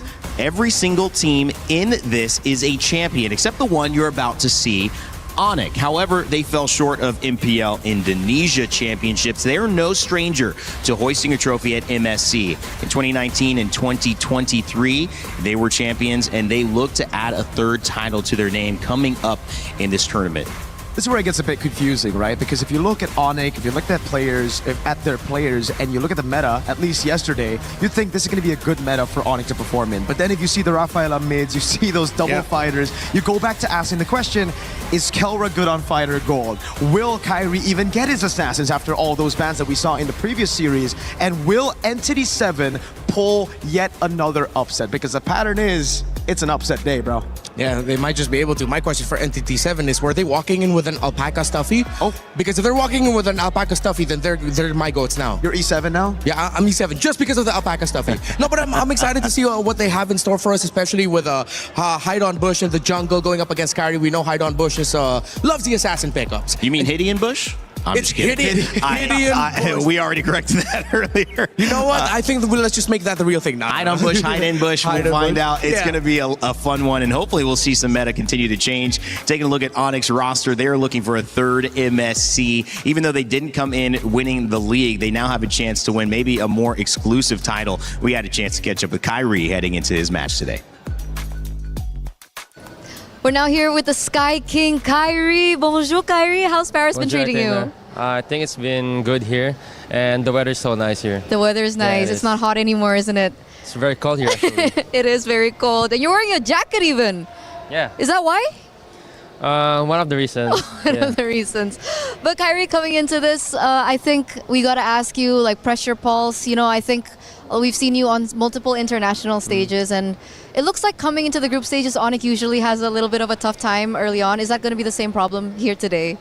Hopefully not, since we've prepared for so long for this tournament, and yeah, actually the meta is good for onic right now. It's good for onic right now. Okay, could you explain why? Because of the heroes, actually, the assassins. You know, onic is one of the most aggressive teams, so hopefully we can show it today. You can just say that you're really good at assassins, you know. It's fine. You don't have to be humble. A little bit. A little bit, I guess. But personally, do you like playing the assassins or do you like the tanks more? Actually, I already practiced tanks before the tournament, but everybody's been using assassins, so I don't really have much choice. No. So who doesn't give you the choice, Kyrie? The meta, actually. Oh, the meta. Oh, it's not the coaches. Is it CW? Or Both Paddington? Of them, Both of them. But they're nice to you, right? Yeah, they are. Okay, just making sure that they're nice. But earlier on, you said you had preparations coming into this and long preparation. What particular preparations was that like? Just like how we usually practice in scrims, and we always try a lot of different heroes and strategies. So nothing really. Yeah, there's not much difference. Oh, okay. Well, good luck. Do you have any message maybe to your fans back at home? I just hope you guys support us, and I hope we can show you guys a satisfying match. Awesome. Thank you so much, Kyrie, and of course, good luck to your next match. Throwing it back to you guys.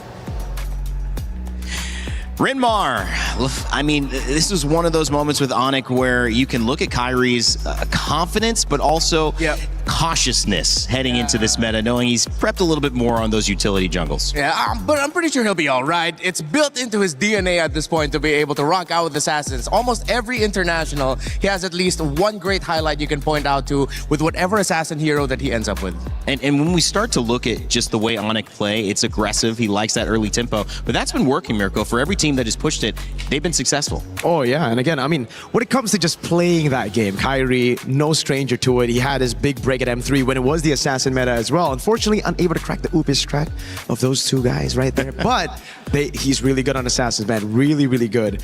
I think that's the only time where we see an Eterna interview with a player who just stays the same. Like, nothing changed from Kyrie. It's still just Kyrie. Yeah, that's true. Yeah, we were trying to see, is he going to blink? He wasn't blinking very often, looking into the camera. He was solid, ready to go. And of course, you're going to need that if you're going to take on the LATAM representative here that they're going up against in Entity 7. Now, this is a region, obviously, getting here has, in some ways, some things to prove, but also this team has been a team that has gotten together and made a lot of an early run to get here to MSC. And we'll see if they can continue it. We actually had a chance to look at the road to what it took to get here for Entity 7 before they now play on the stage in a few minutes.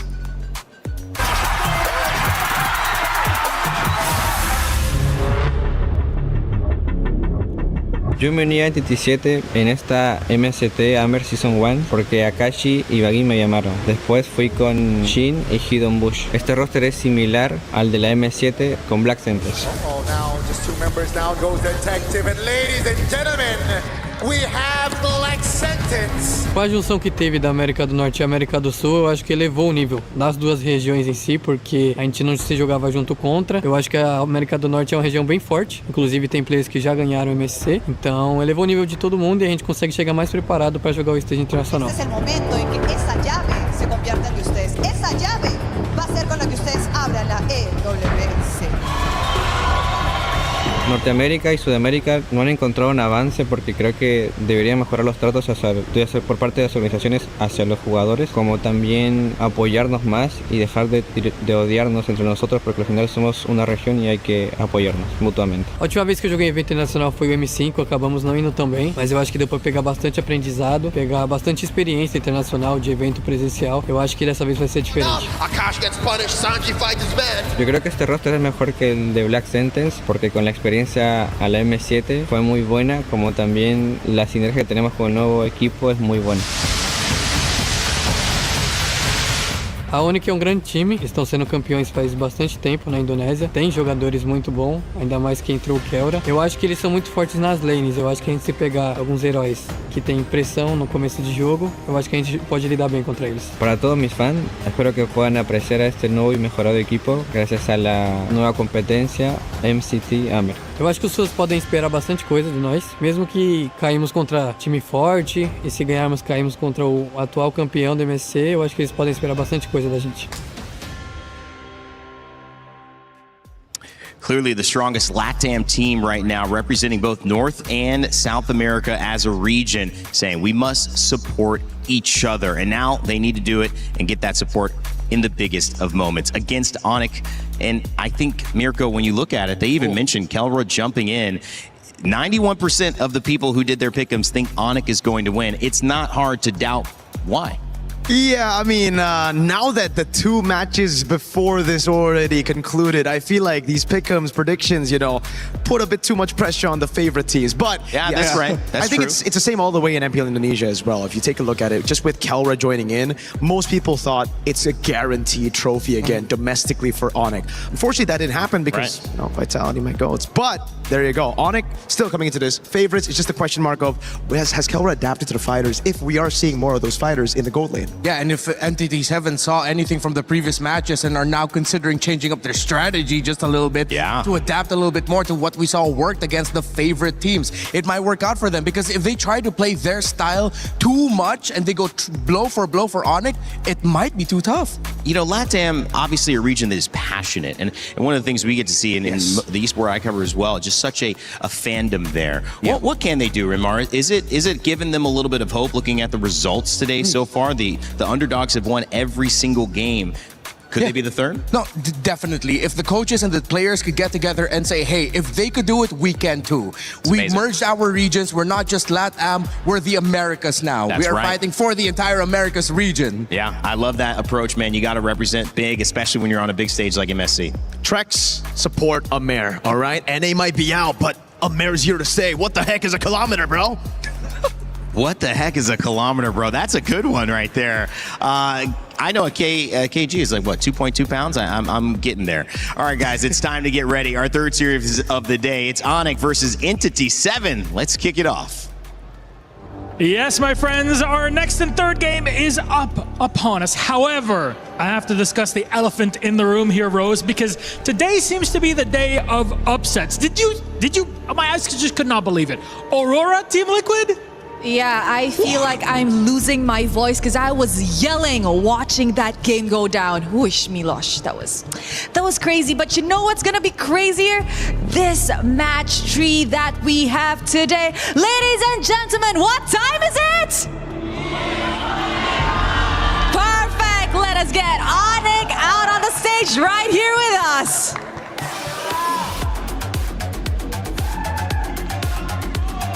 The Sky Kings return to the MSC stage with one goal in mind: reclaim what was once theirs. With the addition of the gold standard in the team, will it be a W in the bag, or does another surprise await us today? I would not knock down the opportunity of a surprise today. Let's welcome their opponents, Entity 7! They skipped the first 6 and on to the 7th. The inaugural MCT Americas champions have hit the MSC 26 stage. A mixture of the best South America has to offer. 4 nations, 5 players, and a whole lot of disruptive aggression. Will the return to the international stage keep the upset trend we've had today? That is the question on everybody's mind. You are right, Milosh. There's only one way to know if today will end in a chaos. Lads, boys, you may place your keys and take your seats. And of course, to our captains, don't forget a little handshake or a fist bump. You know what, Milosh? This game is honestly so exciting because of the amount of upsets and surprises that we've had today. We've had a lot of them. We've had 9-minute games against TL before, but we got more to bring you. onic take on Entity 7. Back to the desk. Thank you, Milos Rose. Who won that rock, paper, scissors match and that handshake? Okay, listen. That was the fastest rock, paper, scissors match I've ever seen. There is a positive to take out of that, right? Yeah.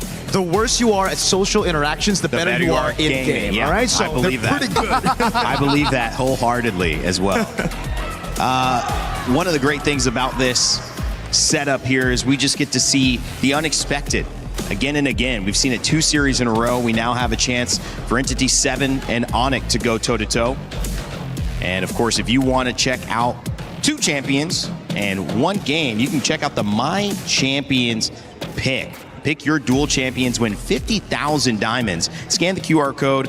We'll have 5 winners with 10,000 diamonds each, so make sure to check it out. Maybe you will end up with the Grand Diamond prize, available and live until July 27th in just a few days. So make sure to check it out and join up.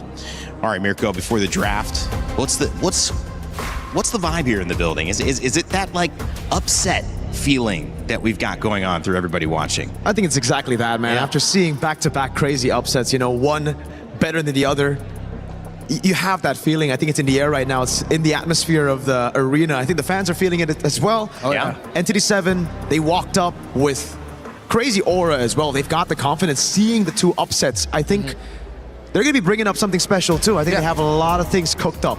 Yeah, they have to. Previously, teams from Latin America have explained in international tournaments they want to play a little bit more or so much closer to the Southeast Asian teams, with the Southeast Asian teams being put on a pedestal. But if there's any moment to tell your team, hey, maybe it's time for us to look into ourselves again and remind ourselves of what we can do uniquely. What does our region do uniquely? Then bring that. It seems like this MSC, you are definitely rewarded for playing your own style, playing your own game. And it wasn't just even during MSC, even in MWI we saw that. Exactly, sticking to your identity, really bringing out your strengths, right? And keeping your weaknesses all hidden. And I think for onic, that's a very good approach as well. I think for the longest time, a lot of the criticism sent to onic would be they're a bit too sporadic. They go a little bit too improv in the drafts. If you look at CW and none of them bring notes up on stage. So they're very improv, which is great in this meta. So we'll see what they can cook up as well. It seems like there was also, from Rosa's side, just speaking of him picking up the Rafaela, like, this looked like I was given an opportunity to play it. And that type of adaptability and comfort with a wide range of heroes is going to make a difference in this meta that is, would you say, Rinmar, it's fair to say that's still kind of being found out here? Yeah, I think we're getting close to hitting the ceiling of the meta, but I would say maybe three or four more picks that we haven't seen yet that might pop up. My personal favorite is I would want to see the Martes somewhere, whether as a jungle pick or as a unique pick in the mid lane. And we do have precedence with that from MSC 2 years ago, brought out by Team NIP Flash, and they were able to make it work then. So I think there's still enough room, but we're just about to level out, especially with the rise of Barrett in the EXP lane, brought out by Team Spirit and Aurora. That's true. That character, hero, doing a lot to help round out this squad. But Paquito in the gold lane, going into that too, a fighter-heavy composition, surprising people, going, well, we need some more range here. We need something. How are we going to pressure? But when you win the game so fast, the pressure's already there, Mirko. Yeah, it almost seems like the siege, like the question marks on how are you going to siege with no marksman, how are you going to siege with no range, has just been thrown out of the window, right? Yeah. It's all about fighting. It's all about building those early leads and taking those skirmishes to your opponents, right? Both teams equally as aggressive. So it just comes down to who's better on the assassins. Entity 7 with the same approach as TLPH in Game 1 against Aurora Turkey. It was the Fanny and the Ling Band straight up. Yeah, but we do know that we still have the Hirara available and will be a point of contention. I see Freya available as well, depending if Entity 7 will ban out the Phoveus or not. So I think we're still going to go into the similar priorities. They ban out the Claude, so they really look at Kyrie and Kelra and said, all right, we're going to take out some of your comforts. I feel like the Claude might have been too much. Yeah, I agree. If they go for the Hirara first pick, though, this leaves Entity 7 with a very good approach, going for the Eudora straight up with Marcel. Oh, yeah. First time that it's been left open, I believe, It's always been banned out. The Harith Prio is quite interesting. Yeah, I feel like this is Entity 7 looking at Onyx comforts and going, yeah, we're just going to pluck them away from you, which might lean towards the dangerous territory that I don't want them to go into, which is to look too much into Onyx and try to deny. Hopefully, this still leans towards their playstyle. I mean, we look at Doom, we look at how he likes to play in the gold lane, and so far, this is a little bit more akin to just a few months back, a meta from 2 to 3 months ago, where if the Phoveus is available, you pick it up. You don't have to worry about the Freya showing up here because it's going to be up against the Phoveus. But who knows? Maybe Onyx might put that up in the gold lane. I don't know anymore. What is this meta? What year is it? Atlas, Valentina, Esmeralda banned on the side of onic. And you saw the Claude, Ling, and the Fanny taken away. The Hirara picked up for onic. We've seen her have such an impact. I mean, it's scary to go up against. I'm wondering now if it's going to be the Hirara combo down with the Eudora, because this combination should be very, very scary. Anybody that walks up is going to get completely bursted, and the fact, there you go, is the Eudora. The fact that they picked up the Harith after seeing the Marcel means that they are very confident that they can stop the Marcel from getting a golden hour on the Harith, right? Because at this point, I think we've gotten accustomed to Marcel's really wreaking havoc to a Harith composition just by delaying this amount of force. Yeah, it's always really tough for a Harith to deal with it. They get an Eve. This really is very throwback Eve to just 2 to 3 months ago.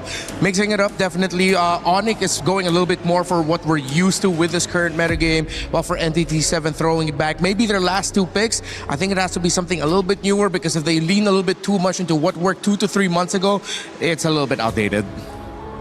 Well, that's the question.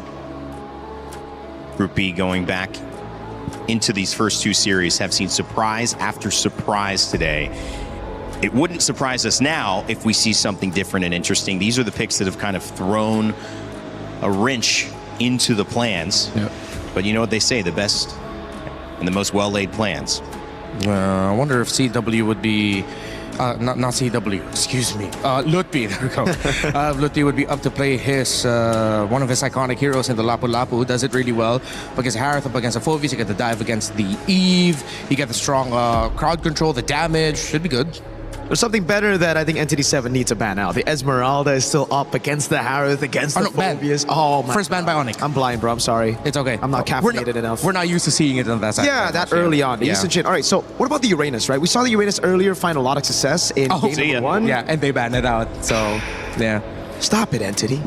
Wow, but you could tell you're like mirroring that conversation, though. It's like, what about this? Oh, no, let's take that out. Yeah. So now where did it go? I still think the Lapu. I think Lapu works if it is a utility jungle that Entity 7 will be picking up. I think the glue is a very good shout as well for XP. Yeah. So if ever that's the case, then maybe Entity 7 would like to hold on to their jungle pick for last. You pick up the roamer at red 4, just so that onic would toss a coin whether or not they will be going up against a utility jungle or not. But then with the damage up of an Eva Harith, I think Assassin would be okay because they need a little bit more physical. Too much magic damage and Radiant Armor, Athena Shields, those are your main opponents. There you go. They take out the Nolan too. Yeah, no Assassins available right now. If they want to go Assassin, it has to be one that's unorthodox, something that's very different. And every other Assassin should find... Oh, I'm not a fan of the Suyo pick. Me neither. Seems like it's going to be really tough to make this work, especially with the presence of the Eudora around. The fact that Hirar can save herself from getting comboed by the Suyo. This, again, screams 2 to 3 months ago. So even more reason to pick up the glue now if you're onic, right? Yeah. Then you round up the draft with a gold laner. I think the Moskov is a solid option to go for. If they want to play strong side, I'd say... Nah, I think just the Moskov. Moskov's just safe. Yeah, Moskov's good. You know you're up against the Eve. You can approach it from all angles. But here we go, onic. Baratz is back. He's back up. That's going to be going to the EXP. So Hirara isn't that much of a basic attack hero. So I think, and Granger, that's interesting. I thought they'd go for something with harder basic attack, but I think they're very happy. They just want to get that Granger and the Marcel combo together. I mean, they couldn't have gone so wrong with the pick. It's not a bad pick. Is there something that stops it right now, or do they need to pick that up still on Entity 7's side? Right now, I don't really see anything that can really stop this kind of composition. Yeah. It doesn't look like... I mean, the standard choice would just be the Beleric in Rome. He has been pretty dominant so far, I will say, as a hero today. Won most of his games, although did lose that last one that it was stolen away on the side of Aurora Gaming by Team Liquid. They wouldn't even be too crazy to go Gato Kacha, I'd say, as well, but they go for the chip. Whoa. All right. Adding to the unique hero pool seen so far. I think they added 2 or 3. Yeah, what the heck? All right, we're just seeing surprises. The Granger, I get. You're playing strong side. The chip here is like... It's great, but it will always be dictated by your first ult. If your first ult goes bad, that's GG. Yeah, and also the question is, which one's going to hold the Piercer for onic? Yeah, usually you don't want to see 2 Piercer holders together. I think they're just confident enough to just plop it onto the Hirara, and then the Granger's just going to be peppering everyone from afar anyway. You have some strong frontliners with very decent damage, so they have a good damage spread. All right, let's see if Entity 7 can play the map here, because team fighting might be difficult. All right, 92% of you think onic is going to take this one over Entity 7. Still think so after the draft? We'll find out who was right as we head over to our casters to kick off Game 1 of our 3rd series of the day. This 3rd series is going to be real interesting. Looking at the way this draft is going to play out, it feels like there's answers on both sides. The real question and the real test is when they hit the Land of Dawn. First interaction, how are they going to play this out nicely? Because the way that I see it, Chip has already figured out the starting point of the enemy jungler. The same can be said for Onyx's side. And Entity 7, like Mirko said, it's that first portal that's going to make the difference. Yeah, the Chip is in a... it's just in a weird place right now, I feel like. I almost thought they'd just go with the Beleric. That's not the case, but, you know, whoa, already taking a lot of damage early on. Oh, the flicker used from Sands. First blood already going to onic to start things off. Oh man, that was a mistake for sure. Again, they're forgetting that Eudora, especially with Superconductor, has reduced Fork Lightning cooldowns, especially when it is empowered here by the same marked target. However, same problems are still going to last. At least Shin didn't lose too much in his lane, but the rest of them, right? Now they have the information. Kyrie is having the time of his life stealing away camps. Yeah, this is something that they can continue to do. Going back on the chip pick, we'll have to see if they can utilize this. The shortcuts, the portals, like you mentioned. Again, you don't see them picked up too often. It's him and usually the Luo Yi that can play that macro level kind of style of gameplay. And Chip, if utilized correctly, can do a whole lot here. But with a Marcel in this setup in the mid lane, that's what they're going to go for anyway. Sans, there's some revenge. Bagwin also able to get a kill now for himself. So, hey, good for Entity 7 to get things going. Really good. And more importantly, this is the fact that Bush understands that, hey, despite not being level 4, it doesn't mean that I can't actually kill you in the lane if I catch you off guard. Especially since Sans very visibly used this flicker in the lane. Now, Kelra kind of out of the fight for now, but he wasn't going to participate in the upcoming turtle anyways. Yeah, this is one of the things, too. The Granger only picked a couple times so far, you know, and this is going to the hands of Kelra. Obviously, very comfortable on this hero, can make it work, but, you know, I think that's the main thing, too. You know, the decision between who gets the Sky Piercer, most likely, as the panel mentioned, Hirara here, you know, you got to protect still Kelra on the Granger. He's got the range to work with, and yeah, I kind of agreed, maybe a little bit stronger of an audio attacker here, where he's got to rely on the Rhapsody shots, but it's all about positioning, and we've seen it before from Kelra. First turtle up, though, that's already going to get started down. RW going to drop down, Loot be gone, and now Akashi going to get shredded through here, so a bit of a trade. Turtle still up, Keyboy almost level 4, will have that golden hour available now. They can play around this Sans, going forward with the flicker. There's the damage we were looking for again, as Kyrie picks up a kill for himself. Great coordination from the mid trio here, great showing, and more importantly, they understand that Bagwin, he's about to get level 4, so there's no point risking it, even though Kyrie does have a level lead on to Bush. At this stage of the game, right, we're thinking about lane advantages, and from top side, we're probably not going to see much go on. It's a sandbag on that side. Kelra, he's got to be really careful. As long as that flicker is down, if he pushes himself too far forward, if Doom gets a Xammen Force directly on top of him, he can kill him in that lane, so he's got to be careful for that. What I want to see from Entity 7 here is just playing around their strengths, which is really, you know, real-world manipulation. We've seen this so much with the Eve pickups. Kyrie sees, he's like, hide on bush, I see you in that bush, I'm going to go for this anyway. A lot of damage coming through. Ollie-ooping it over to Sans as he's able to cap off the kill. Get out of my jungle, says Kyrie. Yeah, the problem is that once you see the stun be thrown out, he has no way to kind of, you know, close the get out with any iframes at that point. Kelra now getting an early Sky Piercer is great. The question is whether or not he's going to be able to participate in the very first fight here. Because so far, Sans has kind of given the layup over to Kyrie. At some point, it's got to go over to Kelra. Yeah, eventually, but the strengths, man, and this is why the Eudora is so just a top priority pick right now. You're seeing it in action in the early game to be able to set things up in this manner and also kind of supplement a jungler like the Hirara in the hands of Kyrie is something that you can make work so well from the early game all the way to the late game. And now this turtle finally going to be started up here. It's been delayed pretty much out. They're going to go for another kill. Akashi once again shredded through. A golden hour is going to drop down. Now Kelra's a part of the fight. He wants to get the stacks he's looking for. Doom's got to defensively Xammen Force out. There's another kill for onic. And they'll finally make their way for this turtle here. Shin's got no option but to back off. There is a push in the mid, though, at least for something for Entity 7. How much damage did he actually get onto that mid-tier 1? No, just the plating. The plating is good enough. That's still a little bit of money. He's going to lose a decent amount in his own jungle as Kelra decides, you know what? I ain't wasting no time whatsoever. Give me the gold on that top side before the shielding time's out. You're seeing it right there, Gideon. That's just how scary that amount of damage can be, that a flicker is burned out from Shin. Just because, again, that snapshot, the interaction with the stun, and then they go into the jungle again. E7, no room to breathe, even on their own side, as Kelra will pick up another stack. There's just so much CC to deal with, and nobody can really stop Keyboy from what he's doing. He's able to run through every single member of the side of E7, and until we see a full commitment, there's just no point. And now they're losing mid-tier 1, which is a pivotal point in the map. Golden Hour, drop down. Kelra lining up the shots. And it's right lined up for Shin. And now in the mid lane. Daytona's welcome into the team. They landed on through. Luffy's gone. But E7 looking to fight back down. Running it for Sands. He's going to have to burn the flicker. The re-engage comes through. Snapshots are there. Oh, Bagwin, 1 HP. He'll get back to base. Could have been way worse for Entity 7 there. Way worse, for sure.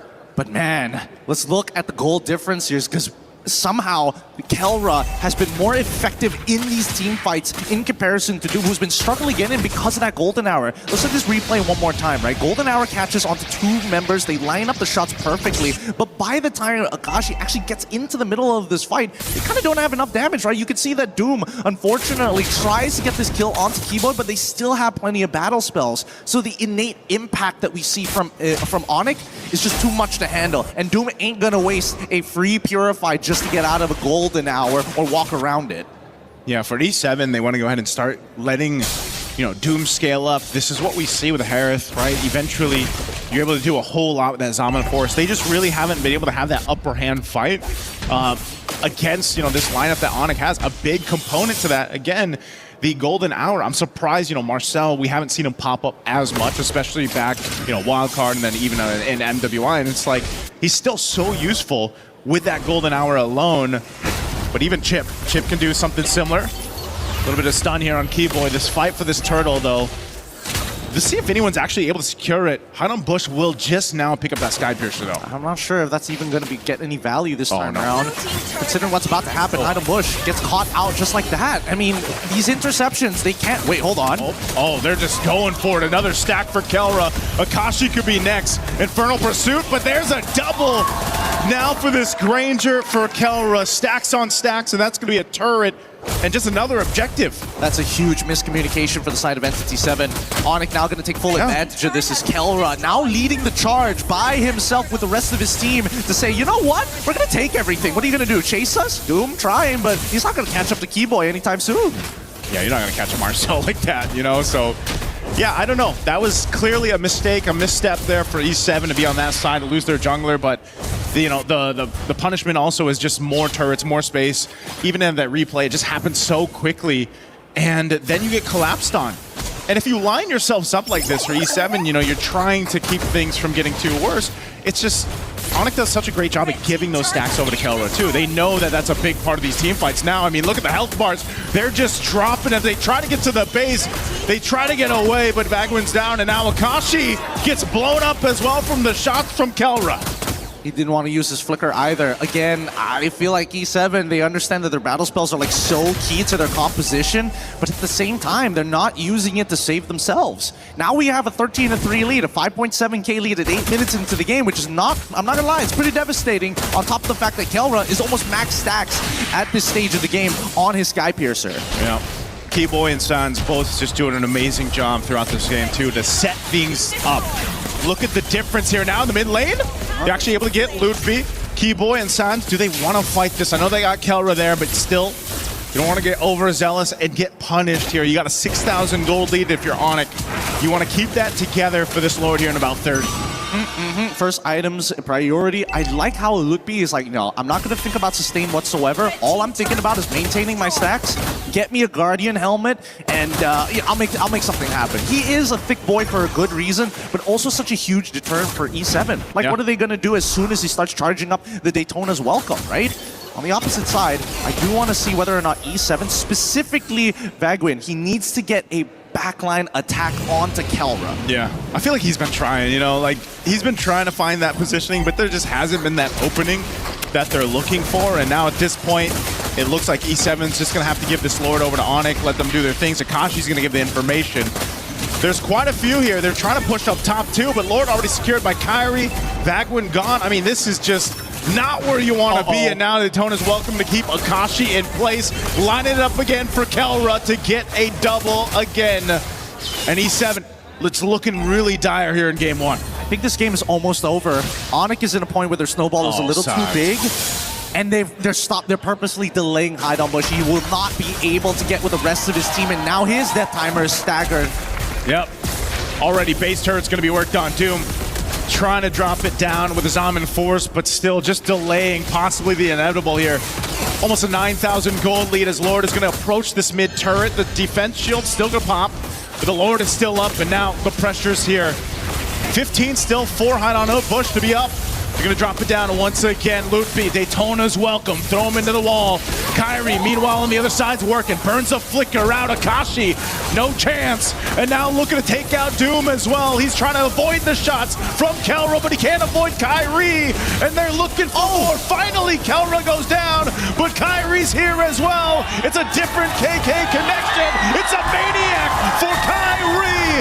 And that's all onic needed in this game 1 under 12 minutes. They'll cap out game 1 against Entity 7. 21-6 the final score, and they're gonna farm one more before they close out the very first match. Egos were tested this time around. Entity 7 said, you know what, we're comfortable with this style of composition, but it doesn't matter how comfortable you are. If you're walking into counter picks, there are certain expectations that need to be understood. That real world manipulation was not going to find much value until the golden hour is down. The shortcut, same problem. So the question is, who throws out the ability first? Oh man, seemed like there was a lot of problems to solve there, Gideon, you know, for Entity 7. Sometimes it was themselves, you know, solve the problems of themselves. Their positioning, their choices on the way that they moved around the map there. I think that was one of the biggest things is, you know, sometimes you end up delaying yourselves that chance to get back into the game or get a game started on your favor, because even look at the highlights here from STC, this is the main thing.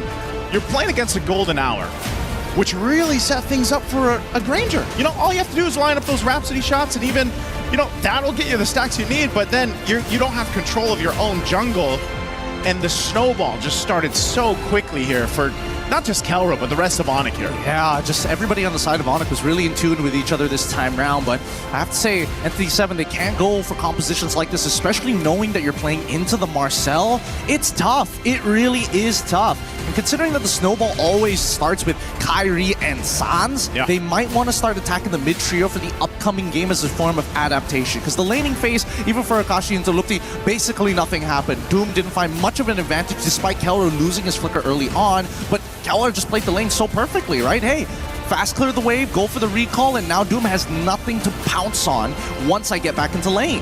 Yeah, even this, you know, I mean, they gave Kyrie, you can see a smile on his face when they lined it up for the Savage there for him. I'm so surprised. We're going to start seeing if teams over the course of MSC, you know, they decide to just ban out the Hirara, man. I don't know. Maybe that's one of the points of the draft, or whoever ends up getting it. Here's the thing. When we start thinking about the Assassins, you start thinking about the Lynx, you start thinking about the Heraras. What about the others? We have yet to see a Lancelot. Obviously, we still have the Harley in play. Hayabusa? Nobody even thought about that as well? I know. Warcry assassins are very, very unique in this current meta. It's one of the few assassins that can actually, you know, hey, we can fight a little bit early on, but we gotta play the mid games nice and slow. But when we get that snowball, you can just see that overwhelming force. Walk into your jungle, take whatever you want, slap them up a little bit, leave a receipt, and walk away. You can walk away. I mean, Entity 7, you got to give it up to them. They tried to like go into the jungle of onic here, and they tried to put some pressure on Kyrie. They tried to, you know, make something happen with the chip. That's what we expected too, but it kind of backfired on them. And I think it's almost in that case where if you're going to bring out the chip or bring out something else that can put pressure on the opposing jungle, you have to be willing to take that risk. And in this case, look, it ended up snowballing into an 11-23 defeat for E7. You know, that's not where you want to be. Exactly, right? I mean, we don't even need to look at the numbers to know that this was an overwhelming victory. So a lot of it just really comes down to, like, how does this composition work together at the different stages of the game? And I think, unfortunately for Hainan Bush, just unfamiliar with this particular matchup against Hirara, because as soon as you use that stun to initiate, you're not going to escape. Hirara is great at chasing targets. No matter how far you are, she'll catch up pretty fast. And this is crazy too, you know, the cooldown that you have with that build there that Kyrie went with, and of course he's got the Queen's Wings too, so I mean, Harara's already hard enough to kill, man. You know, you build it that way like Kyrie, and you put it in the hands of a jungler like Kyrie, you know, it's going to be even worse for you. So I'd love to see it, you know, moving on, if Entity 7 can just take maybe the Harara from onic and not let them get that, and maybe we get to see Hainan Bush go ahead and do his thing. But, you know, it's much more than that. One thing we have learned over these weeks, Gideon, is that Harara, to be able to be successful like we saw this, you need that team support. Yes. You need everyone to be able to help that Harara get to that point. Absolutely. And this is, I think onic just really showcased that perfectly here in game 1. It's so very good that again, it's about the micro mechanics on top of just like seeing the bigger picture to everything that's happening here. That's why I was thinking whether or not they were going to get access to some of the favorites for either one of these sides, for either Lupti or even Akash to get. I was thinking Esme, but that was first ban. I was like, all right, whatever. Maybe they're going to get Paquito. Oh, okay, we're not going to get Paquito either. So maybe they might shift into a more damage-oriented style for the side of Entity 7 rather than, you know what, we're going to team fight with team fight. Scrap that. Let's get really, really messy here. Let's go for the scramble. Yeah, I think the scramble is... We've seen different strategies now from multiple teams. I mean, hell, one of them, obviously Aurora Gaming from the last series, where it was just a very different concept of play style, you know, more that sustainability, kind of dragging things out. But this is one of the big things here that the meta is shaping to be. Well, speaking of meta, we've got a little special somebody up on that stage. Let's throw it over to see who it is.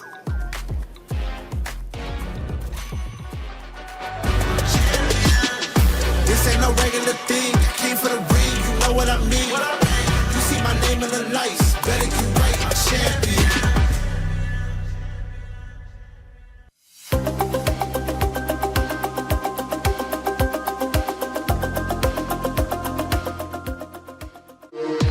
We were there.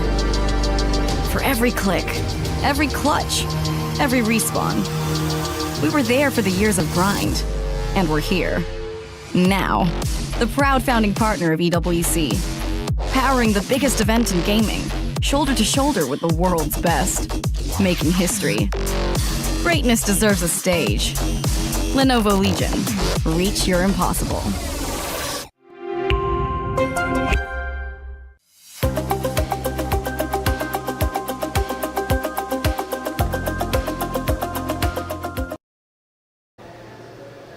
Eterna here, and now we are with Hide on Bush from Entity 7. Welcome. Bienvenido. Gracias. Thank you. No, Thank you. Well, this is really interesting because finally we get to meet you in person, and it's amazing to finally see a representation from South Amer. So a LATAM representation. What does this mean to you coming into MSC? Es muy interesante por fin poder conocerte y verte en persona. Esta es la primera vez que tenemos un representante de Latinoamérica y Sudamérica. ¿Qué representa esto para ti? Representa mucho para mí por los logros que he convertido, lo que he hecho en general. De ser coach, jugador, analista, es algo muy bueno para mí llegar a este punto y nada, me siento muy feliz. It is really big for me because I've been a coach, a player, and an analyst. So everything I've been doing throughout my career, this is a really big thing for me, and I'm extremely happy. All right. So you've done almost every single role. So what made you come back as a player? Bueno, parece que has hecho básicamente todo lo que se puede hacer. ¿Y qué hizo que regresaras como jugador? No, de hecho estoy cumpliendo varios roles ahora. Estoy cumpliendo de coach, analista y bueno, sigo siendo jugador a pesar de todo. I'm actually doing everything right now. I'm the coach, I'm the analyst, and I came back as a player. Oh, okay. So he's doing everything right now. So with that kind of knowledge, how does he see the matchup against onic? Because considering onic are one of the favorites here coming into MSC. Y con todo este conocimiento, ¿cómo ves tu enfrentamiento en contra de onic? Que onic son uno de los favoritos en el torneo. La verdad no estaría tan seguro porque es una experiencia nueva para mí internacionalmente. Es la primera vez que puedo enfrentarme a equipos internacionales y bueno, todo dependerá de cómo nos desempeñemos, cómo estemos trabajando como equipo, pero por lo general yo nos veo bien personalmente contra onic. I can really be certain because this is a first for me. It's the first experience that we get a chance to go against international level teams. So I personally think that we are really good right now as in terms as a team, but I couldn't be sure. Okay. Any nerves though? Is there nerves up against onic? ¿Cómo van los nervios? ¿Te sientes un poco nervioso? No, no me siento nervioso. No, not at all. That didn't need translation. I felt that confidence coming through. But of course, you're going head-to-head later on with Kyrie. Is there anything maybe you want to say to Kyrie come this next matchup? ¿Te vas a enfrentar 1-1 contra Kyrie? ¿Hay algo que le quisieras decir a Kyrie en este enfrentamiento? Nada, que sea un buen juego y que, bueno, que gane mejor. I wish for a good game and may the best one win. Oh, nice. Cold, calm, collected. I like that. Hide on Bush. Good luck for your next match because we're throwing it over back to the studio. lot of people are haunted by their past. I'm inspired by it. They're not just playing for themselves, they're really playing for their entire family. They have defeated their demons. They have crushed the curse. He thinks he can come in here and play my game. He knows nothing. Let's go! Tyler Wine, you're done. Raw energy. Half from blow the house down.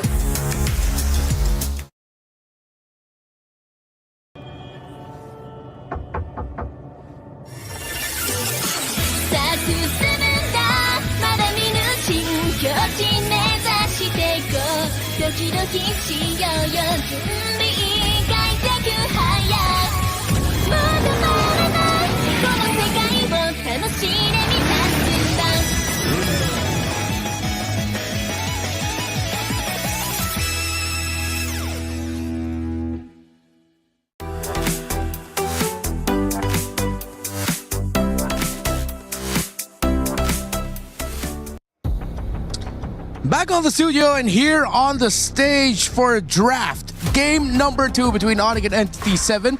It was tough for Entity 7 to say the least, as onic stomped right through them, through their Marcel, and of course, that Granger picked up by Kelra. Renmar and Mirko here, still talking to you over the draft. Okay, I think we can go back to maybe the first set of bans here for E7. I feel like that Claude ban was way too much.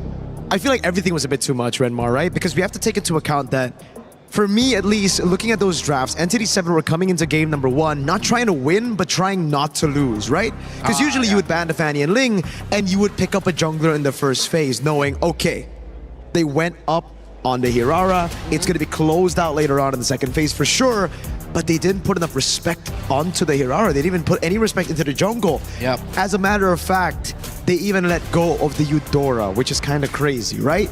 Like, it's almost like a guarantee, especially against a team like onic, that they want to go on Assassin. So you need to try to take that very good combo with an Assassin, aka also a counter to the Assassin in the Eudora. Yeah, that's why looking at the draft for Entity 7 earlier, it felt reactive in the sense that realizing their first 3 picks felt like some of onyc's greatest hits. They took away the Harith, they took away the Phobias, they took away the Eve, all of that are just screaming onyc's greatest hits. It felt like the most proactive pick that they went for was actually the last pick, Chip. Though in the big picture, it did end up having difficulty with the team fighting being kind of awkward around the golden hour of the Marcel. It just didn't work out for them. So now at least they switch up the sides and they ban out the Fanny, they ban out the Valentina. I think, okay, with onic banning out the Atlas, they don't have the Atlas access anymore. Phobius is still open, Freya might not be the best pick. Would it be too much if they just rush to the Hirara right now? I think it's a bit too much again because, okay, there you go. That's better. I really like the Eudora, right? If you want to go up against Assassins, if you want to pick up an Assassin as well, the Eudora should be it. And now we're seeing it, you know, kind of escalate in Prio. Love it. But now for onic, I don't think they need to pick up an Assassin right now. They just go for, what are the other picks? The Belric's gone, Atlas is gone, Marcel's also gone. They go for the Cho, all right, straight up for Rome, a comfort for Keyboy. Yeah. And honestly, looking at the other picks from today, I felt like the Cho might be something teams might want to revisit as a priority, considering that there was one draft earlier in TL versus Aurora where the Cho would have looked perfect, but then it got banned away. So onic now, they're being proactive. They pick up the Cho, they still end up with a Hirara for Kyrie, and now why not go ahead put up a Ling, because there's a risk it might get kicked away. But I feel like you have to take that risk. Consider the Ling, so at least you get the Assassin versus Assassin, and if you cannot play in the objective fights, at least you play the map. And this is why, for me, I think it would have been better for Entity 7 to stay on red side. It's okay being the team to respond over with the picks, it's just you need to take these prio picks away, right? Marcel, first pick for onic in game number 1. That should have been the Eudora Hirara instantly for Entity 7. Now, there's so many picks up for grabs. Even if they get another, let's say they go for a gold lane, even an XP lane and a Paquito, and Esmeralda just shows up for onic. There's so many ways to respond it over, and they pick the Harley into a Cho. onic, again, they know that this Cho will be good against anybody, against the Ling, against the Harley, and now as the Harley got the Kacha, I honestly feel like the Esmeralda or the Uranus will show up. There you go. Those tanky, sustainable XP lanes. Yeah. Great for Litpi. Yeah, and now Team Entity 7 need to watch out just constant invades, and even if it's not invades, just vision provided by the Uranus, leaving the EXP lane, showing up, messing you up, and just feeding all the information that onic needs. I feel like this Harley, at the end of the day, was just like, Coach, you know what? I'm feeling more Harley this time around. Maybe not the Ling. We saw Hide on Bush use it a lot during their last Amber season anyway, so that is screaming comfort. But Romid Trio, all magic. They need some physical damage in here through the EXP and the gold lane. And that's where it'll get very difficult, right? I feel like for onic right now, they should be comfortable playing one of those unorthodox gold laners, something of a strong side here. They ban out the Dairoth, so interesting. I guess they're thinking Entity 7, because they might not be able to get a gold lane with physical damage, that they'll look to try to put the physical damage into XP. That's why they go for the Dairoth ban, but there you go. The Eve gets taken out as well. Not too big of a fan of that, honestly. Yeah, I think that's because they're considering setting up for a carry pick. That's the only reason why they'd want to ban out the Eve right now. Not too big a fan of that either, right? Because the Brody is what I'm thinking about for onic. Yeah. Oh, for onic? Yeah, because I think they are trying to get, I think they're reading into the carry pick for Entity 7. Yeah. With the Eve ban as well, so I think they might just be going for Brody. All right, let's see if Entity 7 reads it. Sora ban as well. Ban out the Kelra hero now. Ban out that Brody. Might be the best call for Entity 7. And if it's not the Brody, at this point, it's a plug and play, honestly. I think we've said that a lot for onic, especially in MPL ID. A lot of times, a lot of picks, you could just plug and play anything, and they'll find a way to make it work. With the Cho and the Hirara, with the Uranus as well, all of them can chase the Harley. I don't really even think that the Harley can make it to the backline of onic, so I wouldn't even be too surprised if onic go for even like something as crazy as a Farsa even up against these assassins, because again, Jusin ban, Eve ban, they've taken away a lot of the safer choices in mid. The next best thing would probably be a Lilia if you're thinking safety. Yeah. I think onic aren't thinking about safe. I think they're thinking about dominating. Yeah, if you want domination, of course, you still have the option of Sans to suddenly show up with the Kadita, get that Petrify up, hardcore pick-off combo with that Cho, and instantly, if you delete the Dory, delete someone. But they don't want to. They want to go. They don't want to go for that. It's fine. Safe. Safety's good. Safety's good. Lilia's great. And as expected, the Brody smells really good right now. It's looking really good. If Entity 7 pick up a Claude, Moskov, or Carry, I think it's an insta-Brody, right? XP. They need something. They need something to deal with this. Now, what is it? Paquito against the Uranus. All right. Pretty much, unless this is gold, and then they, like, pick another guy. Oh, surprise EXP, yeah. I mean, after all of this, the Esmeralda's still open. But then it's really just the Uranus. You dead lane that. Unless Akashi is feeling something else. I mean, I wouldn't even want to consider, maybe if you really want to reach the Brody, you go crazy with it, you put the Paquito in gold and you pick up something like a Bene, at least you have some form of dive and access, but oh wait, no, yeah, it's Brodyable. But Brody. Now's the time. Brody. Yeah. If it's not Brody, safe choice would be Moskov, but after seeing the Granger, Kelra ain't about that safe game, bro. Yeah, we thought Granger has pretty much just bowed out of the meta. He pops up here and there, not always the best results, but he made it work last time. Pretty sure Brody, he'll be able to make it work as well. But Entity 7, they said they wanted to be aggressive. You know, aggro looks good for them. They have a lot of dive. That's true. Now, hear me out. Beatrix with a Cho. Yes. Pull up that skin, Kelra. We know it's in you, bro. Yeah. And speaking of, Naisu did bring up, it's the KK combo, just a bit different. I feel like in the drafts as well, it's very much like that M6 onic Philippines composition. The Brody gets locked in. We read that out quite early. And this was actually a pick that got them one of their only games. Their only game actually in the grand finals against Vitality. Oh yeah, they picked that up quite early on in the series. And now here it shows up in MSC. There is precedence for it. Super Marco and Team Falcons PH picked it up. Entity 7 seems like they weren't ready for the Brody pick, or were they? Maybe this very high aggro, high damage, all dive, potentially fast tempo lineup that the South Americans, the players from Latin America are known for, will be able to force a Game 3 for this series. We're gonna bow out for now as we head into game number 2, tossing it back on over to Gaidon Bush. Sorry, that's Gideon and Naisu. Thanks. The enemy reaches the Reptar, it's a great day to be here for Series 3, but also this for onic as they're looking for the opportunities, but it's about that snowball. Yep. They have to play through strong side, which they start at level 1. They want to build the snowball right now. Ouch. Okay, Revitalize is burnt. I think they're happy with that, but that's going to be tough for E7 because this is always what we see. Early game pressure in the mid lane, trading out some battle spells. And so you don't have that Revitalize. It's nothing too crazy, but obviously it's going to kind of change your game plan here. Let's take a quick look at the emblems for now. Yep, so far the emblems is going to be Master Assassin, no exit. Oh, no shit. hold on, Trouble. You don't get a chance. You got, it's one of those moments where it's just like, yeah, you already, the level 1 got messed up. Yeah. So you probably shouldn't be the one opening up the bush as well, or maybe using the Forked Lightning as a means to open, but the same can be said about VANWAN, right? You just gonna have to just open up the map somehow. Yep. Look at the control, the tempo already. Oh, the sidestep from T-Boy. Oh, look at the pressure actually. Hide on Bush. Again, nowhere to go. Double for Keyboy 3-0 on this Cho. That's a roam Cho, by the way. By the way, Kyrie is already level 4, like nearly before the minute even started. Like this is a ridiculous start for onic developing a 1.6k lead less than 2 minutes into this game. And what sucks about it is that Hide on Bush has no camps to actually take. And then he goes up to the EXP. Guess what? No crab there. I gotta go invade. And Keyboy, he's sniffing it out. What it feels like is a Harley with no magic right now, man. Like he's starved out. You're seeing it. Keyboy is enough pressure. Okay, at least there's a caveat there. Our kill going to the hands of Shin.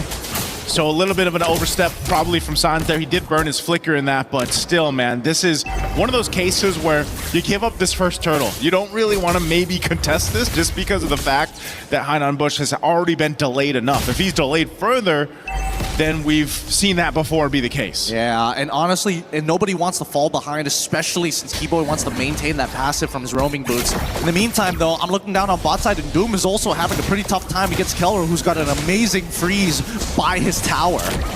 All right, as we expected, Turtle just gonna go in the hands here of onic. Meanwhile, over on the other side of the map, a little bit of trading going on there. Keyboy will be able to go ahead and take it. He's almost got the flicker available, and now that he's got the kick, he's got that Way of the Dragon.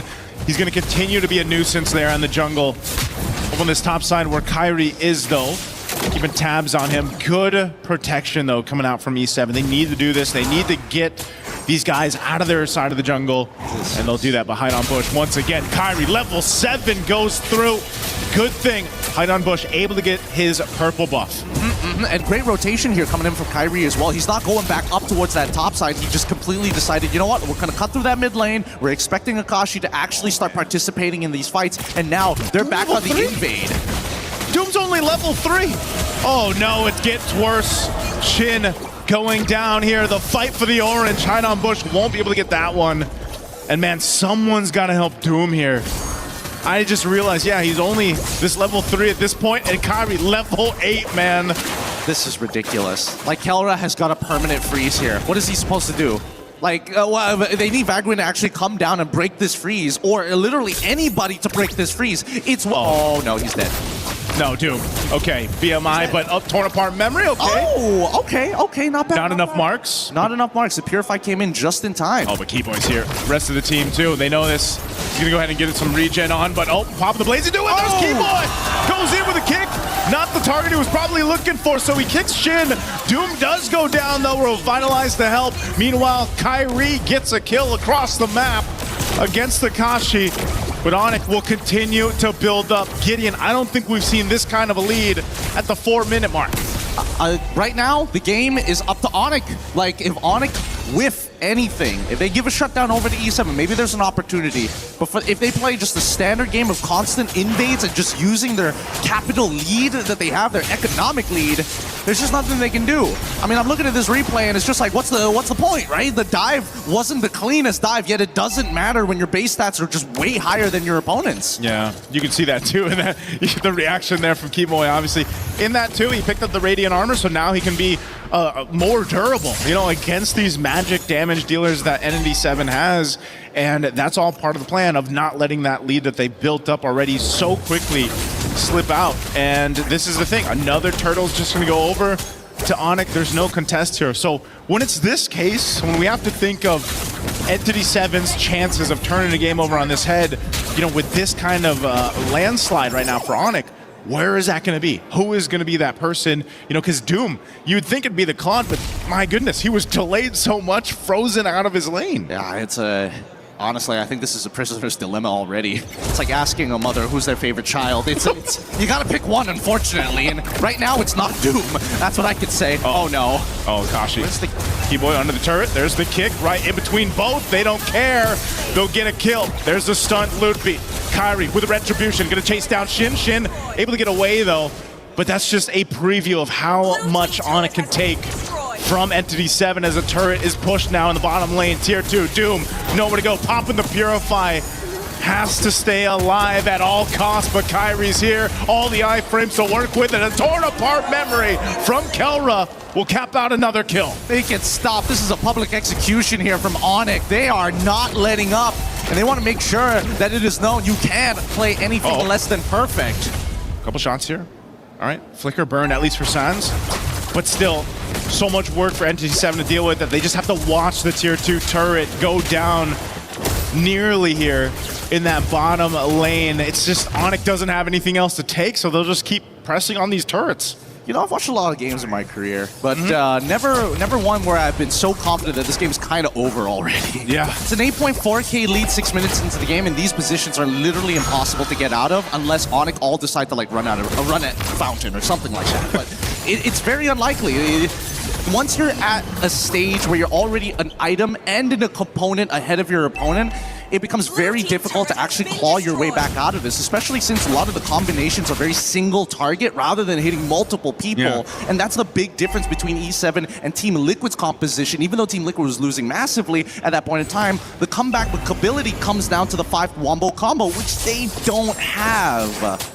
Yeah, and what you're seeing here too, you know, there's a phrase over in the Philippines that's used quite a bit. It's called Hunger Games. You hear the professional players say it, where they take everything from the jungle, pretty much. Akashi, they'll take him as well. They're going to be looking for Doom next. Doom will be able to get away with the BMI, but now WANWAN trying to run himself away, but it's just way too much.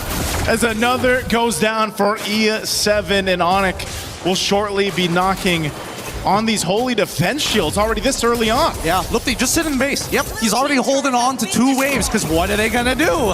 Like, no DHS? All right, that's fine. Max stacks on Uranus. He's gonna regenerate harder than everybody put together. Yeah, this is just, at that point, Lutfi just pressing on the wounds for this one. He's gonna walk into turret just to restart the stacks. Yep, restart the stacks. Another wave coming through mid. Tier 1 gone, Tier 2 next. They still hold on to the shields, but Entity 7, again, look at this, the glooms. A couple glooms bringing Doom down to a third of his health. Dude, look, Lutfi, I hate, especially when you're playing Uranus at a high level. Just look at him. And you have such a lead, he just becomes like the solar system's behind here. Just a dirty little man. Look at him. What are you gonna do? Huh? He still has his ult. And then he punts on up and he does nothing. He's just literally face checking them. This is only possible when you're 13,000 gold ahead as a team. WANWAN desperately jumping in with the Avatar of the Guardian, but he's just gonna go to his death. Lutfi still in the base. He hasn't moved at all. A flicker forward from Sans, trying to get the kill. Another defense shield popped, but look, Lutfi still not moving from this. He's his own just bulwark for this team. He does burn the flicker. There you go. Finally, Entity 7. They're done with the disrespect. I'm sure hoping that onic isn't trying to farm the numbers here, because it's looking very, very good so far. Oh, Calamity Reaper going on right on Bush. Kind of interesting what he's going for here. Wants to make sure that he has a little bit of true damage on top of everything else, but I think right now he kind of needs some sustain.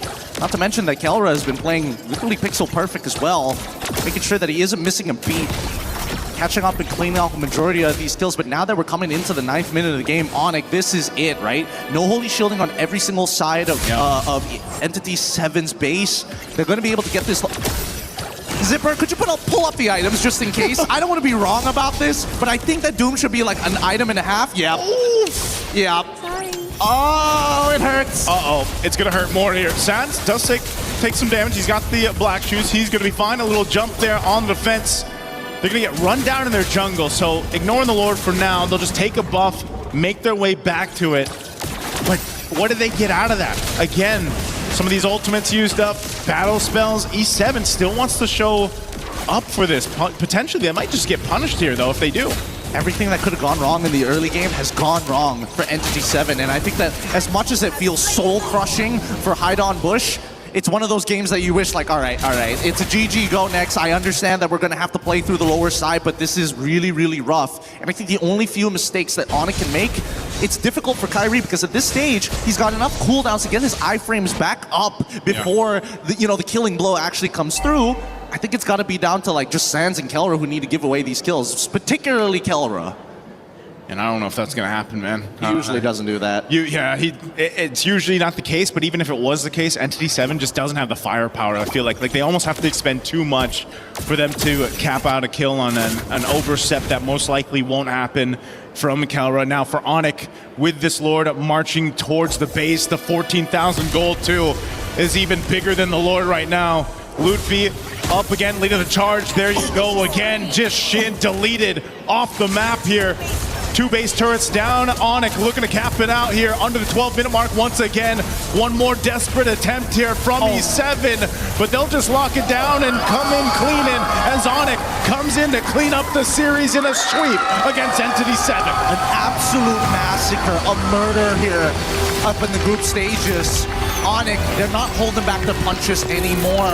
They've taken advantage of every little thing in this game, and those who gave away those kills were purely for donation purposes. Yeah. Holy cow. This is going to be an exciting MSC. You know, we've seen many upsets. We've seen those who are looking for former glory. They don't want to make the same mistakes past 2-3 years ago, even if we dig far enough.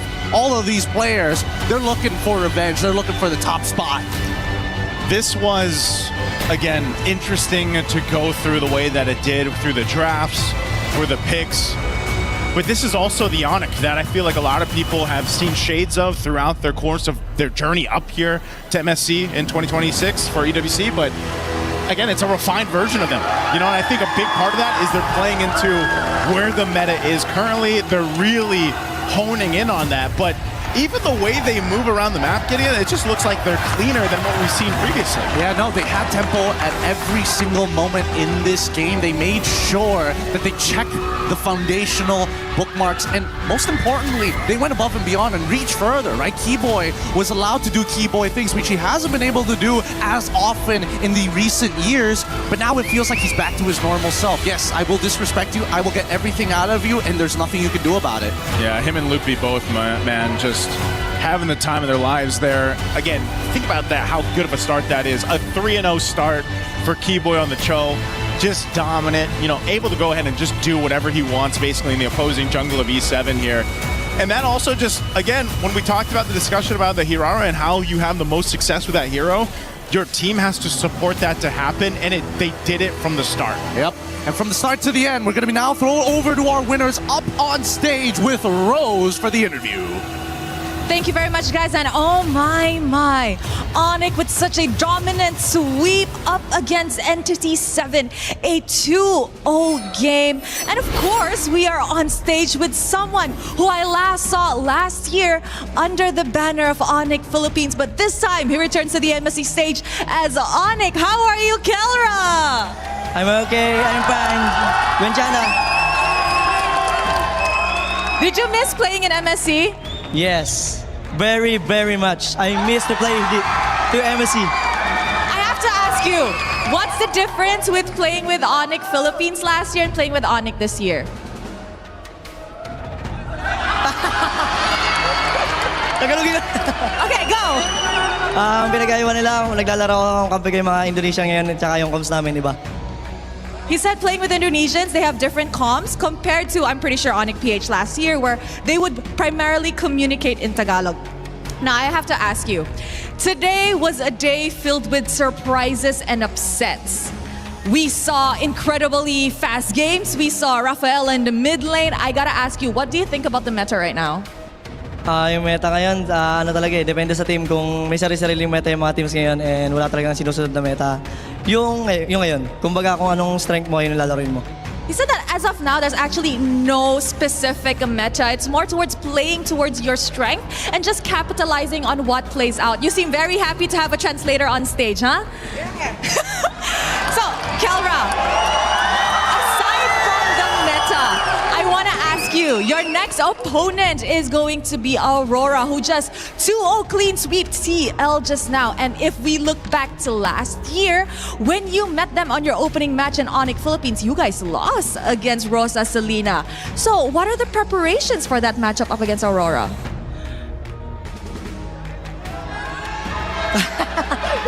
Preparation lang namin, siguro mas ayusin namin yung mab-movement namin and babawi ako sa Aurora kasi tinalo nila kami last EWC.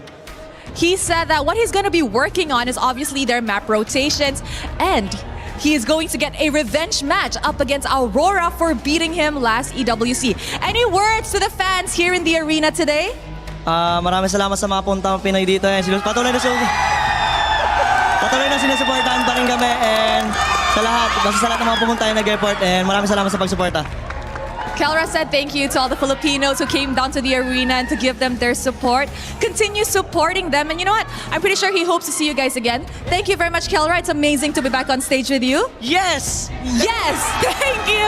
All right, that's it from us. We're showing it back to the studio to break down what happened in this series. Back to you guys. Thank you, Rose. That was amazing. I mean, what a personality, Kelra. And you could hear the screams. A lot of happy fans for whatever Kelra had to say. The onic crowd is going live here in Paris, France at EWC 26. And MSC has really started off strong, guys. We saw 2 upsets. Mirko and Rinmar joining me back on the desk. We saw 2 upsets to start off these series. Now this one, it wasn't an upset, but it was the fastest series overall. 2 sub-12-minute wins. Onic, we said they were on, we talk about Golden Road. They're on the road for a championship, and it looks like they started off strong. Oh yeah, dude. They just dominated every single aspect of the game, having winning matchups in all of those individual lanes and just capitalizing on every single one of them. Again, they set it up in the first phase. It wasn't even like, it doesn't even look like they're trying to hide it, but I guess it's like it could be an experience, but there you go. I guess, bro. I guess so too. I feel like we needed to see a result like this after the very shocking day, start of the day that we had. But of course, unfortunately, that it was at the expense of Entity 7, where I'm sure they're very hungry to, have a much better start here and get some better results. Yeah. I guess it's just unfortunate that they went up against a team that's like one of the most aggressive in the world. Yeah. And it really felt like they tried to play a similar style, too similar to onic, and yeah, they just got beat there. Maybe needed to, we talked about this yesterday, fire with fire. Maybe needed to slow it down. So hard to do, though, against the caliber of these types of players. Talk about MVPs and Kelra. And obviously, things worked out well for them. But, Mirko, if you broke it down, they were fast games. What was the key to success for onic in this matchup? I think it's just having winning lanes across the board and having the assassins, having someone like Kyrie to force out those bans, force out those I'd say strange picks as well coming in from Entity 7, right? Like all the way from game number 1, it was a Fanny and Ling ban into no Hirara for Entity 7. And in game number 2, they gave the Hirara over again without a Ling response. I feel like right now, teams who don't have the Fanny, don't have the Ling in their arsenal are really going to be at a disadvantage. We see it back-to-back games now. For Entity 7, they just didn't even have, I'd say, like the plan. Again, it's the same as what we said for game number 1. It looked like they were coming into this matchup thinking, all right, how do we not lose instead of how do we win? And Rinmar, you said it was kind of a meta's past. A few months ago, you saw that first draft from Entity. Even their decision here, the fact that they went with the Gata Kacha and then the Harley as one of their next 2 picks after picking up the Eudora. They picked up the Eudora, they knew the Hirara was coming out. Oni picked up the Cho, then suddenly, I feel like they're scared to now pick up or even consider the Ling. They ended up doubling down on the Harley. Harley, not a terrible pick, but I feel like they just weren't able to play it with the way that they wanted to, and then at the end of midnight, the effect of the previous series bleeding on over to this one. Also, I feel like they didn't expect the Brody to come out at all. They picked up a Claude. Brody was wide open. Mirko called it. We realized, like, it's such a good pickup for onic. I don't think it even crossed their minds that the Brody would pop up. And you saw how difficult it was for Doom to even farm in lane. He was straight up frozen out the entire game. The gold standard. So many onic fans happy with that one, and they get to go home early or relax at the venue. There's a lot going on here at EWC 26 here at the Lenovo Legion Gauntlet, though. The action is all MSC, and we're finding a way, I think, to break down what we've seen because we're trying to learn something. And I think on the outside looking in, you can only glean so much. But now, I know, Renmar, you've got a couple of clips for us that you want to break down that maybe give us a bit more insight as to why things worked out so well for onic. Yeah, we're going to be looking at the draft here real quick again, just so that we can revisit. You want me to keep going forward? Just so that we can revisit what happened. Yeah, we pointed it out. They picked up the Eudoras first. They gave up the Cho and the Hirara. But then these two, this screams Meta's past.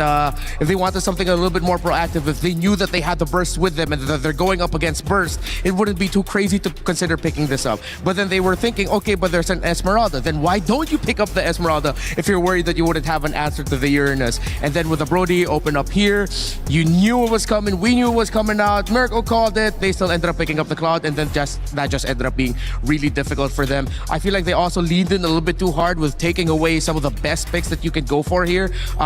For Suns, they took out the Eve, they took out the Juicin, but the Lilia was still wide open, and that was one of the safest picks that you could go for. So yeah, draft choices, a lot of questions, and I will double down on what Mirko has been saying. Well, we've been saying they were playing and drafting not to lose. Yeah. I think for me, it's also just like, if you look at the drafts again now, they didn't really have a plan after banning the Eve, because if they wanted to pick up the Claude, if they knew they were going to pick up the Claude, why even ban the Eve, right? Like, look at that again. They banned out the Juice and the Eve. They should have banned out the Juicin and the Lilia if the Claude was actually what they were already aiming for all the way from first phase. Yeah, all right. So now let's look up how this game started out here. For Entity 7. There we go. So it was just really a tale of this start here. They found them over here and then they continued. With Shin going down, dude, great use of the flicker. Keyboy was aggressive, just the right amount. Vagi knew that he wouldn't have any help here. And this onslaught would continue. Highland Bush wants to go orange, but then at this point you're thinking, how is a Gatotkacho who's about to fall down with a Eudora just coming back supposed to protect with this Cho? Not much. It will just trigger a lot of usages from the abilities. Easy burst. onic made that start look so easy. It was simple, really. Once they saw where the Roman mid were, once they got a read of where the jungler was, pretty much there was nothing that they could do, and that was it. It was over from the first minute and a half of the game, because that snowballed into just more aggressive plays by onic that Entity 7 had no response for. They couldn't even help their gold laner anymore because of how badly they lost the first minute and a half. Yeah, onic going to be facing up against Aurora Gaming tomorrow. Also, that means that we're going to see Team Liquid face off against Entity 7. Will it be just as fast? That one's going to be an elimination match as well, so stay tuned for that. We'll get all the details for the bracket. We've still got one more series to go, though, and before we jump into there, let's head over to Chris and Glitter Explosion for a Club Championship update here at EWC.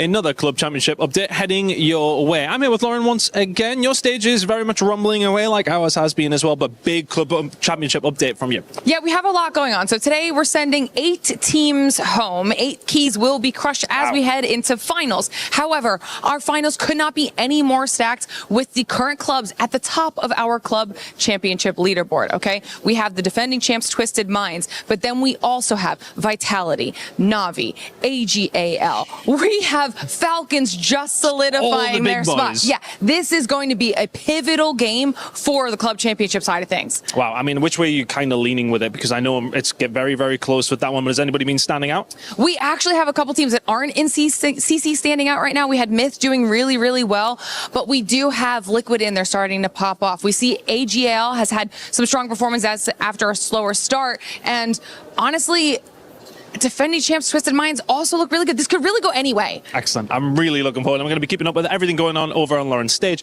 But there's your little Club Championship update. We'll be keeping up for the rest of the weekend.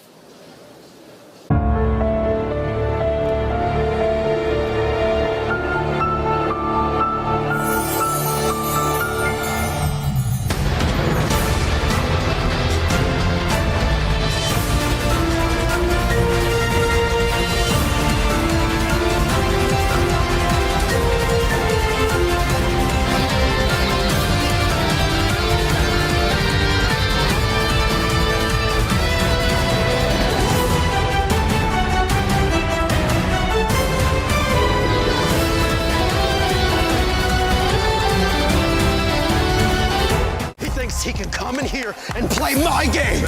He knows nothing. Let's go! Tyler Wine, you're done. Raw energy. Half from far from blow the house down.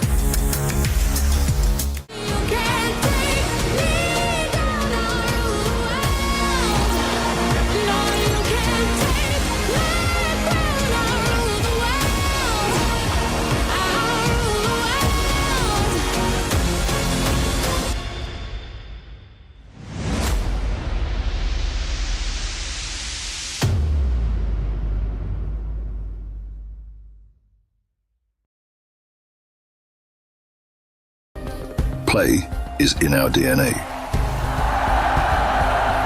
Whenever we let it out, it becomes our superpower.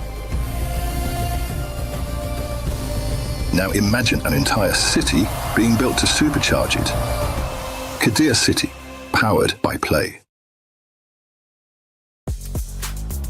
The Esports Nation Cup in Riyadh in November. You're going to be able to see 16 games go toe-to-toe for 4 weeks, representing their nations for the first chance to win a title for their club, their nation, and make history. Make sure you are watching the prizing, and not only that, just the glory is going to be on the line in November. It's going to be a lot of fun. Esports Nations Cup coming up. I can't wait for that. Welcome back to the Desco. We've got one more series to go. My name's Randy. I'm joined by Mirko and Rinmar here to talk about Myanmar.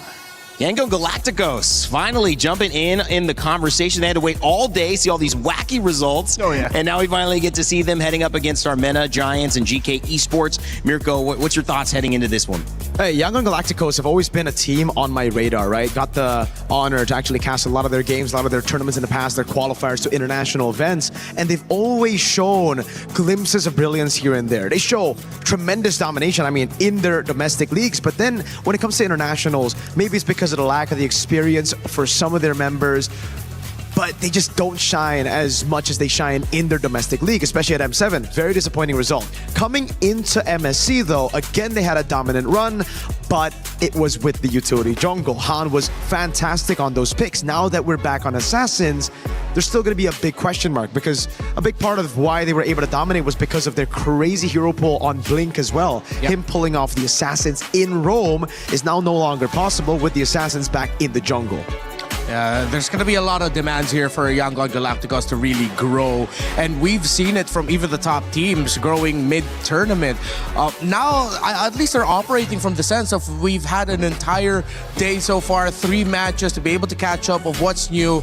I wouldn't take it out of the possibility that they're just going to improvise at the last second and start introducing these new picks. I'm still looking out for Barrett's becoming a big part of the conversation. Meanwhile, for GK, I have the same fear for them. Yes, they had an amazing story in their win in MENA. The fact that they have 2 Mongolian imports, they were able to get a big win in the grand finals against a big organization in Falcons MENA, but then now here they are with not a lot of international experience. How are they going to be able to translate what they did domestically, internationally? And there's a lot of final days and final games that you can go, okay, great, our turn. This feels like one where you're almost like, do we have to play today? Can we just see one more team go? Is it really that crazy? Are all the upsets happening in Yangon Galacticos as we introduce their team up here on your screen? They are a squad for Myanmar. Through the MSL, they want to be here, top 8 at M7. Can they continue that? Their journey to EWC, not like everybody else's, but like everybody else, they are here to win. Yangon Galacticos, look at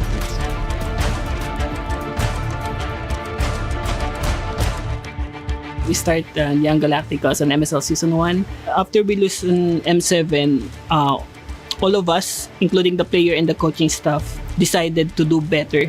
I think we can win this one because of the mindset we adjust and the maturity of all the members of Young Galacticos.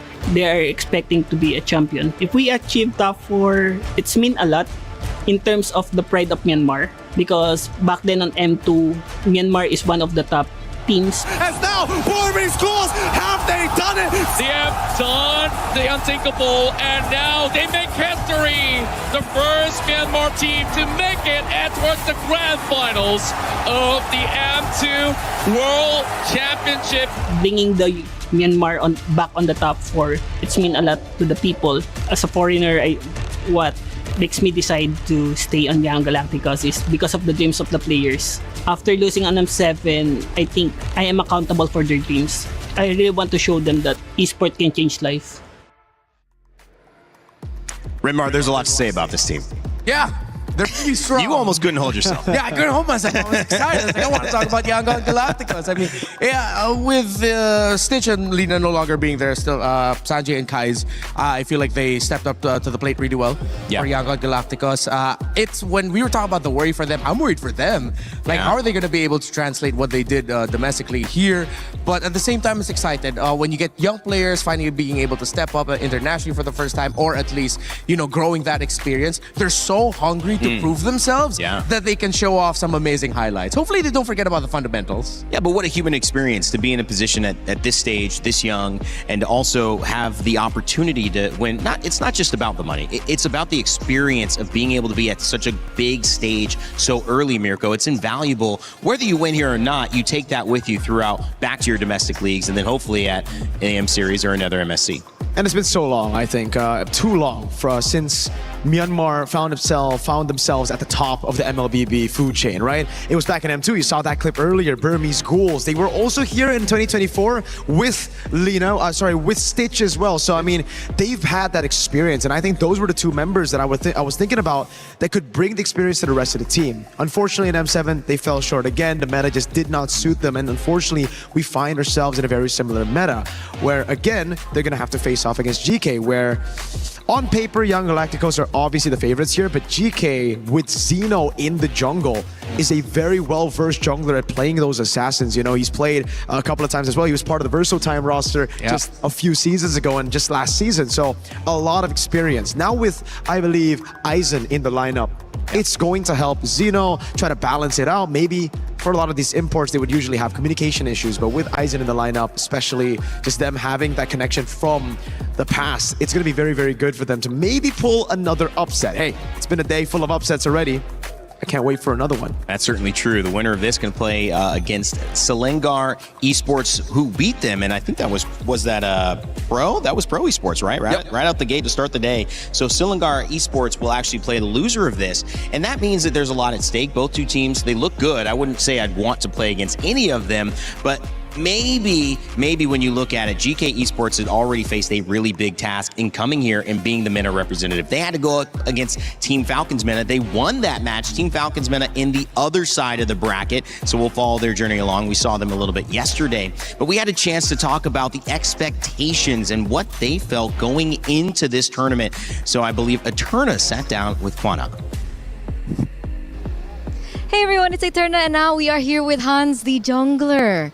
So we wanted to talk to you a little bit, but first of all, how are you feeling right now? Feeling excited because this is our first match.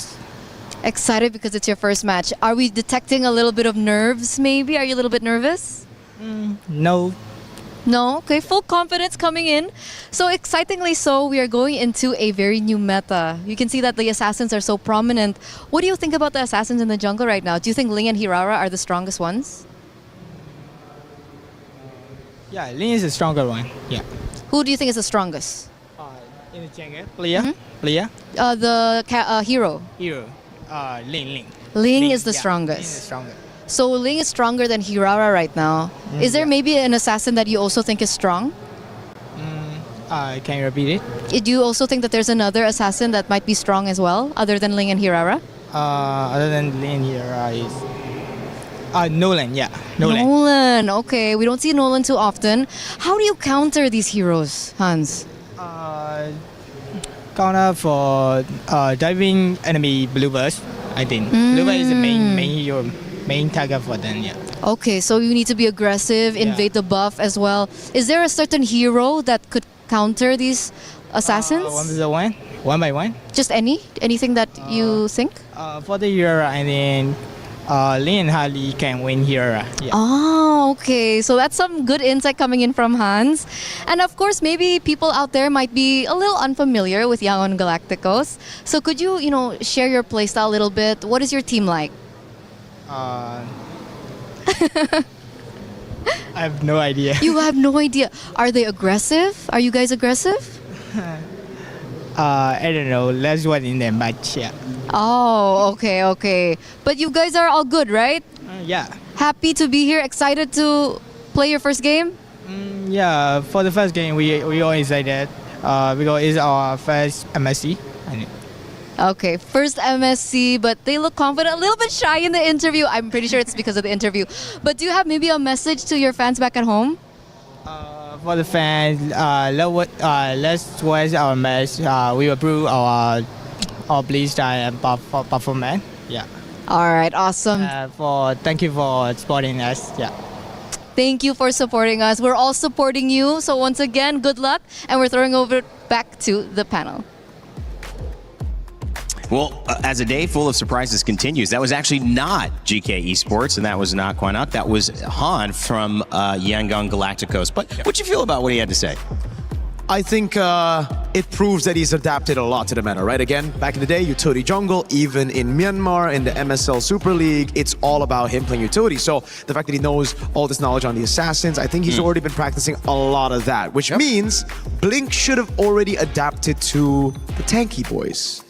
To honor, however, where our conversation was leading, let's get some thoughts on GK Esports coming into this as well, Rinmar. Obviously, we mentioned representing MENA, but in your take, what is the style that they going up against this squad is going to present? Is it going to be weird? Is it going to be a little different? Is it going to be unique to them? How do you feel they're going to approach handling this meta right now? I think it's going to be chaotic. I mainly based their performance off of what we saw in the grand finals at MPL MENA. Yeah. But considering GK and then how Falcons MENA, the energy that they brought, being in that huge live crowd for the very first time, the largest crowd that they've had for a domestic league, they were everywhere, honestly. It was so chaotic, it was hard to read them. Even looking at the Romid trio with Quanok, with Shen, and even with Zeno, there were some moments I was wondering, why are they doing this? But they're making it work because Falcons are playing into it. So maybe if there's something that GK can do here to throw Yangon Galacticos off this game, is that make Yangon play a game that's a little bit undisciplined, because that's what GK wants. They want you to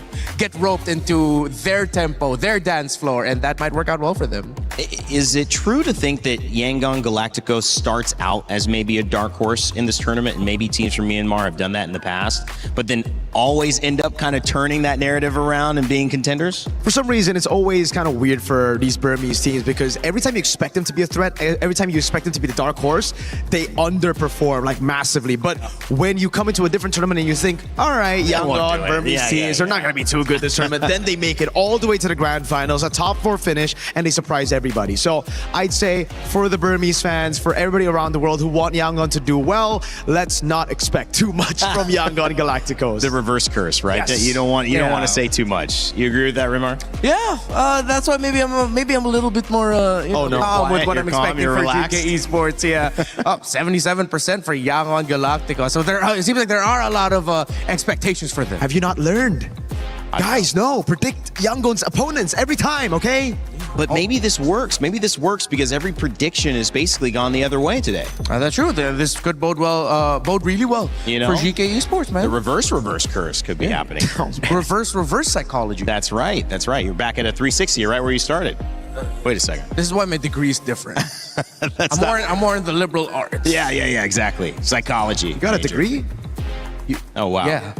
Oh, that's pretty cool, man.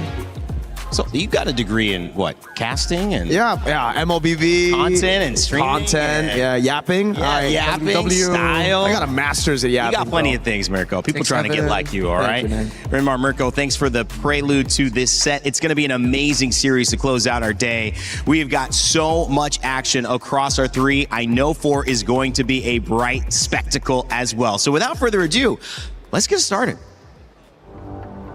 You know what? Today we have had surprises, upsets, and we also had an 8.6k gold lead in 6 minutes into the game. Today is a crazy day, Milosh. There's a reason why onic are called the Sky Kings, and I think they really did prove it despite the best efforts of Entity 7. There's just teething issues, right? Day 1, you're on the big stage. Fair enough. I'm sure they'll bring it back. I agree, but you know what? Today is so crazy. And of course, to wrap up our day with the last match of day 2, ladies and gentlemen, join me in welcoming Yangon Galacticos! They are looking to establish themselves on the international stages once again. Yangon Galacticos is back and ready to show that the Burmese representatives are not here to play. Top 8 finish in M7. There is nothing wrong with aiming higher. Not too shabby. Let's bring them out. Their opponents on the other side. It's GK Esports. From returning veteran to rookie, their new roster shows so much promise. Building chemistry and stability can only be reliably done on the big stage, I tell you that. Can the pressure shape MENA's long-awaited breakthrough on the MLBB stage? You know what, Milosh? This will definitely be a match to watch out for everybody out there. Oh yes, equals in some ways, a lot to prove in others. So please, GK, please, our good friends over at Yangon Galacticos, you may go place your keys, take your seats, and make sure, captains, to shake hands for the look. All good, gentlemen. Please, let's set this one up. There's a bit of shyness in it here, but there's a technique to the handshake, Rose. We'll be seeing a lot of these as we go. Aww, and bam! So nice about it. They're very gentle about it. I love it. There's our matchup, our final one of today in the group stage. Let's send it back to our panel and get things rolling. Thank you so much, Milos and Rose. It's the final series of the day here in day 2 of MLBB MSC at EWC 2026. We're going to get ready to go into that draft, but it is going to be, for me, a really great end of the day, guys, if we keep being surprised, but we have a competitive set. That's what I want to see as a viewer, as a fan. I think the sets that we got today, even though they surprised us in some ways, when they went the distance, that was what gave us, I think, the best look at learning something long-term. Because when you get down to those teams, especially now that they meet after 2 winners meet, it's going to be a very contested set. And that's where those metas, I guess, core elements are going to be pushed to their limits. So where you might have to go to, sure, you're banning the Harar well. You're prioritizing how you're dealing with the Ling or using it. Well, what's after that? Like, what's the step after that now both teams are doing that?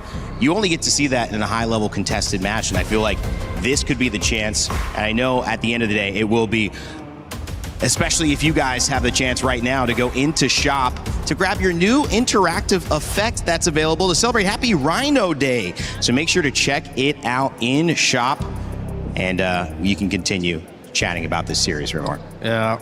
Well, when we were talking about what comes after that, it seems like based off of the most surprising results, there's 2 names popping up more, Uranus and Barretts. And with having EXP laners that can play high invade, not because they're fast, but because you just can't do much to them early on if you don't have the right damage profile. And even if you get your power spike post first turtle, you still don't have the right damage profile to deal with the Barretts, to deal with the Uranus. It just pulls so much gravity towards where they are in the map that whichever team has one of those picks seems like they're more free to do things in the other side of the jungle or in the other side of the river, which means that's more resources, and the other team that's getting pressured by those picks, they're not doing much, which is weird now, because when we look at how Zeno and Aizen, how they play together, we want to see them play explosiveness. You don't really get explosiveness with the Uranus and Barretts. It's more of like a slow creeping realization upon your opponents that they can't do anything against you. And that's why I think it's all about adapting to exactly that, right? Where you need to be explosive, and right now it does feel like that explosiveness, you need to find it in the jungle.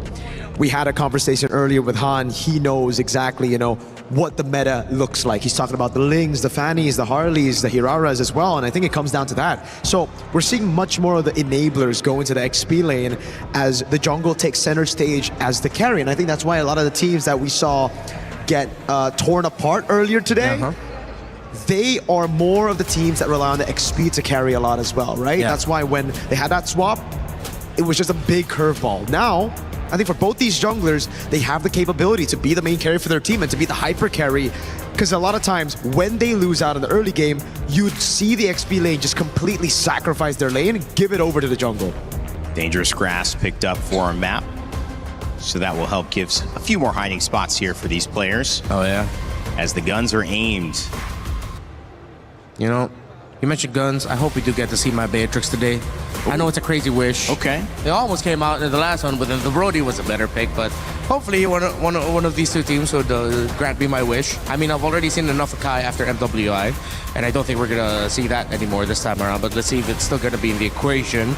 Speaking of the equation now, the Phobia's first ban means Yangon is either setting up for then the Valentina means they're setting up for either the Atlas or the Freya. So it's going to be up to the choice now of GK. The Arlot first phase ban is a head scratcher though. I understand if your opponent has some strong picks you want to respect, but there are some moments where you gotta put your foot down and admit that might be too respectful of them to ban out the Arlot in the first phase red side.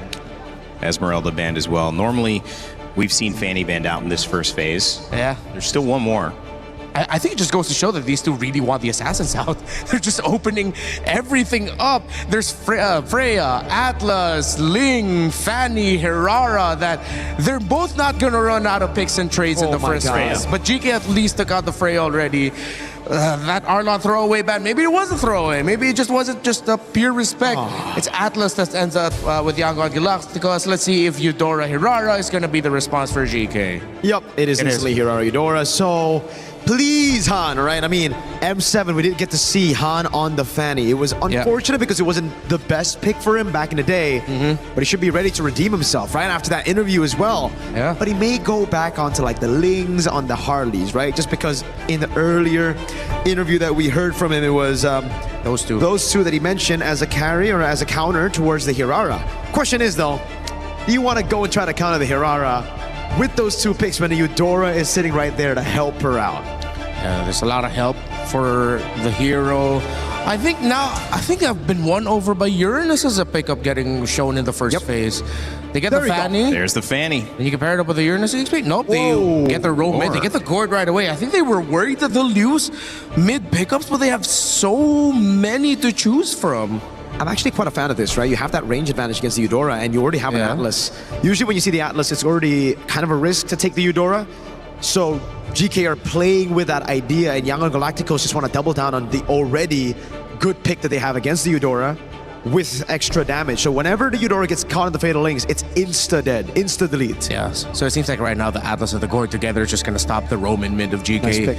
They end up picking up the Moskov with Fanny on the other side. It's better off if they pick it off now instead of it just getting banned away by the Yangon Galacticos. Usually when there's a Fanny on one side, second phase, no marksman for the opposing team, they'll ban out the Fanny. They'll ban out the Moskov. Moskov grabbed by GK Esports, Mana representative. Fanny and Gourd, both been banned a lot and either not picked on the Gourd side, banned mostly on the Fanny side. Hey! How do you feel about this 3 so far for both teams? Mirko? I really like Yangon Galacticos' first 3. It's weird because if you look at the prio list, the Hirara and the Eudora have been, topping that chart. But Yangon Galacticos already have an answer. Again, with the Atlas going up against this Eudora, it's going to be a very vulnerable pick. Plus the Fanny in the mid lane. This Eudora and Hirara combination, if they fall early and Yangon get a snowball, it's going to get really, really tough. Because now I'm thinking about roamers and XP laners that can actually deal with this kind of damage, and I can't really come up with a lot of picks. Yeah. Part of it too is that the Hirara is amazing, and we've seen that put to great test today. However, it was either an amazing performance in gold or it was a strong XP performance that enabled the Hirara to be that successful. So if you're saying I don't see a lot of great XP laners against this matchup, maybe Yangon's kind of put GK into a tough spot. Exactly. I think this is where we double down and go back to the more damage-dealing EXP laners, the Lapus, the Yuzhongs of the world.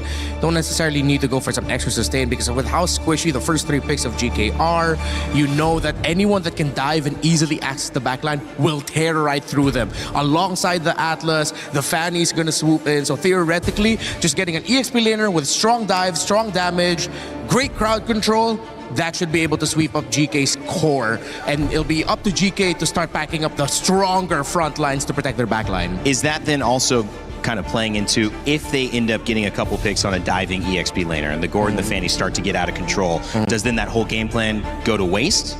Because then he can't dive and get enough damage on to get the kills, or are you confident that that'll be okay? Oh, it'll be okay. As long as you get that dive right in, then everyone can sweep up for one another. It just overload the damage, overload the aggro, which is what it seems like the meta. It's not a tempo thing, I guess, is the question. If it doesn't happen early, can it still happen late? Oh yeah, definitely it can. Now we're on this pick, Yangon Galacticos. It really seems like with the Alice and the Cho banned out, they really want to set up for those winning lanes again, right? They need the gold and XP to be in a winning matchup for them to enable the Fanny. The Beleric gets picked up. Expected at this point with the Cho and the Atlas taken away. I think we might be seeing a Brody again just to bully the Moskov a bit more and to have that Fanny rotate into that strong side as they may be willing to give Turtle 1 over to GK. Knowing again, Atlas needs level 4 before he's activated. Same goes with Gord. Yeah. And this is where we have to ask the question, right? What XP is safe enough to pick up blind? Because it really seems for GK, with the Beleric pick and the Hirara now, they're going all in on strong side XP. Yeah. And who knows, GK might even end up swapping that Beleric out, but I am leaning more towards the idea, just plop it down in the roam, make it a little bit easier somewhat for your Eudora. You two will struggle, but that's fine. Ooh, they still decide to play safe and get the Claude, so at least they have they have another option for main damage if ever the Gord and the Fanny don't work out, but that plays a little bit more later in the game. And there it is, they pick up the Barats. It's not exactly the Lapu or the Yuzhong, but as we've seen it can pretty much do the same thing. Yeah. Not as mobile, but it is still equally annoying, especially since GK, their damage for the Barats comes a little bit later. So GK now, they're setting up for the winning XP pick. All this time, what is it going to be against this Dairoth with so much physical damage already? I don't think it's good to pick up the Dairoth. I think it's a bit too risky. CC as well, you can shred the barrage, you can win out in lane. I don't think I'll That's about it. Yeah, X-Borg against the Gord though, you know, your frog armor just gonna get melted down. Yeah, it's too focused on the matchup if you're just thinking of against the Barats. Oh, whoa. It's been a while. Yeah. Hylos.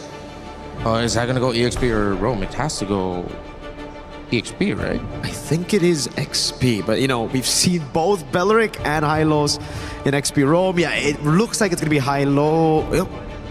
Oh, let's see the swap. No, I think it just swapped earlier. So Beleric XP for Aizen. Okay, so there you go. They still do end up committing the possibility of the Beleric going EXP and then Hylos and Rome. Interesting choices. I don't know. I just like the damage a little bit more from Yangon. Agreed. So Yangon may be getting the damage, and we'll see if they can keep the tempo and set up for a win. This one is set to be a good one. So let's get it over to our casters right away to kick off our first game of our final series of the day.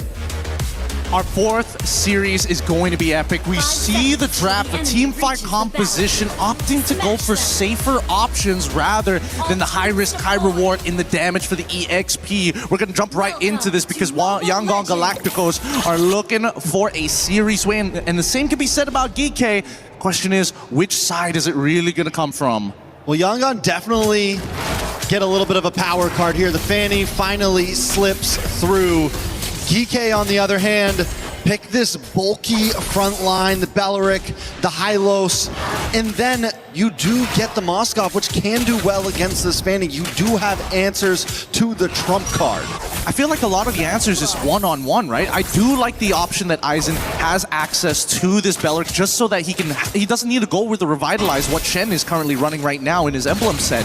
Now, he can just flicker into the action and try and catch people off guard rather than play defensively. He has offensive options. With 55 seconds left on the clock so far, the laning phase, and a lot of the motions that we're seeing from GK is actually centered around Xeno in the jungle. And look at Yangon already looking for a play, checking out to see if anyone's down here. They make sure that Han is safe to go for this. And very running tightly. The mid lane, the mid trio, all sticking together. Not exactly looking for off-map play on the side lanes, but at least making sure that Han's in a good position coming up for this turtle. Again, it's just a lack of information, and GK don't mind it. They don't know that one of their camps just got stolen here, but really, do they need that camp at this stage of the game? Probably not. Han on the opposite side will have a slight EXP lead, but not enough to create the level lead necessary for the upcoming turtle. We'll see in a little bit, because Yangon Galacticos could just, you know, stretch out that first turtle a little bit longer than they usually do. Looks like they are going to go for it instead. Han comes in, gets some nice damage on a Shen. Zeno! Deletes him!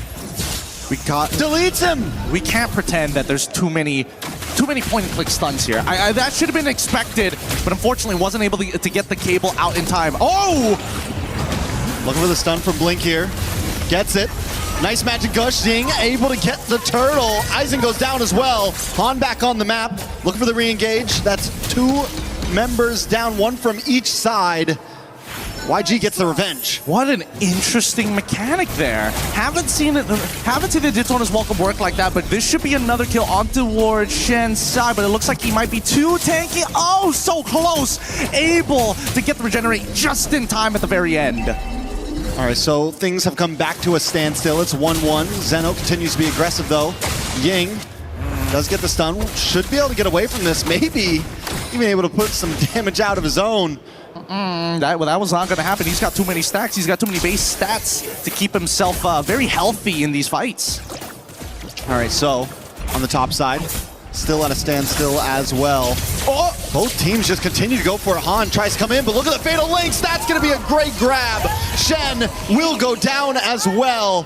The Magic Gush Fatal Links combo sprinkled on top with a little bit of Fanny. It's looking good right now. It's looking real good, but at the same time, it's was that not foreseeable? The wave was getting shoved in. The flicker was fast coming up for Cornell, but as long as Han's able to react in time and throw out at least one of those cables, stun or not, he's going to get pulled through.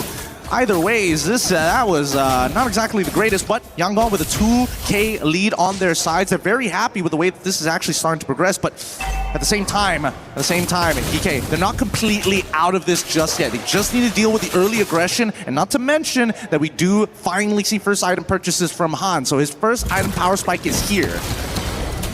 Another stun on to Shen there. In the mid side, YG want to try to take control here before this turtle comes up. Similar to what we saw last time. Last time, though, Han did catch that quick stun to the face and got taken out. I think this time maybe it's a slightly slower approach. Both junglers going for their purple buffs. GK will be here first. Hep the Seas is going to be really, really important, especially on the squishier targets. Han ideally wants to find his priority, and Blink is going to open up the map first, targeting towards Shen's side, allowing Ying to start fighting for this space. Again, the 2 frontliners for the side of Yangon, they don't mind dying here. As long as they can maintain the stacks onto Ying, he is going to be one thick boy, but Han ain't wasting time as well. They're making sure that he is still having some kind of camp, something to farm on the map, so he's not just stagnant. Han has hit level 8 before Zeno, and will continue to farm.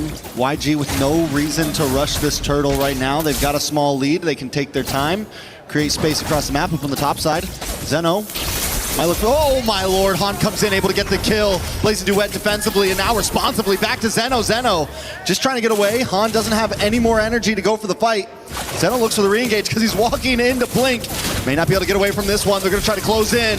Zeno still dancing, finally goes down. Han's going to fall as well because Quanak comes in the nick of time. Great timing, great timing. The fact is, Zeno understood one thing. Hey, I'm going to be dead no matter what.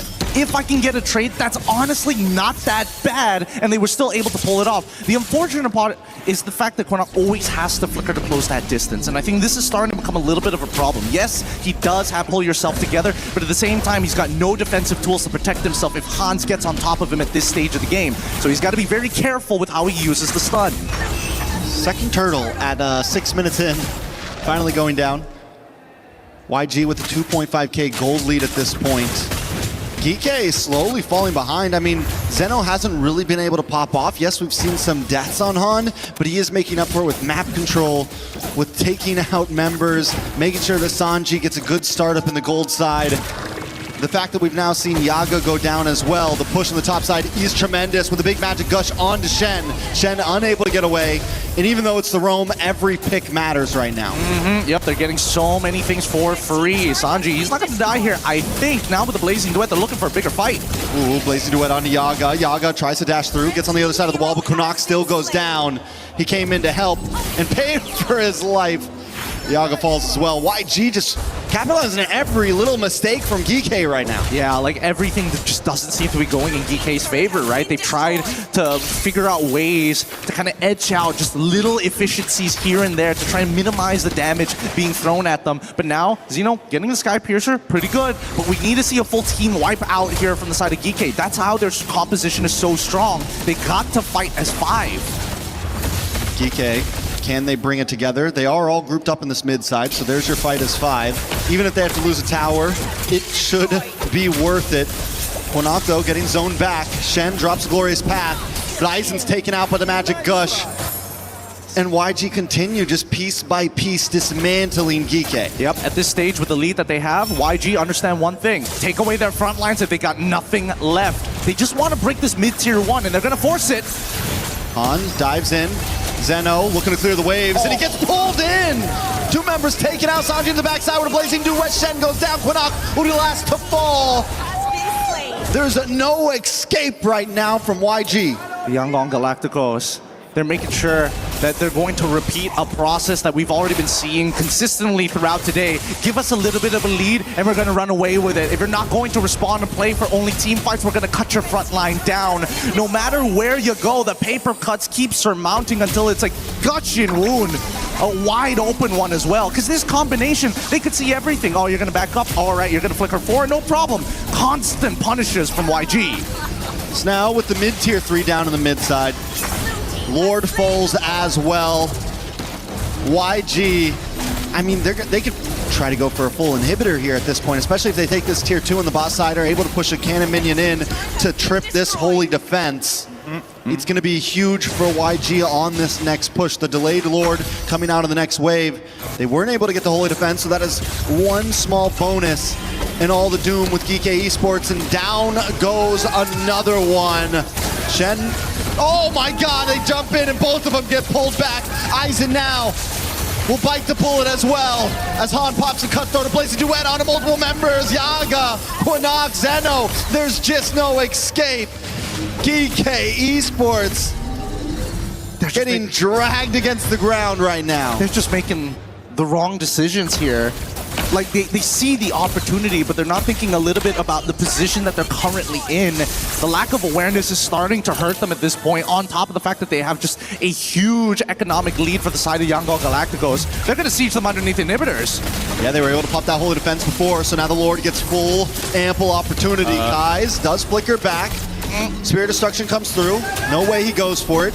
Han will catch a stun to the face. They're going to move back on over to this purple and then look for the re-engage, get the stun, and in comes Shen to his death. A blazing duet from Sanji.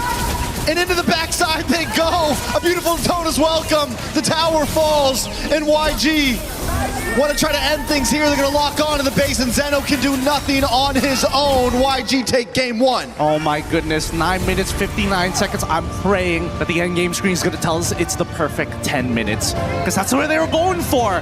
The Yangon Galacticos didn't have much resistance after getting the early lead, but their coordination is what sets them apart. Unfortunately for GK, they made too many bad choices in a composition that heavily depends on that team fight. You only get 1 or 2 of those, especially within the early to mid stages of the game. 9 minutes, 59 seconds. No, 1 second off. 1 second off. A couple milliseconds off. Man. Maybe we can fudge it a little, just make it a little, maybe make it say 10 minutes. Yeah, maybe you know, we'll talk to production about that. But in the meantime, that's got to be crushing. That's got to be confidence deflating for the side of GK. I'm not sure how they're going to recover from this, but they got to show that they are real competitors here. Yangon Galacticos, they're not absolutely perfect. There were mistakes, it's just they couldn't capitalize on it. Yeah, and YG, I think once they knew they could keep pushing in, and I think they just felt it, right? Even though they made little mistakes here and there, they knew that they had the better of them in so many of those fights. And the reality is GK also made mistakes,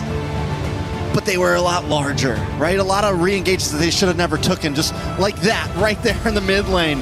Jumping in there, knowing that there still is that fatal Lynx out there, knowing the possibility of what could happen. We saw another one here where Aizen comes back in, re-engages. Where are you going, my guy? Where is the glorious pathway supposed to do? Do you think you're going to get out of there scot-free? No, absolutely not. Blink has played this game for too long to let roamers disrespect him like that and get on top of Sanji. We're going to be throwing it back on over to our studio. Break it down for this. This was a brutal one. It certainly was. That trophy standing on the stage, ready to be claimed, one of those teams has made a very good argument for why it should be them. Early on, sub 10-minute win, almost the perfect 10-minute win against GK Esports. It was a dominant performance, to say the least, Mirko and Renmar. As we come back onto the desk, my name is Randy. I'm your host, and that was a quick one. I mean, I just introduced myself 2 seconds ago because of how fast this game went. But again, it felt like this was a little bit more of what we saw earlier on in the beginning of the series today, because it was just too good from YG across the board. It was fantastic by YG, but also it was pretty bad, honestly, for GK as well. I mean, all of the drafts, we had our questions. We gave them the benefit of the doubt because we've seen crazy, a lot of wacky stuff today that worked out. Rafael Amid, again, shout outs to Midnight, Parating Handa. But again, the high-lows pick and the flex of the Belleric, that was very unnecessary. Again, it's kind of like the Eudora into the Atlas. The Hylos now into the Atlas. They're just trying, it almost seems like they're trying to feed as many bodies to the Atlas, especially with the Gord already there. It's kind of like Kaiser's, okay, I'm gonna get the Sky Piercer early then. Yeah, I think that was the key word there for even a lot of the actions that GK committed within the game itself. Unnecessary timings, unnecessary aggression. They were looking so hard for that concept and idea of, okay, we gotta trade something out, even though they were able to get an early first kill onto Han, but then that didn't really stop the game plan of Yangon Galacticos. Once you get to the major objectives, it's so easy for this Atlas and their Gord to do whatever they want to do over and over again, setting up for the Fanny. But even if you don't set up for the Fanny, if the Atlas and Gord just gets someone low or forces out battle spells, you've already done your job. And that isn't even putting the Barretts into consideration just yet. The meta, as we've seen so far from today and yesterday, has a Barretts problem that no one can answer. The thing is about the Barretts problem as well, it wasn't even like the biggest thing in this game, which is crazy because, all right, yes, they were able to completely dictate a tempo and these neutral objective fights with the Barats, but then you look at the other side of the map where Young and Galacticos were very honest in the draft. They were like, all right, we're gonna go for the Claude because you want to play strong side XP. That's why they picked the Barats. But the fact that the Claude won so hard in lane that it ultimately became 2 strong sides with no bully matchup. Again, in that matchup, it should actually be the Moscow who has a little bit more of a say. That's where the Hirara should go to, and that's why Xeno tried a lot of times to rotate up top. But in the end, it was Moskov getting solo under turret, already using Spear of Misery that gave Han such an easy time to pick and choose where he wants to go. He goes bot, free neutral objective. He goes top, free kill. And on top of the free kill, it was kind of like a buy one, get one because Xeno was trying his best to kind of like recover for the team by rotating top and trying to get a kill. Yeah, unfortunately, you can also just sum it down to, it seems like Yaga got diffed really hard in lane by Sanji. Sanji, of course, with the experience that he had coming in from Falcon Esports and then now being able to play here for Yangon Galacticos. Really, you saw the difference in experience and comfort playing around the gold lane, where I know Yaga has it in him, but Sanji just looked so much better in game number 1.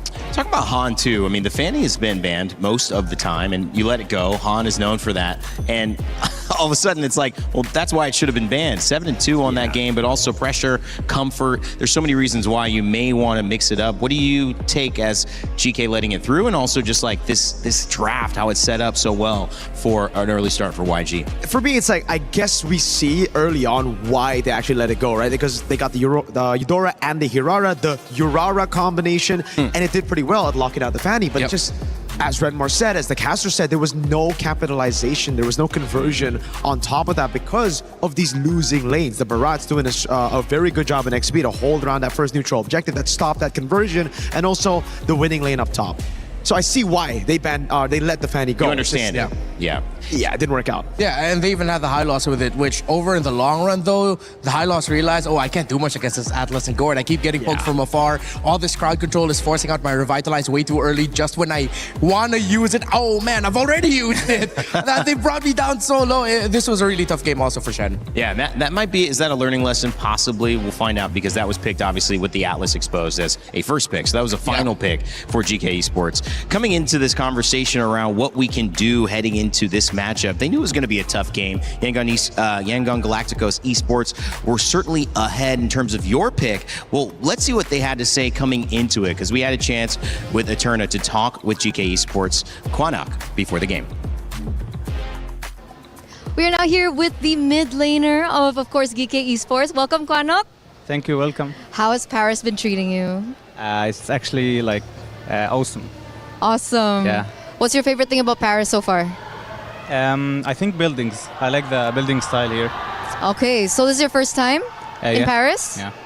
Okay, but it's not your first time on the international scene. No, it's like my third time. But it looks like you're coming in with a new roster. Yeah. Well, my roster is fully changed. I have a new roamer, jungler, EXP, and gold laner. So, yeah, 4 new teammates. How has that been for you so far? It was hard actually to change the full roster with me, but finally we managed to win the MPL MENA again, and it passed, you know. Congratulations, by the way. Thank you. So how would you describe your new playstyle with your new teammates? Actually, our playstyle is more aggressive, and we always prefer to team fight, you know. Okay, so aggressive, team fight heavy. Yeah. We've been seeing that a lot, you know, coming into MSC, and I was wondering about what's going on with the mid laner right now. I think we saw Rafaela earlier on. Eudora has been very popular, and Vexana. So first off, what do you think about the Eudora pick that's been so popular? About Eudora, I think it's an S+ tier now. It's pick or ban, you know. It's so good against tanky junglers, so good against assassin junglers. It has continuous damage and burst damage, and can protect. It doesn't need much protect, you know. So I think it's a great pick now. Amazing pick for Eudora. What about the Vexana? Vexana is more situational. You can't pick Vexana every game. You only pick it for disengage or counter team fight. You can't pick. I mean, it's not flexible as much as Eudora. Okay, so we can expect more Eudora, but maybe less from Vexana. Yeah, of course. What's your specialty? My special pick? Yeah. Loi, but it's actually not meta now. Do you think we can see your Louis today? Possible scenario, yeah. You can. Okay, because you're up against YANWAN Galacticos, and they're also known to be very aggressive. Is there any special preparation that you have up against them? I think it's gonna be in the draft phase. We're gonna ban some of their aggressive picks. Ooh, okay. So yeah, we'll keep an eye out for the drafts. Once again, thank you so much. Congratulations. Wait, you. Congratulations for being here. And congratulations. Good luck. That's Thank what I you meant, very guys. much. Good luck too. Thanks. Back to you guys. Eterna, congratulations to you. Congratulations. For being so good at your job. Good luck as well. I gave a very nice compliment. I felt Eterna's been doing amazing with those interviews. That was a funny one and a funny way to end one, but also that's just what happens when you put yourself in a lot of interviews. I think she's won probably 99% of them. I think maybe Quanok won that one, guys. I think we deserve a graphic for the future broadcasts of Eterna's win-loss record in interviews. Yeah, she'd be in grand finals basically, I For think. sure. If that was the case. Just remember, the worse you are at social interactions, she's a god at Mobile Legends. That's true. Oh, So good man. at games. No. We can't get on her like that. This was though a very fun kind of start for, obviously, if you were on the side of our winning team. But when it comes to GK and Quanok talking about just the meta, you could see that he has a very not simple, but kind of common understanding, which everyone coming into this is. The Eudora is valuable. Yes. Playing around that, though, was not enough. And so that leads to the question, guys, what do you do at this point when the stuff that's clearly valuable, that's commonly known to work, isn't quite working? You really have to look back at then what you're doing within the game itself. How come you're failing with these picks that you yourself think of as S+? Your timing, when you're throwing out your abilities in certain little skirmishes, how you're even trading out abilities within the laning phase. Why the high loss popped up? Okay, maybe I'm not going to dog at the high loss too much, but You have to. You do. If you don't, I will. It's a big talking point. I know it is. They were talking about aggression. They were talking about aggressiveness. Yes, theoretically, high loss is one of those heroes that could work out for constant potential invades, but then now you pick up the high loss with the Eudora because you see the Fanny. It becomes more of a defensive pick. You don't really get to play their game, and I think that was, something that GK also got to feel in the previous game is that they didn't get to play their style. They were reacting a lot, and if ever there's a pick that they shouldn't let through, maybe you let the R-Lot through and then you ban the Fanny, because they said they wanted to ban some of the best picks for YANWAN Galacticos. I know we agreed that it looks like they had the idea to go up against the Fanny, but clearly it's not just about the picks anymore. The Fanny for Han is really good. Maybe it's one of those picks that you just have to ban straight up. you know, this is one of those conversations that feels like it happens in 30 seconds because you need so much time to consider, well, what exactly went wrong. There's so many ways to point the finger when you lose that quickly. There you go. And immediately you see the Atlas band, you see the Fanny band. This is what we're used to. It was strange in game one that didn't happen, but we also see Freya band as well. I mean, this is much more, I think, Mirko, close to what you would like to see from GK. Yeah, I think this is a standard approach to drafts, especially, you know, in the current meta. You ban out the Fanny, ban out the Atlas as well. Now it opens up for that Eudora. We did hear from Quanok, it's first pick or ban. I think that should be the choice as well for GK. You know, a lot of the other assassins open, Hirara, Ling, so might as well pick up the Eudora first and then let Yangon Galacticos decide what other assassin they want to go for. Now, question is, will the Phoveus also be banned out, or will YG try to punish GK with that Phoveus? Yeah, there you go. Phoveus up. They take out the Belleric instead. So it's a wealth of options here for GK that Yangon Galacticos, based on the math that we've seen so far and the priorities, they might just end up winning the trade for the first blue 1, red 1, 2 trade, and then GK will have to pull out something for blue 2, 3 to turn it around in their favor. I still think the shadow of Uranus and Belleric is starting to really hang heavy in the drafts, but instead of the Eudora, they rush the Hirara instead. So you'd think they're going to lose the Eudora here. Yes. Yeah, it should be Eudora +1. What does that tell you, Mirko? I mean, it tells me that GK are confident in their Hirara, I guess. I mean, they picked up Hirara both games, right? Xeno in the previous game as well. I'm guessing they think they'll have an answer for the Eudora anyway. Something that can open up, maybe a Cho early on as well could be the choice, but it could be taken by Yangon Galacticos, man. They were the ones to ban out the Cho earlier after banning out after picking up the Atlas rather. So Eudora Cho is guaranteeing mid prio, and then you pick up the Ling on red 3 would be a solid choice, but they go for the Ling Eudora instead to save for, I think, the Phoveus red 3. Yeah. Could be. Honestly, GK just pull a page out of the book of everyone else. Just pick up something like a Cho, and then you pick up a Barrett's. Ooh, I like that. Right? Cho Barrett's together. You get a little bit of a more priority in the center of the map. You rotate fast because your Barrett's are slower. Barrett's can safeguard that side of the map.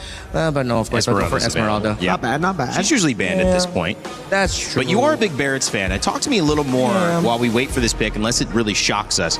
Talk to me a little bit more for those just coming in and watching, why you like Barrett's showing up more and more as we get into these days. Yeah, because of the picks that we've seen for this metagame, there's not a lot that can actually give it problems early on. Well, although in the previous series we saw Lutpi go down twice early on with the Barretts, but it had to get so much resources from their opponents just so that they could take the Barretts down.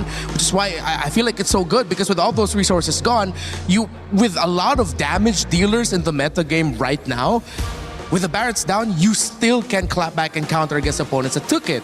And GK are honest with it. They show up the Esmeralda and the Paquito already, so they know that they're going to be packing the EXP gold, favorable side lanes. You get the Paquito at gold, you get the Esmeralda at EXP. Isn't that where they kind of had their biggest struggle, though? I mean, in gold and EXP, and I mean, Mirko was kind of waxing poetic on this.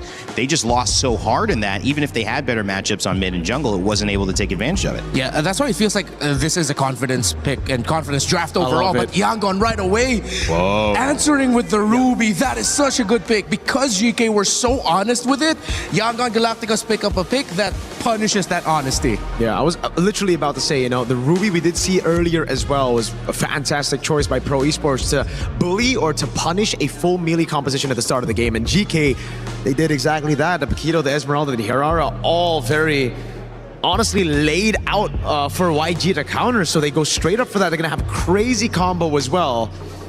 So let's just see how they build on it, right? Like, I feel like the Ruby, it's also a three-way flex at this point. They're not being too honest themselves. They have that question thrown out now to GK, and they're going to have to keep GK wondering, because Rome works, Gold works, XP works, all the matchups against the picks of GK.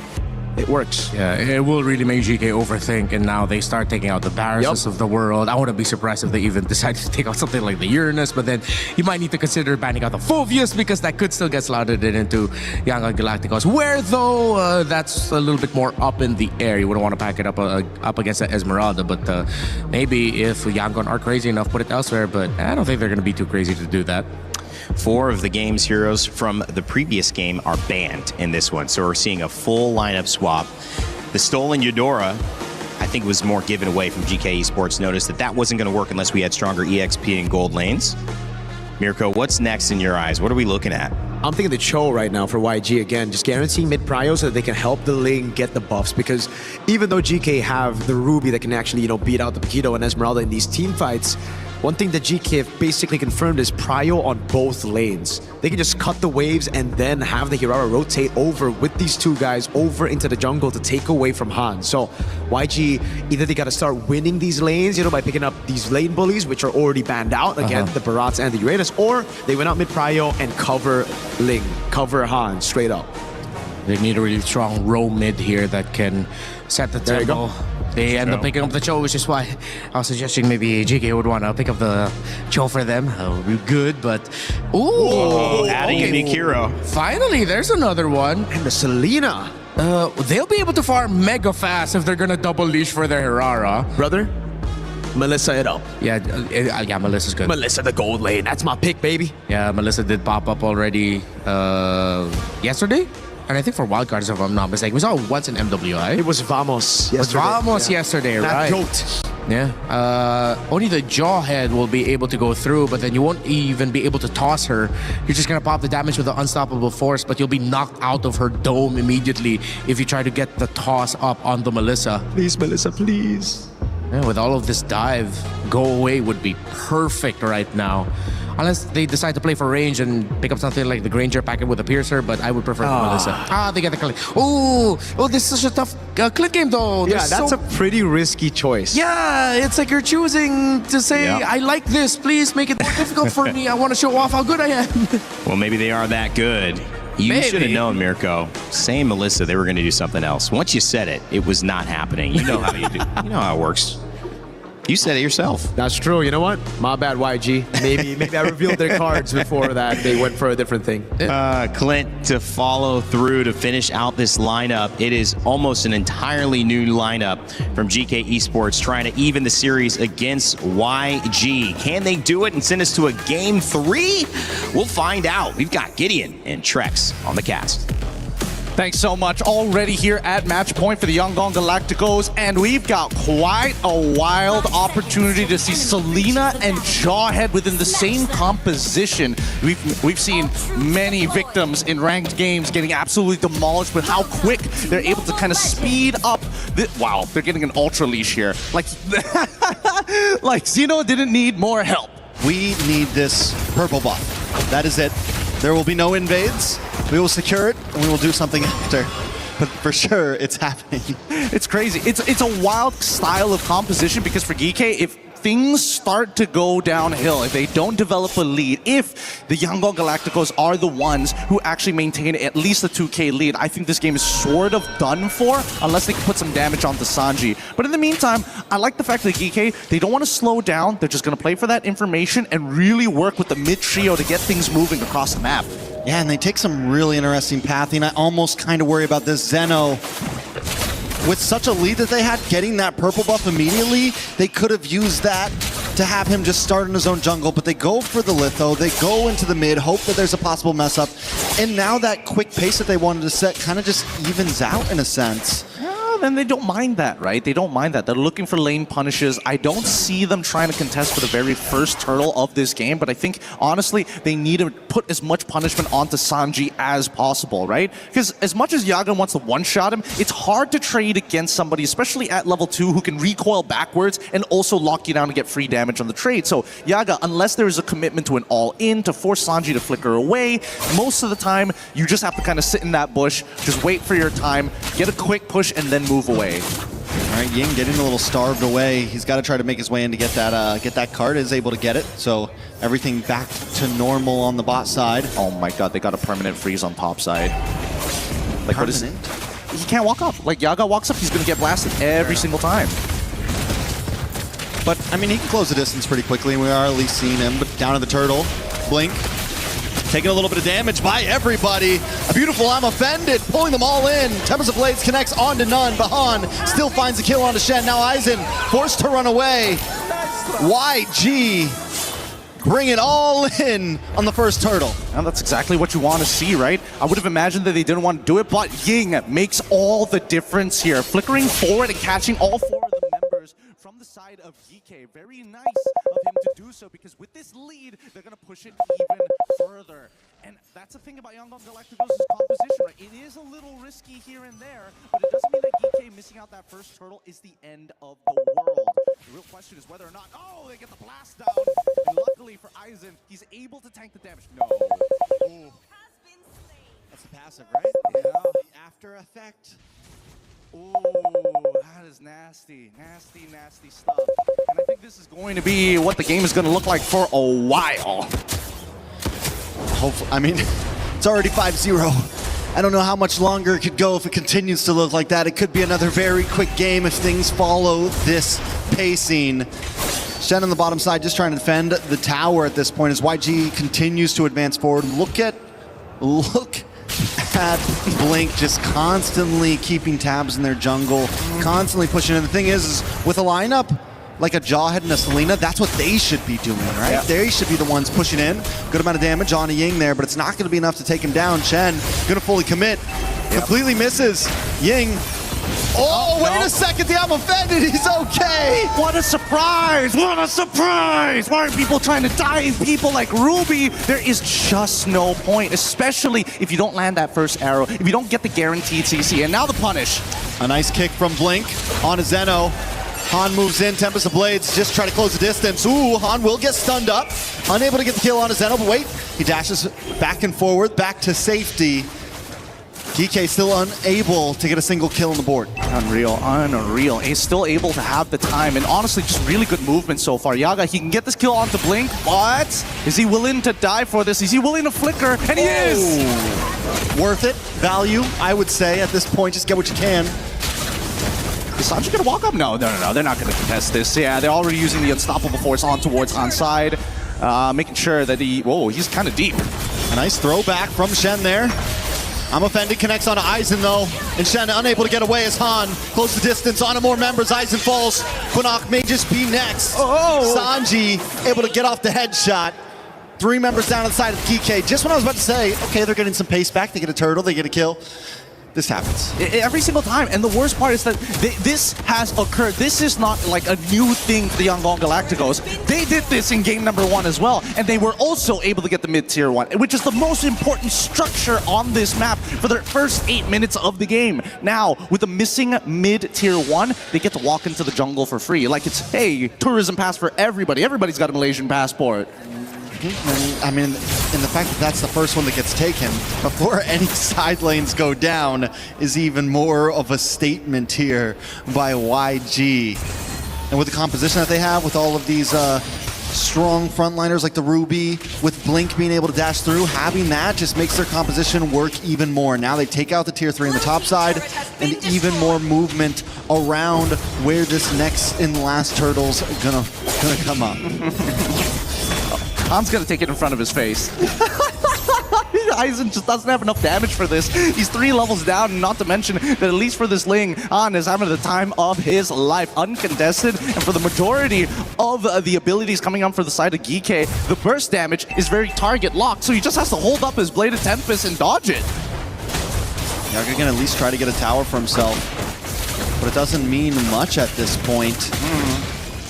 I mean, at this point, you got to regroup. It's a 3,000 gold lead. There is still plays that could be made, but they definitely need to stick together a bit more. We said it last game. Once they started falling behind, you have a composition that you want to sit around. Everyone needs to kind of work together, get those combos off. They don't have any big range with the marksman. They sacrifice that for the fighter off lanes. Turtle is up now. What can they do about it?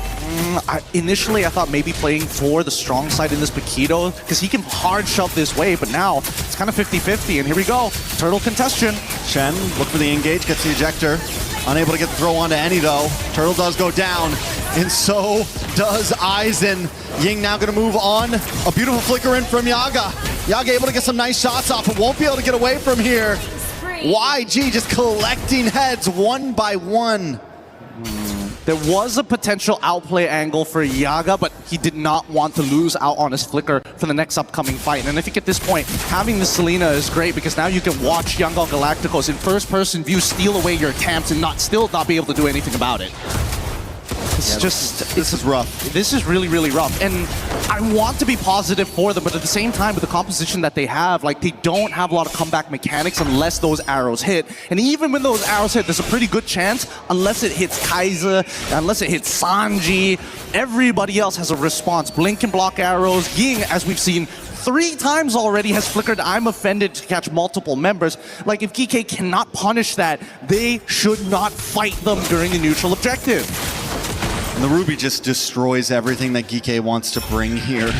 Every little bit of dive. And if they do get past the Ruby, there's still the quick stun from, ooh, nice kick. Does land down onto Aizen. Still the quick stun from Kai's. Still the quick second skill, small stun from Sanji. It's so hard to break through, and even if you're going for those targets, you have Han jumping onto you. So it's a tough match. Even if GK was able to kind of even things out here, it's just a hard match to fight. They're living on a prayer. That's the truth of it. And even Yaga, right? He's in this 2v1 scenario, finally gets to go, uses his flicker. You're up against Ling. He's going to chase you down. Like, there's so many weird decisions happening in this game that has, honestly, I think Game 1 has absolutely crushed that confidence. And after that first turtle, it's just PTSD. It's all happening all over again. Game 1 replaying in their minds. YG going to slowly continue to pick apart this map. Lord will be up in a few seconds. They've taken the tier 2 on the bottom side. They haven't lost this. Oh no, they lost their top tier 3, so little something for GK. The arrows, I don't think I've seen a single arrow hit. Some of them have hit. It's just, you know, it hits somebody like Blink. It's hit Ying a couple of times. Both of them just laugh at it. Again, no real want you to come in. Exactly, that's the problem. They're like signaling them, please. This is the airstrip. Land the plane here. I'm offended. Onto Aizen. Han gets engaged. Yaga is there, gets some nice damage, but Aizen still goes down, unable to connect, and Yaga kicked back, taken out. Sanji will get that kill. They're just sharing him at this point. GK unable to do anything in the face of this team right now. I think I figured it out. I think that GK haven't realized it's not the fact that they have this huge economic lead on the side of Yangon Galacticos. It's the fact that they're walking up as if there's people behind them, and Yangon is like, wait, we already have full vision. We know you're by yourself. And this keeps on happening. GK is trying to fake them out with their positioning, trying to fake them out as if like, yes, I'm a legitimate threat. The truth is, it's already been exposed. The satellite sees everything. So what do GK do? I mean, I guess we pointed out they just continue to not do it. A little bit of a 1v1, the anime fight. Han wins once again. Shen, I mean, even Shen unable to really engage. Goes for Blink this time. Doesn't get the toss. A lot of damage on a Blink with Sanji's just free hitting from the backside, and I'm offended with the flicker. More damage lands on Aizen. Sanji getting aggressive, dashing in. Shen just trying to zone them away, just trying to defend the base. A Lord is coming soon though, and YG's not done yet. At this point, it's not just living on a prayer, it's putting lipstick on a pear, and now they're looking for a little bit more. It's hot finally to get the shutdown! Finally, Yaga connects. No one was there to help him out. Ying wasn't there to slow him down, and GK Esports getting another kill on the board. Shen with the toss. Oh my God. But everyone walks in. Nobody able to help out at all. Blink getting low. Sanji able to find Shen. Blink does finally drop. Yaga is finally picking up some kills on the board. All 3, the only 3 of GK's kills are in the hands of Yaga. And now there is some legitimate hope. They were able to get the right spells. And Yangon Galacticos, unfortunately, a little too over-eager. But look at this, right? He gets on top of Han, kills him, no problem. But here's the moment where Yaga wants to come in, and guess who saves the day? It's Blink, who blocks the shot to save Sanji's life here. Yaga was thinking about getting the empowered shot and flickering right on top of the correct targets, similarly to what his Jawhead did. Oh my lord, Han is moving and grooving right now. They're maintaining that distance, but since you brought up the question, I will answer. They're going to need somebody to bait the spells. The only problem is I don't think that the Yangon Galacticos, when the Unstoppable Force comes out of Shen, they're just going to wait until it's done, right? Oh, Aizen down. Han able to get the kill. Blink looking for the next target. Ooh, beautiful flicker! Calling the dash preemptively, but Yaga to the backside. He flickers through. He wants Sanji. He's able to get Quinok. Sanji goes down as well, and Yaga's picking him up. But Kai's finally gets the shutdown, and it's a full team wipe for YG. Pretty good idea, but they could not collapse at the exact same time. There's just too many delays with the help of Ying covering so much space. He's 3-0-16. This Ruby pick has absolutely demolished their comp as they start knocking on the front door. GK, what are you gonna do about this? You need 6 seconds. I don't think there's much GK can do. With the minions crashing through, YG does decide to back off. They're not going to force it. But the jungle's gone. There's no bust for the side of GK, and Lord is up. Does GK go for this? Honestly, they've been going for it nonstop, so I wouldn't put it past them to try to take this fight. I honestly think they should do it again, right? Force this fight underneath by the Lord. They need to, GK are the ones who have to walk on over, and if Yangon don't do this fast, that top wave is going to build up to force the decision for them. Dashes through, big kick on Quinnock. Quinnock goes down. Tempest of Blades falls onto Aizen. It's on the top side. Yaga gets pulled back in with the I'm offended. Kais gets the kill. The rest of GK running for the hills. Yep. And now they're going for the endgame. They don't even need the Lord at this point. They know what they need to do. And Sanji is just too strong. He can single-handedly do the siege. It's a 4v5 right now, or a 3v5 right now. Aizen goes down. YG gonna move on to Shen here. Last minion drops. They do have to back off. They're unable to connect to the base. I don't know how long we can do this for because it's coming to a point where we're getting to the 42k mark. Once we get to the 42k mark, we're expecting that Xeno alongside, well in this case, Yaga, would have hit their core items. I know for a fact that Yaga has his item, Xeno at the same time, but the rest of them, they just don't have enough stats, especially for Aizen, literally 2 items. But I mean, in the end, right, Aizen, I think the big problem for GK, where's the major damage? You have some physical damage. Quinnock was never able to come online, and even then, towards late game, the Selena's always going to start to fall off a bit, you know? And it wasn't able to get that value you would get out of it in the early to mid. And at this point, without a marksman, without any kind of range, and with just physical damage as your major damage dealers, even once the core items come in, where does GK go with that? The physicality of their damage isn't the problem. It's the fact that this Ruby has literally blocked them at every single angle. Like, Yaga wants to close the distance, but he can't because he's melee. So at this stage, it really is just whether or not Ying can get moved out of position. Ying pulls Zeno back in. Zeno goes down. Aizen about to get hit by the Tempest of Blades as Han dashes onto the tower to get the kill. Lord connects onto the base, a big kick onto Yaga, and that should be it. YG, with one last empowered wave, will move on to the base. They want to make things fast, they want to make things quick. YG take game number 2 and win the series. Oh, the outclass here. The Young Galacticos take the game 2-0. They had an incredible answer to the draft so far, and honestly, I think that was the problem. Those first 3 picks was just too honest and no punishing ban on this Ruby. There were just too many problems to think of and they fell for it. I think this is one of those, go back to the pre-preparation room, relook at the priority list for your heroes for the types of compositions you want to develop. Very well done by YG. Definitely some things that need to be looked at from GK Esports. They will have another chance to fight, but YG will move on to the next round up in this upper bracket and are that much closer to securing playoffs. Yeah, man, that very first turtle could have been played so differently, so very differently, but Ying catching so many people there put that first nail in the coffin. And then when the invades come through, that's when it gets harder and harder to play. Like, GK, it's not like GK played it super terribly. They had a really good idea of what was necessary. However, they didn't check those boxes. You can't skip any of the steps with this style of composition. It must be step 1, 2, and 3, not 1, 4, and then back to 2. Yeah, it was definitely, I think, draft is the key issue. In game 1, we saw some mess-ups in terms of gameplay. But by game 2, a lot of things just started to fall apart across the map. We've seen it before happen, right? We've seen teams clean themselves up. But at this point, it is major that they do this. This wasn't just a loss. This was a bad loss. Yeah, it's definitely going to hurt the confidence for sure. Luckily, we know that our competitors here at MSC have the strongest mentals possible. It really just comes down to realigning what the research tells you and pre-preparing for so many of these games. But that's the true nature of competition. And with competition, of course, there must be victors who we have up on stage for the interview.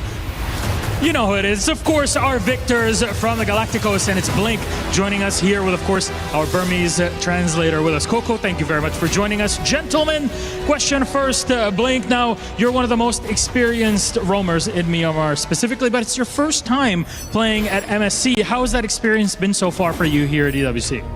အဲ့ဒီတော့ပထမဆုံးဂုဏ်ပြုပါတယ် MSC အနေနဲ့ဒါပထမဆုံးဝင်လာတဲ့အတွေ့အကြုံရှိတဲ့မြန်မာပြည် game ပြိုင်ပွဲဝင်တယောက်အနေနဲ့ဘယ်လိုအတွေ့အကြုံခံစားရပါလဲ ကျွန်တော်တို့ကတော့ MSC ကတော့ပထမဆုံးသွားတဲ့ဟာပေါ့နော်ကျွန်တော်ပြိုင်ပွဲတွေကတော့ကျွန်တော်သွားဘူးတယ်ပေါ့အခုကျွန်တော်တို့နိုင်သွားတဲ့အတွက်လည်းအရန်ပျော်ပါတယ်ဒါပေမဲ့ကျွန်တော်တို့နိုင်တာအခုခဏပဲပျော်တာပေါ့နော်နောက်ပွဲအတွက်ကျွန်တော်တို့အကောင်းဆုံးပြင်ဆင်လာခဲ့ပါမယ် I'm so happy to be here for the first time and we are going to prepare for the next match and this is the first time for me but we are going to go forward. Of course, you played at M7 most recently, huge internationally, but I want to talk to you when it comes to metagame because Barats and Ruby, we've been seeing them more and more here. Do you think that the meta is developing more towards them here at MSC? အဲ့ဒီတော့ဒီ MSC မှာဒီလိုပြိုင်ပွဲအနေနဲ့ရွေးချယ်ခံရတာဟာတကယ်ကိုယ့်ရဲ့အတွေ့အကြုံအနေနဲ့ဘယ်လိုရှိပါလဲဗျ အခုလိုသွားတဲ့ကျွန်တော်လည်းခေါ်ယူပါတယ်ဒါပေမဲ့ကျွန်တော်ကိုယ်တိုင်လည်းတာဝန်ရှိတယ်လည်းခံစားရပါတယ်အဲ့အတွက်လည်းကျွန်တော်တို့အများကြီးစူးစမ်းသွားပါမယ် I was so proud of myself and I felt like I have more responsibility for this match. And why is that the case? Do you feel that it's just the pressure on being in the international stage that puts that on you, or is it the whole team is kind of working together throughout it for a victory? ဒါဟာဘာဖြစ်လို့ပါလဲနိုင်ငံတကာပြိုင်ပွဲဖြစ်လာလို့လားနောက်ပြိုင်အဖွဲ့တစ်ခုလုံးကကိုယ့်ပေါ်မှာတာဝန်ရှိနေတယ်လို့ခံစားရပါလား ဒီပွဲမှာမဟုတ်ပါဘူးကျွန်တော်တို့ဥမာ local ပွဲတွေဆိုလဲဘယ်ပွဲဖြစ်နေဖြစ်နေကျွန်တော်တို့ကတော့တာဝန်ရှိရလို့ခံစားရပါတယ်အဲ့အတွက်ကျွန်တော်လည်းအကောင်းဆုံးစူးစမ်းနေပါတယ်ဗျ not only for this match and all the match that we have experienced in the past and I was so much responsibility for this so we're trying our best. And you absolutely will do because not just in this match, but in our upcoming game, I mean, you guys are playing against Pro Esports. Did you expect them in the upper side of the bracket or was it more SRG that you were waiting for?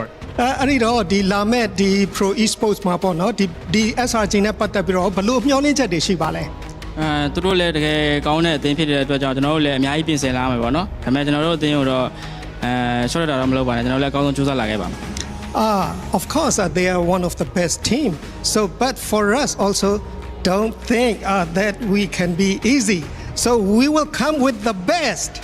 Oh, that's a lot of strength to look forward to. Very much looking forward to that game between yourselves and Pro Esports. Thank you very much, Blink, for joining us on the interview. For you and the entire team, congratulations to Yangon Galacticos. They start off with a huge victory over GK. Back to the panel to wrap it all up. Don't think we can be beat. We are coming with our best, and that is a great sentiment to close out the day and close out a win here for Yangon Galacticos. They take the W 2-0 over GK Esports as we look to wrap this up. I'm Rain Day. Welcome back here to the panel as we look to close out an amazing day of upsets. Mirko and of course Renmar joining me. Mirko, I mean, you have actually a little bit of analysis for that game before we kind of head into end of day closing, but you know, it's just a clear one-sided win for YG. Oh yeah, I think honestly this is a mismatch, man, especially if you see that game, right? In game number 2 especially, it comes down to GK trying to all in onto one win condition, but it was completely taken out. So I need your help now, Renmar. All right. So let's start first with just the composition. I'm going to go through the map here and we're going to look at the composition and we're going to see no marksman. We're going to even see a double down on the early game with the Jawhead and the Selena. So usually when you see these two fighters, hold on. Usually when you see these two fighters, it comes down to tempo. You have the Selena and the Jawhead controlling in mid. I want to have your eyes set into the mini-map, right? The Paquito should be cutting up top together with the Esmeralda. Now, honestly, I'll give props for YG for actually stopping this from happening. As you can see right now, early on, Blink has already positioned himself in that bottom lane to deny that XP tempo advantage for the side of GK. But if we play this clip again, it's still all right for GK. They get the tempo onto mid, they rotate onto the first neutral objective. Obviously, Blink was late as he was trying to delay or trying to deny that cut in the bottom lane. He tried to delay the turtle, it didn't work out in the end, and this is where you see a big problem. I think the casters pointed this out constantly. It's just bad decisions on top of bad decisions. Notice how the Paquito, again, up top, if you look at the minimap, does not rotate, does not cut, does not get in this tempo and utilize the tempo advantage up top. And if we look all the way back at the emblems, it is also, in my opinion, a bit of a bad decision from GK's side to go for Quanok on Wilderness Blessing instead of Season Hunter. Usually with the Selena, you go Season Hunter and that insta-tempo in mid with these fighters in the side lanes to guarantee neutral objective. But just take a look at how long they take to get this turtle down, right? Quanok couldn't burst it down, Xeno couldn't burst it down. It creates this very awkward area where they didn't know what to do. Their composition isn't built to go for fights, it's rather pickoffs with the tempo, or it's to burst the neutral objective. Now with all of YG going in, it kind of comes down to, again, that decision for GK that was just horrible. They didn't clear bot, they didn't force Ying into a bad spot. So Ying just instantly rotates over without having to clear that bottom wave and gets a massive set. So we play this again and we see, look at the entrances again. Even from the individual standpoint, Aizen didn't try to stop Ying from getting into this team fight, right? Because at this point, at least if you want to win for GK, it's picking them up, it's isolating these targets. But what GK did in the end is corralling together up against an already heavy AoE composition. So you see this all play out and all those individual bad decisions, all those individual mistakes on the micro and macro just culminate in the game ending at 2 minutes. And you see the Paquito in the middle of the river there, finally moving. Yeah. We call that a day late and a dollar short. It did take a while for the Paquito to move in. Even GK to move as a team at the beginning. I really thought when you show up with a Selena and Jawhead and you have a Hirara, you're gonna, yes, mega leash for the Hirara and then immediately invaded the opposing purple buff. They spent 20 plus seconds waiting on the bush, watching as the Ling gets a purple buff without a problem. And once the Ling left, stayed there for another 5 seconds and then they moved back to their rotation. They ended up losing that initial start because the Ling even got to go to the opposing Lizard, steal that away while they stole nothing and only watched. It just seemed like they hesitated on every single decision, and not just in the game, but even pre-game. Because again, Renmar, I had to recheck, right? Because I saw that turtle take, that first one where it just all collapsed. Yeah. I had to check the emblems again. And there you go. I spotted it. Wilderness Blessing on the Selena instead of the Season Hunter with this kind of composition, right? So basically they went for this composition, but even then they weren't really all coordinated to go for it, like to understand the winning condition and just go straight for that winning condition. Yeah, it's like they had the rough sketch of it, but they weren't able to polish it into the final picture. They just had the initial ideas of, all right, we want to go fast, but how do you want to do that? What steps are you going to take properly? Gideon was making a big point about taking the proper steps, and they misstepped. Well, today has been anything but clear in terms of the path to walk. We thought Selangor Red Giants might do what they did. They did for a game, but it was Pro Esports who would steal that one. Probably definitely the most contested set of the day. That puts Pro Esports in the upper bracket. Aurora Gaming, also 2-0's Liquid. And we see onic versus Entity, the fastest 2-0 of the tournament so far. Both sub 10-minute games, I believe, or around 10 and then an 11-minute or so. I think we've had a 10 and then a 14-minute. Yep. But here is what it looks like for the bracket for Group B. Yangon Galacticos have put themselves in the upper bracket to qualify for the knockout stage versus Pro Esports. They will play. And then onic is going to be going up against Aurora Gaming, who basically sent the defending champions, Team Liquid, to the elimination match, which will be Entity 7's opponent now. And GK Esports, who we just watched, will face off against the Selangor Red Giants. Whoever loses those elimination matches goes home. Whoever wins the qualification matches advances to the knockout stage. So high stakes for every single match. Yangon and Pro Esports, I'm happy for them. These are teams that probably no one expected to even make it to the knockouts, and now they're going to be fighting for one of the first knockout spots in Group B. Happy for Myanmar and Cambodia, of course, with the shocking results that we got, but I think that series is probably going to be one of the most banger that we're going to be getting in the second round in the groups. I think that's a guarantee, right? It has to be a banger. It's just, yes, it's sweet, but it's bittersweet, right? Because in a way, you get to see Yangon Galacticos and Pro. They go up against each other for the first time in Cambodia and Myanmar for the first time in a long time. But then you look at that better side of things and it's like, dang, every single time in the M6 World Championship, M7 World Championship as well, whenever one of these teams, the Cambodian team loses or the Burmese team loses, the Burmese would back the Cambodian team and the Cambodian team would usually back the Burmese teams, whoever's still there. Now they finally meet each other and they're foes. It's bittersweet. Setting up a great storyline, however. And of course, for you, you've been having your eye on a storyline with our tournament pick'ems. You've decided who is going to win each game. And look at that. Team Liquid with 69% of the tournament pick'ems results. There's still a chance. There's still a chance. Yeah. Elimination matches. I mean, it does mean that they've got to be on their game as well. Closely behind them, 10, 7, 6, and 4% though. Everybody has kind of got an idea of what's going to happen, but I think, Mirko, as we kind of look into tomorrow's schedule and start putting our eyes on these next upcoming games, it's very tough to tell what is going to happen as we go back to Group A and we get our first upper bracket games to advance to knockouts and our lower brackets that will send some teams home. Man, again, it's going to be a bittersweet day. You're going to see a lot of teams make it through. You're going to have to say some goodbyes as well. But one thing's guaranteed, just like that Pro versus Yangon matchup, tomorrow's going to be a banger. Look at the schedule. Yeah, Vamos, Spirit, Vitality, Falcons, they're already going to be fighting out to see who's going to be advancing into the knockout stages. Well, of course, Rippers, Guangzhou Gaming, Falcons Meta, Ignite Gaming, well, we're going to have to say goodbye to 2 of those 4 teams. So if the start of this tournament was maybe a slippery slope, kind of trying to get your footing, do you feel like we found a foothold here after today, closing our thoughts with day 2? I think we found our foothold on the mid and jungle prio picks, but that's about it. Everything else is really just up to the players. We've seen fighter golds, we've seen some crazy picks in the XP like the Barats again. So I think the meta will continue to surprise us in the upcoming days for those roles. Still, I love it. It's challenging for the players. It's challenging for the coaching staff. People have to be ready for even more surprises. Barrett's Uranus coming into the conversation. Ling, Eudora popping off. It's one of the best MSC metas that we have because it's so unpredictable. I've been loving watching it. Been so thankful for all of you guys giving me your knowledge, helping me to learn this game. And all of you at home watching, thank you. We love you, MLBB community. Of course, MSC at EWC here in Paris is coming to a close for today. But tomorrow, we send some teams home. We send some teams to the knockout stage. I've been with Mirko and, of course, Renmar. My name is Rainday. And remind you to never give up, never stop gaming. I'll leave you with the SDC recap to close out day 2.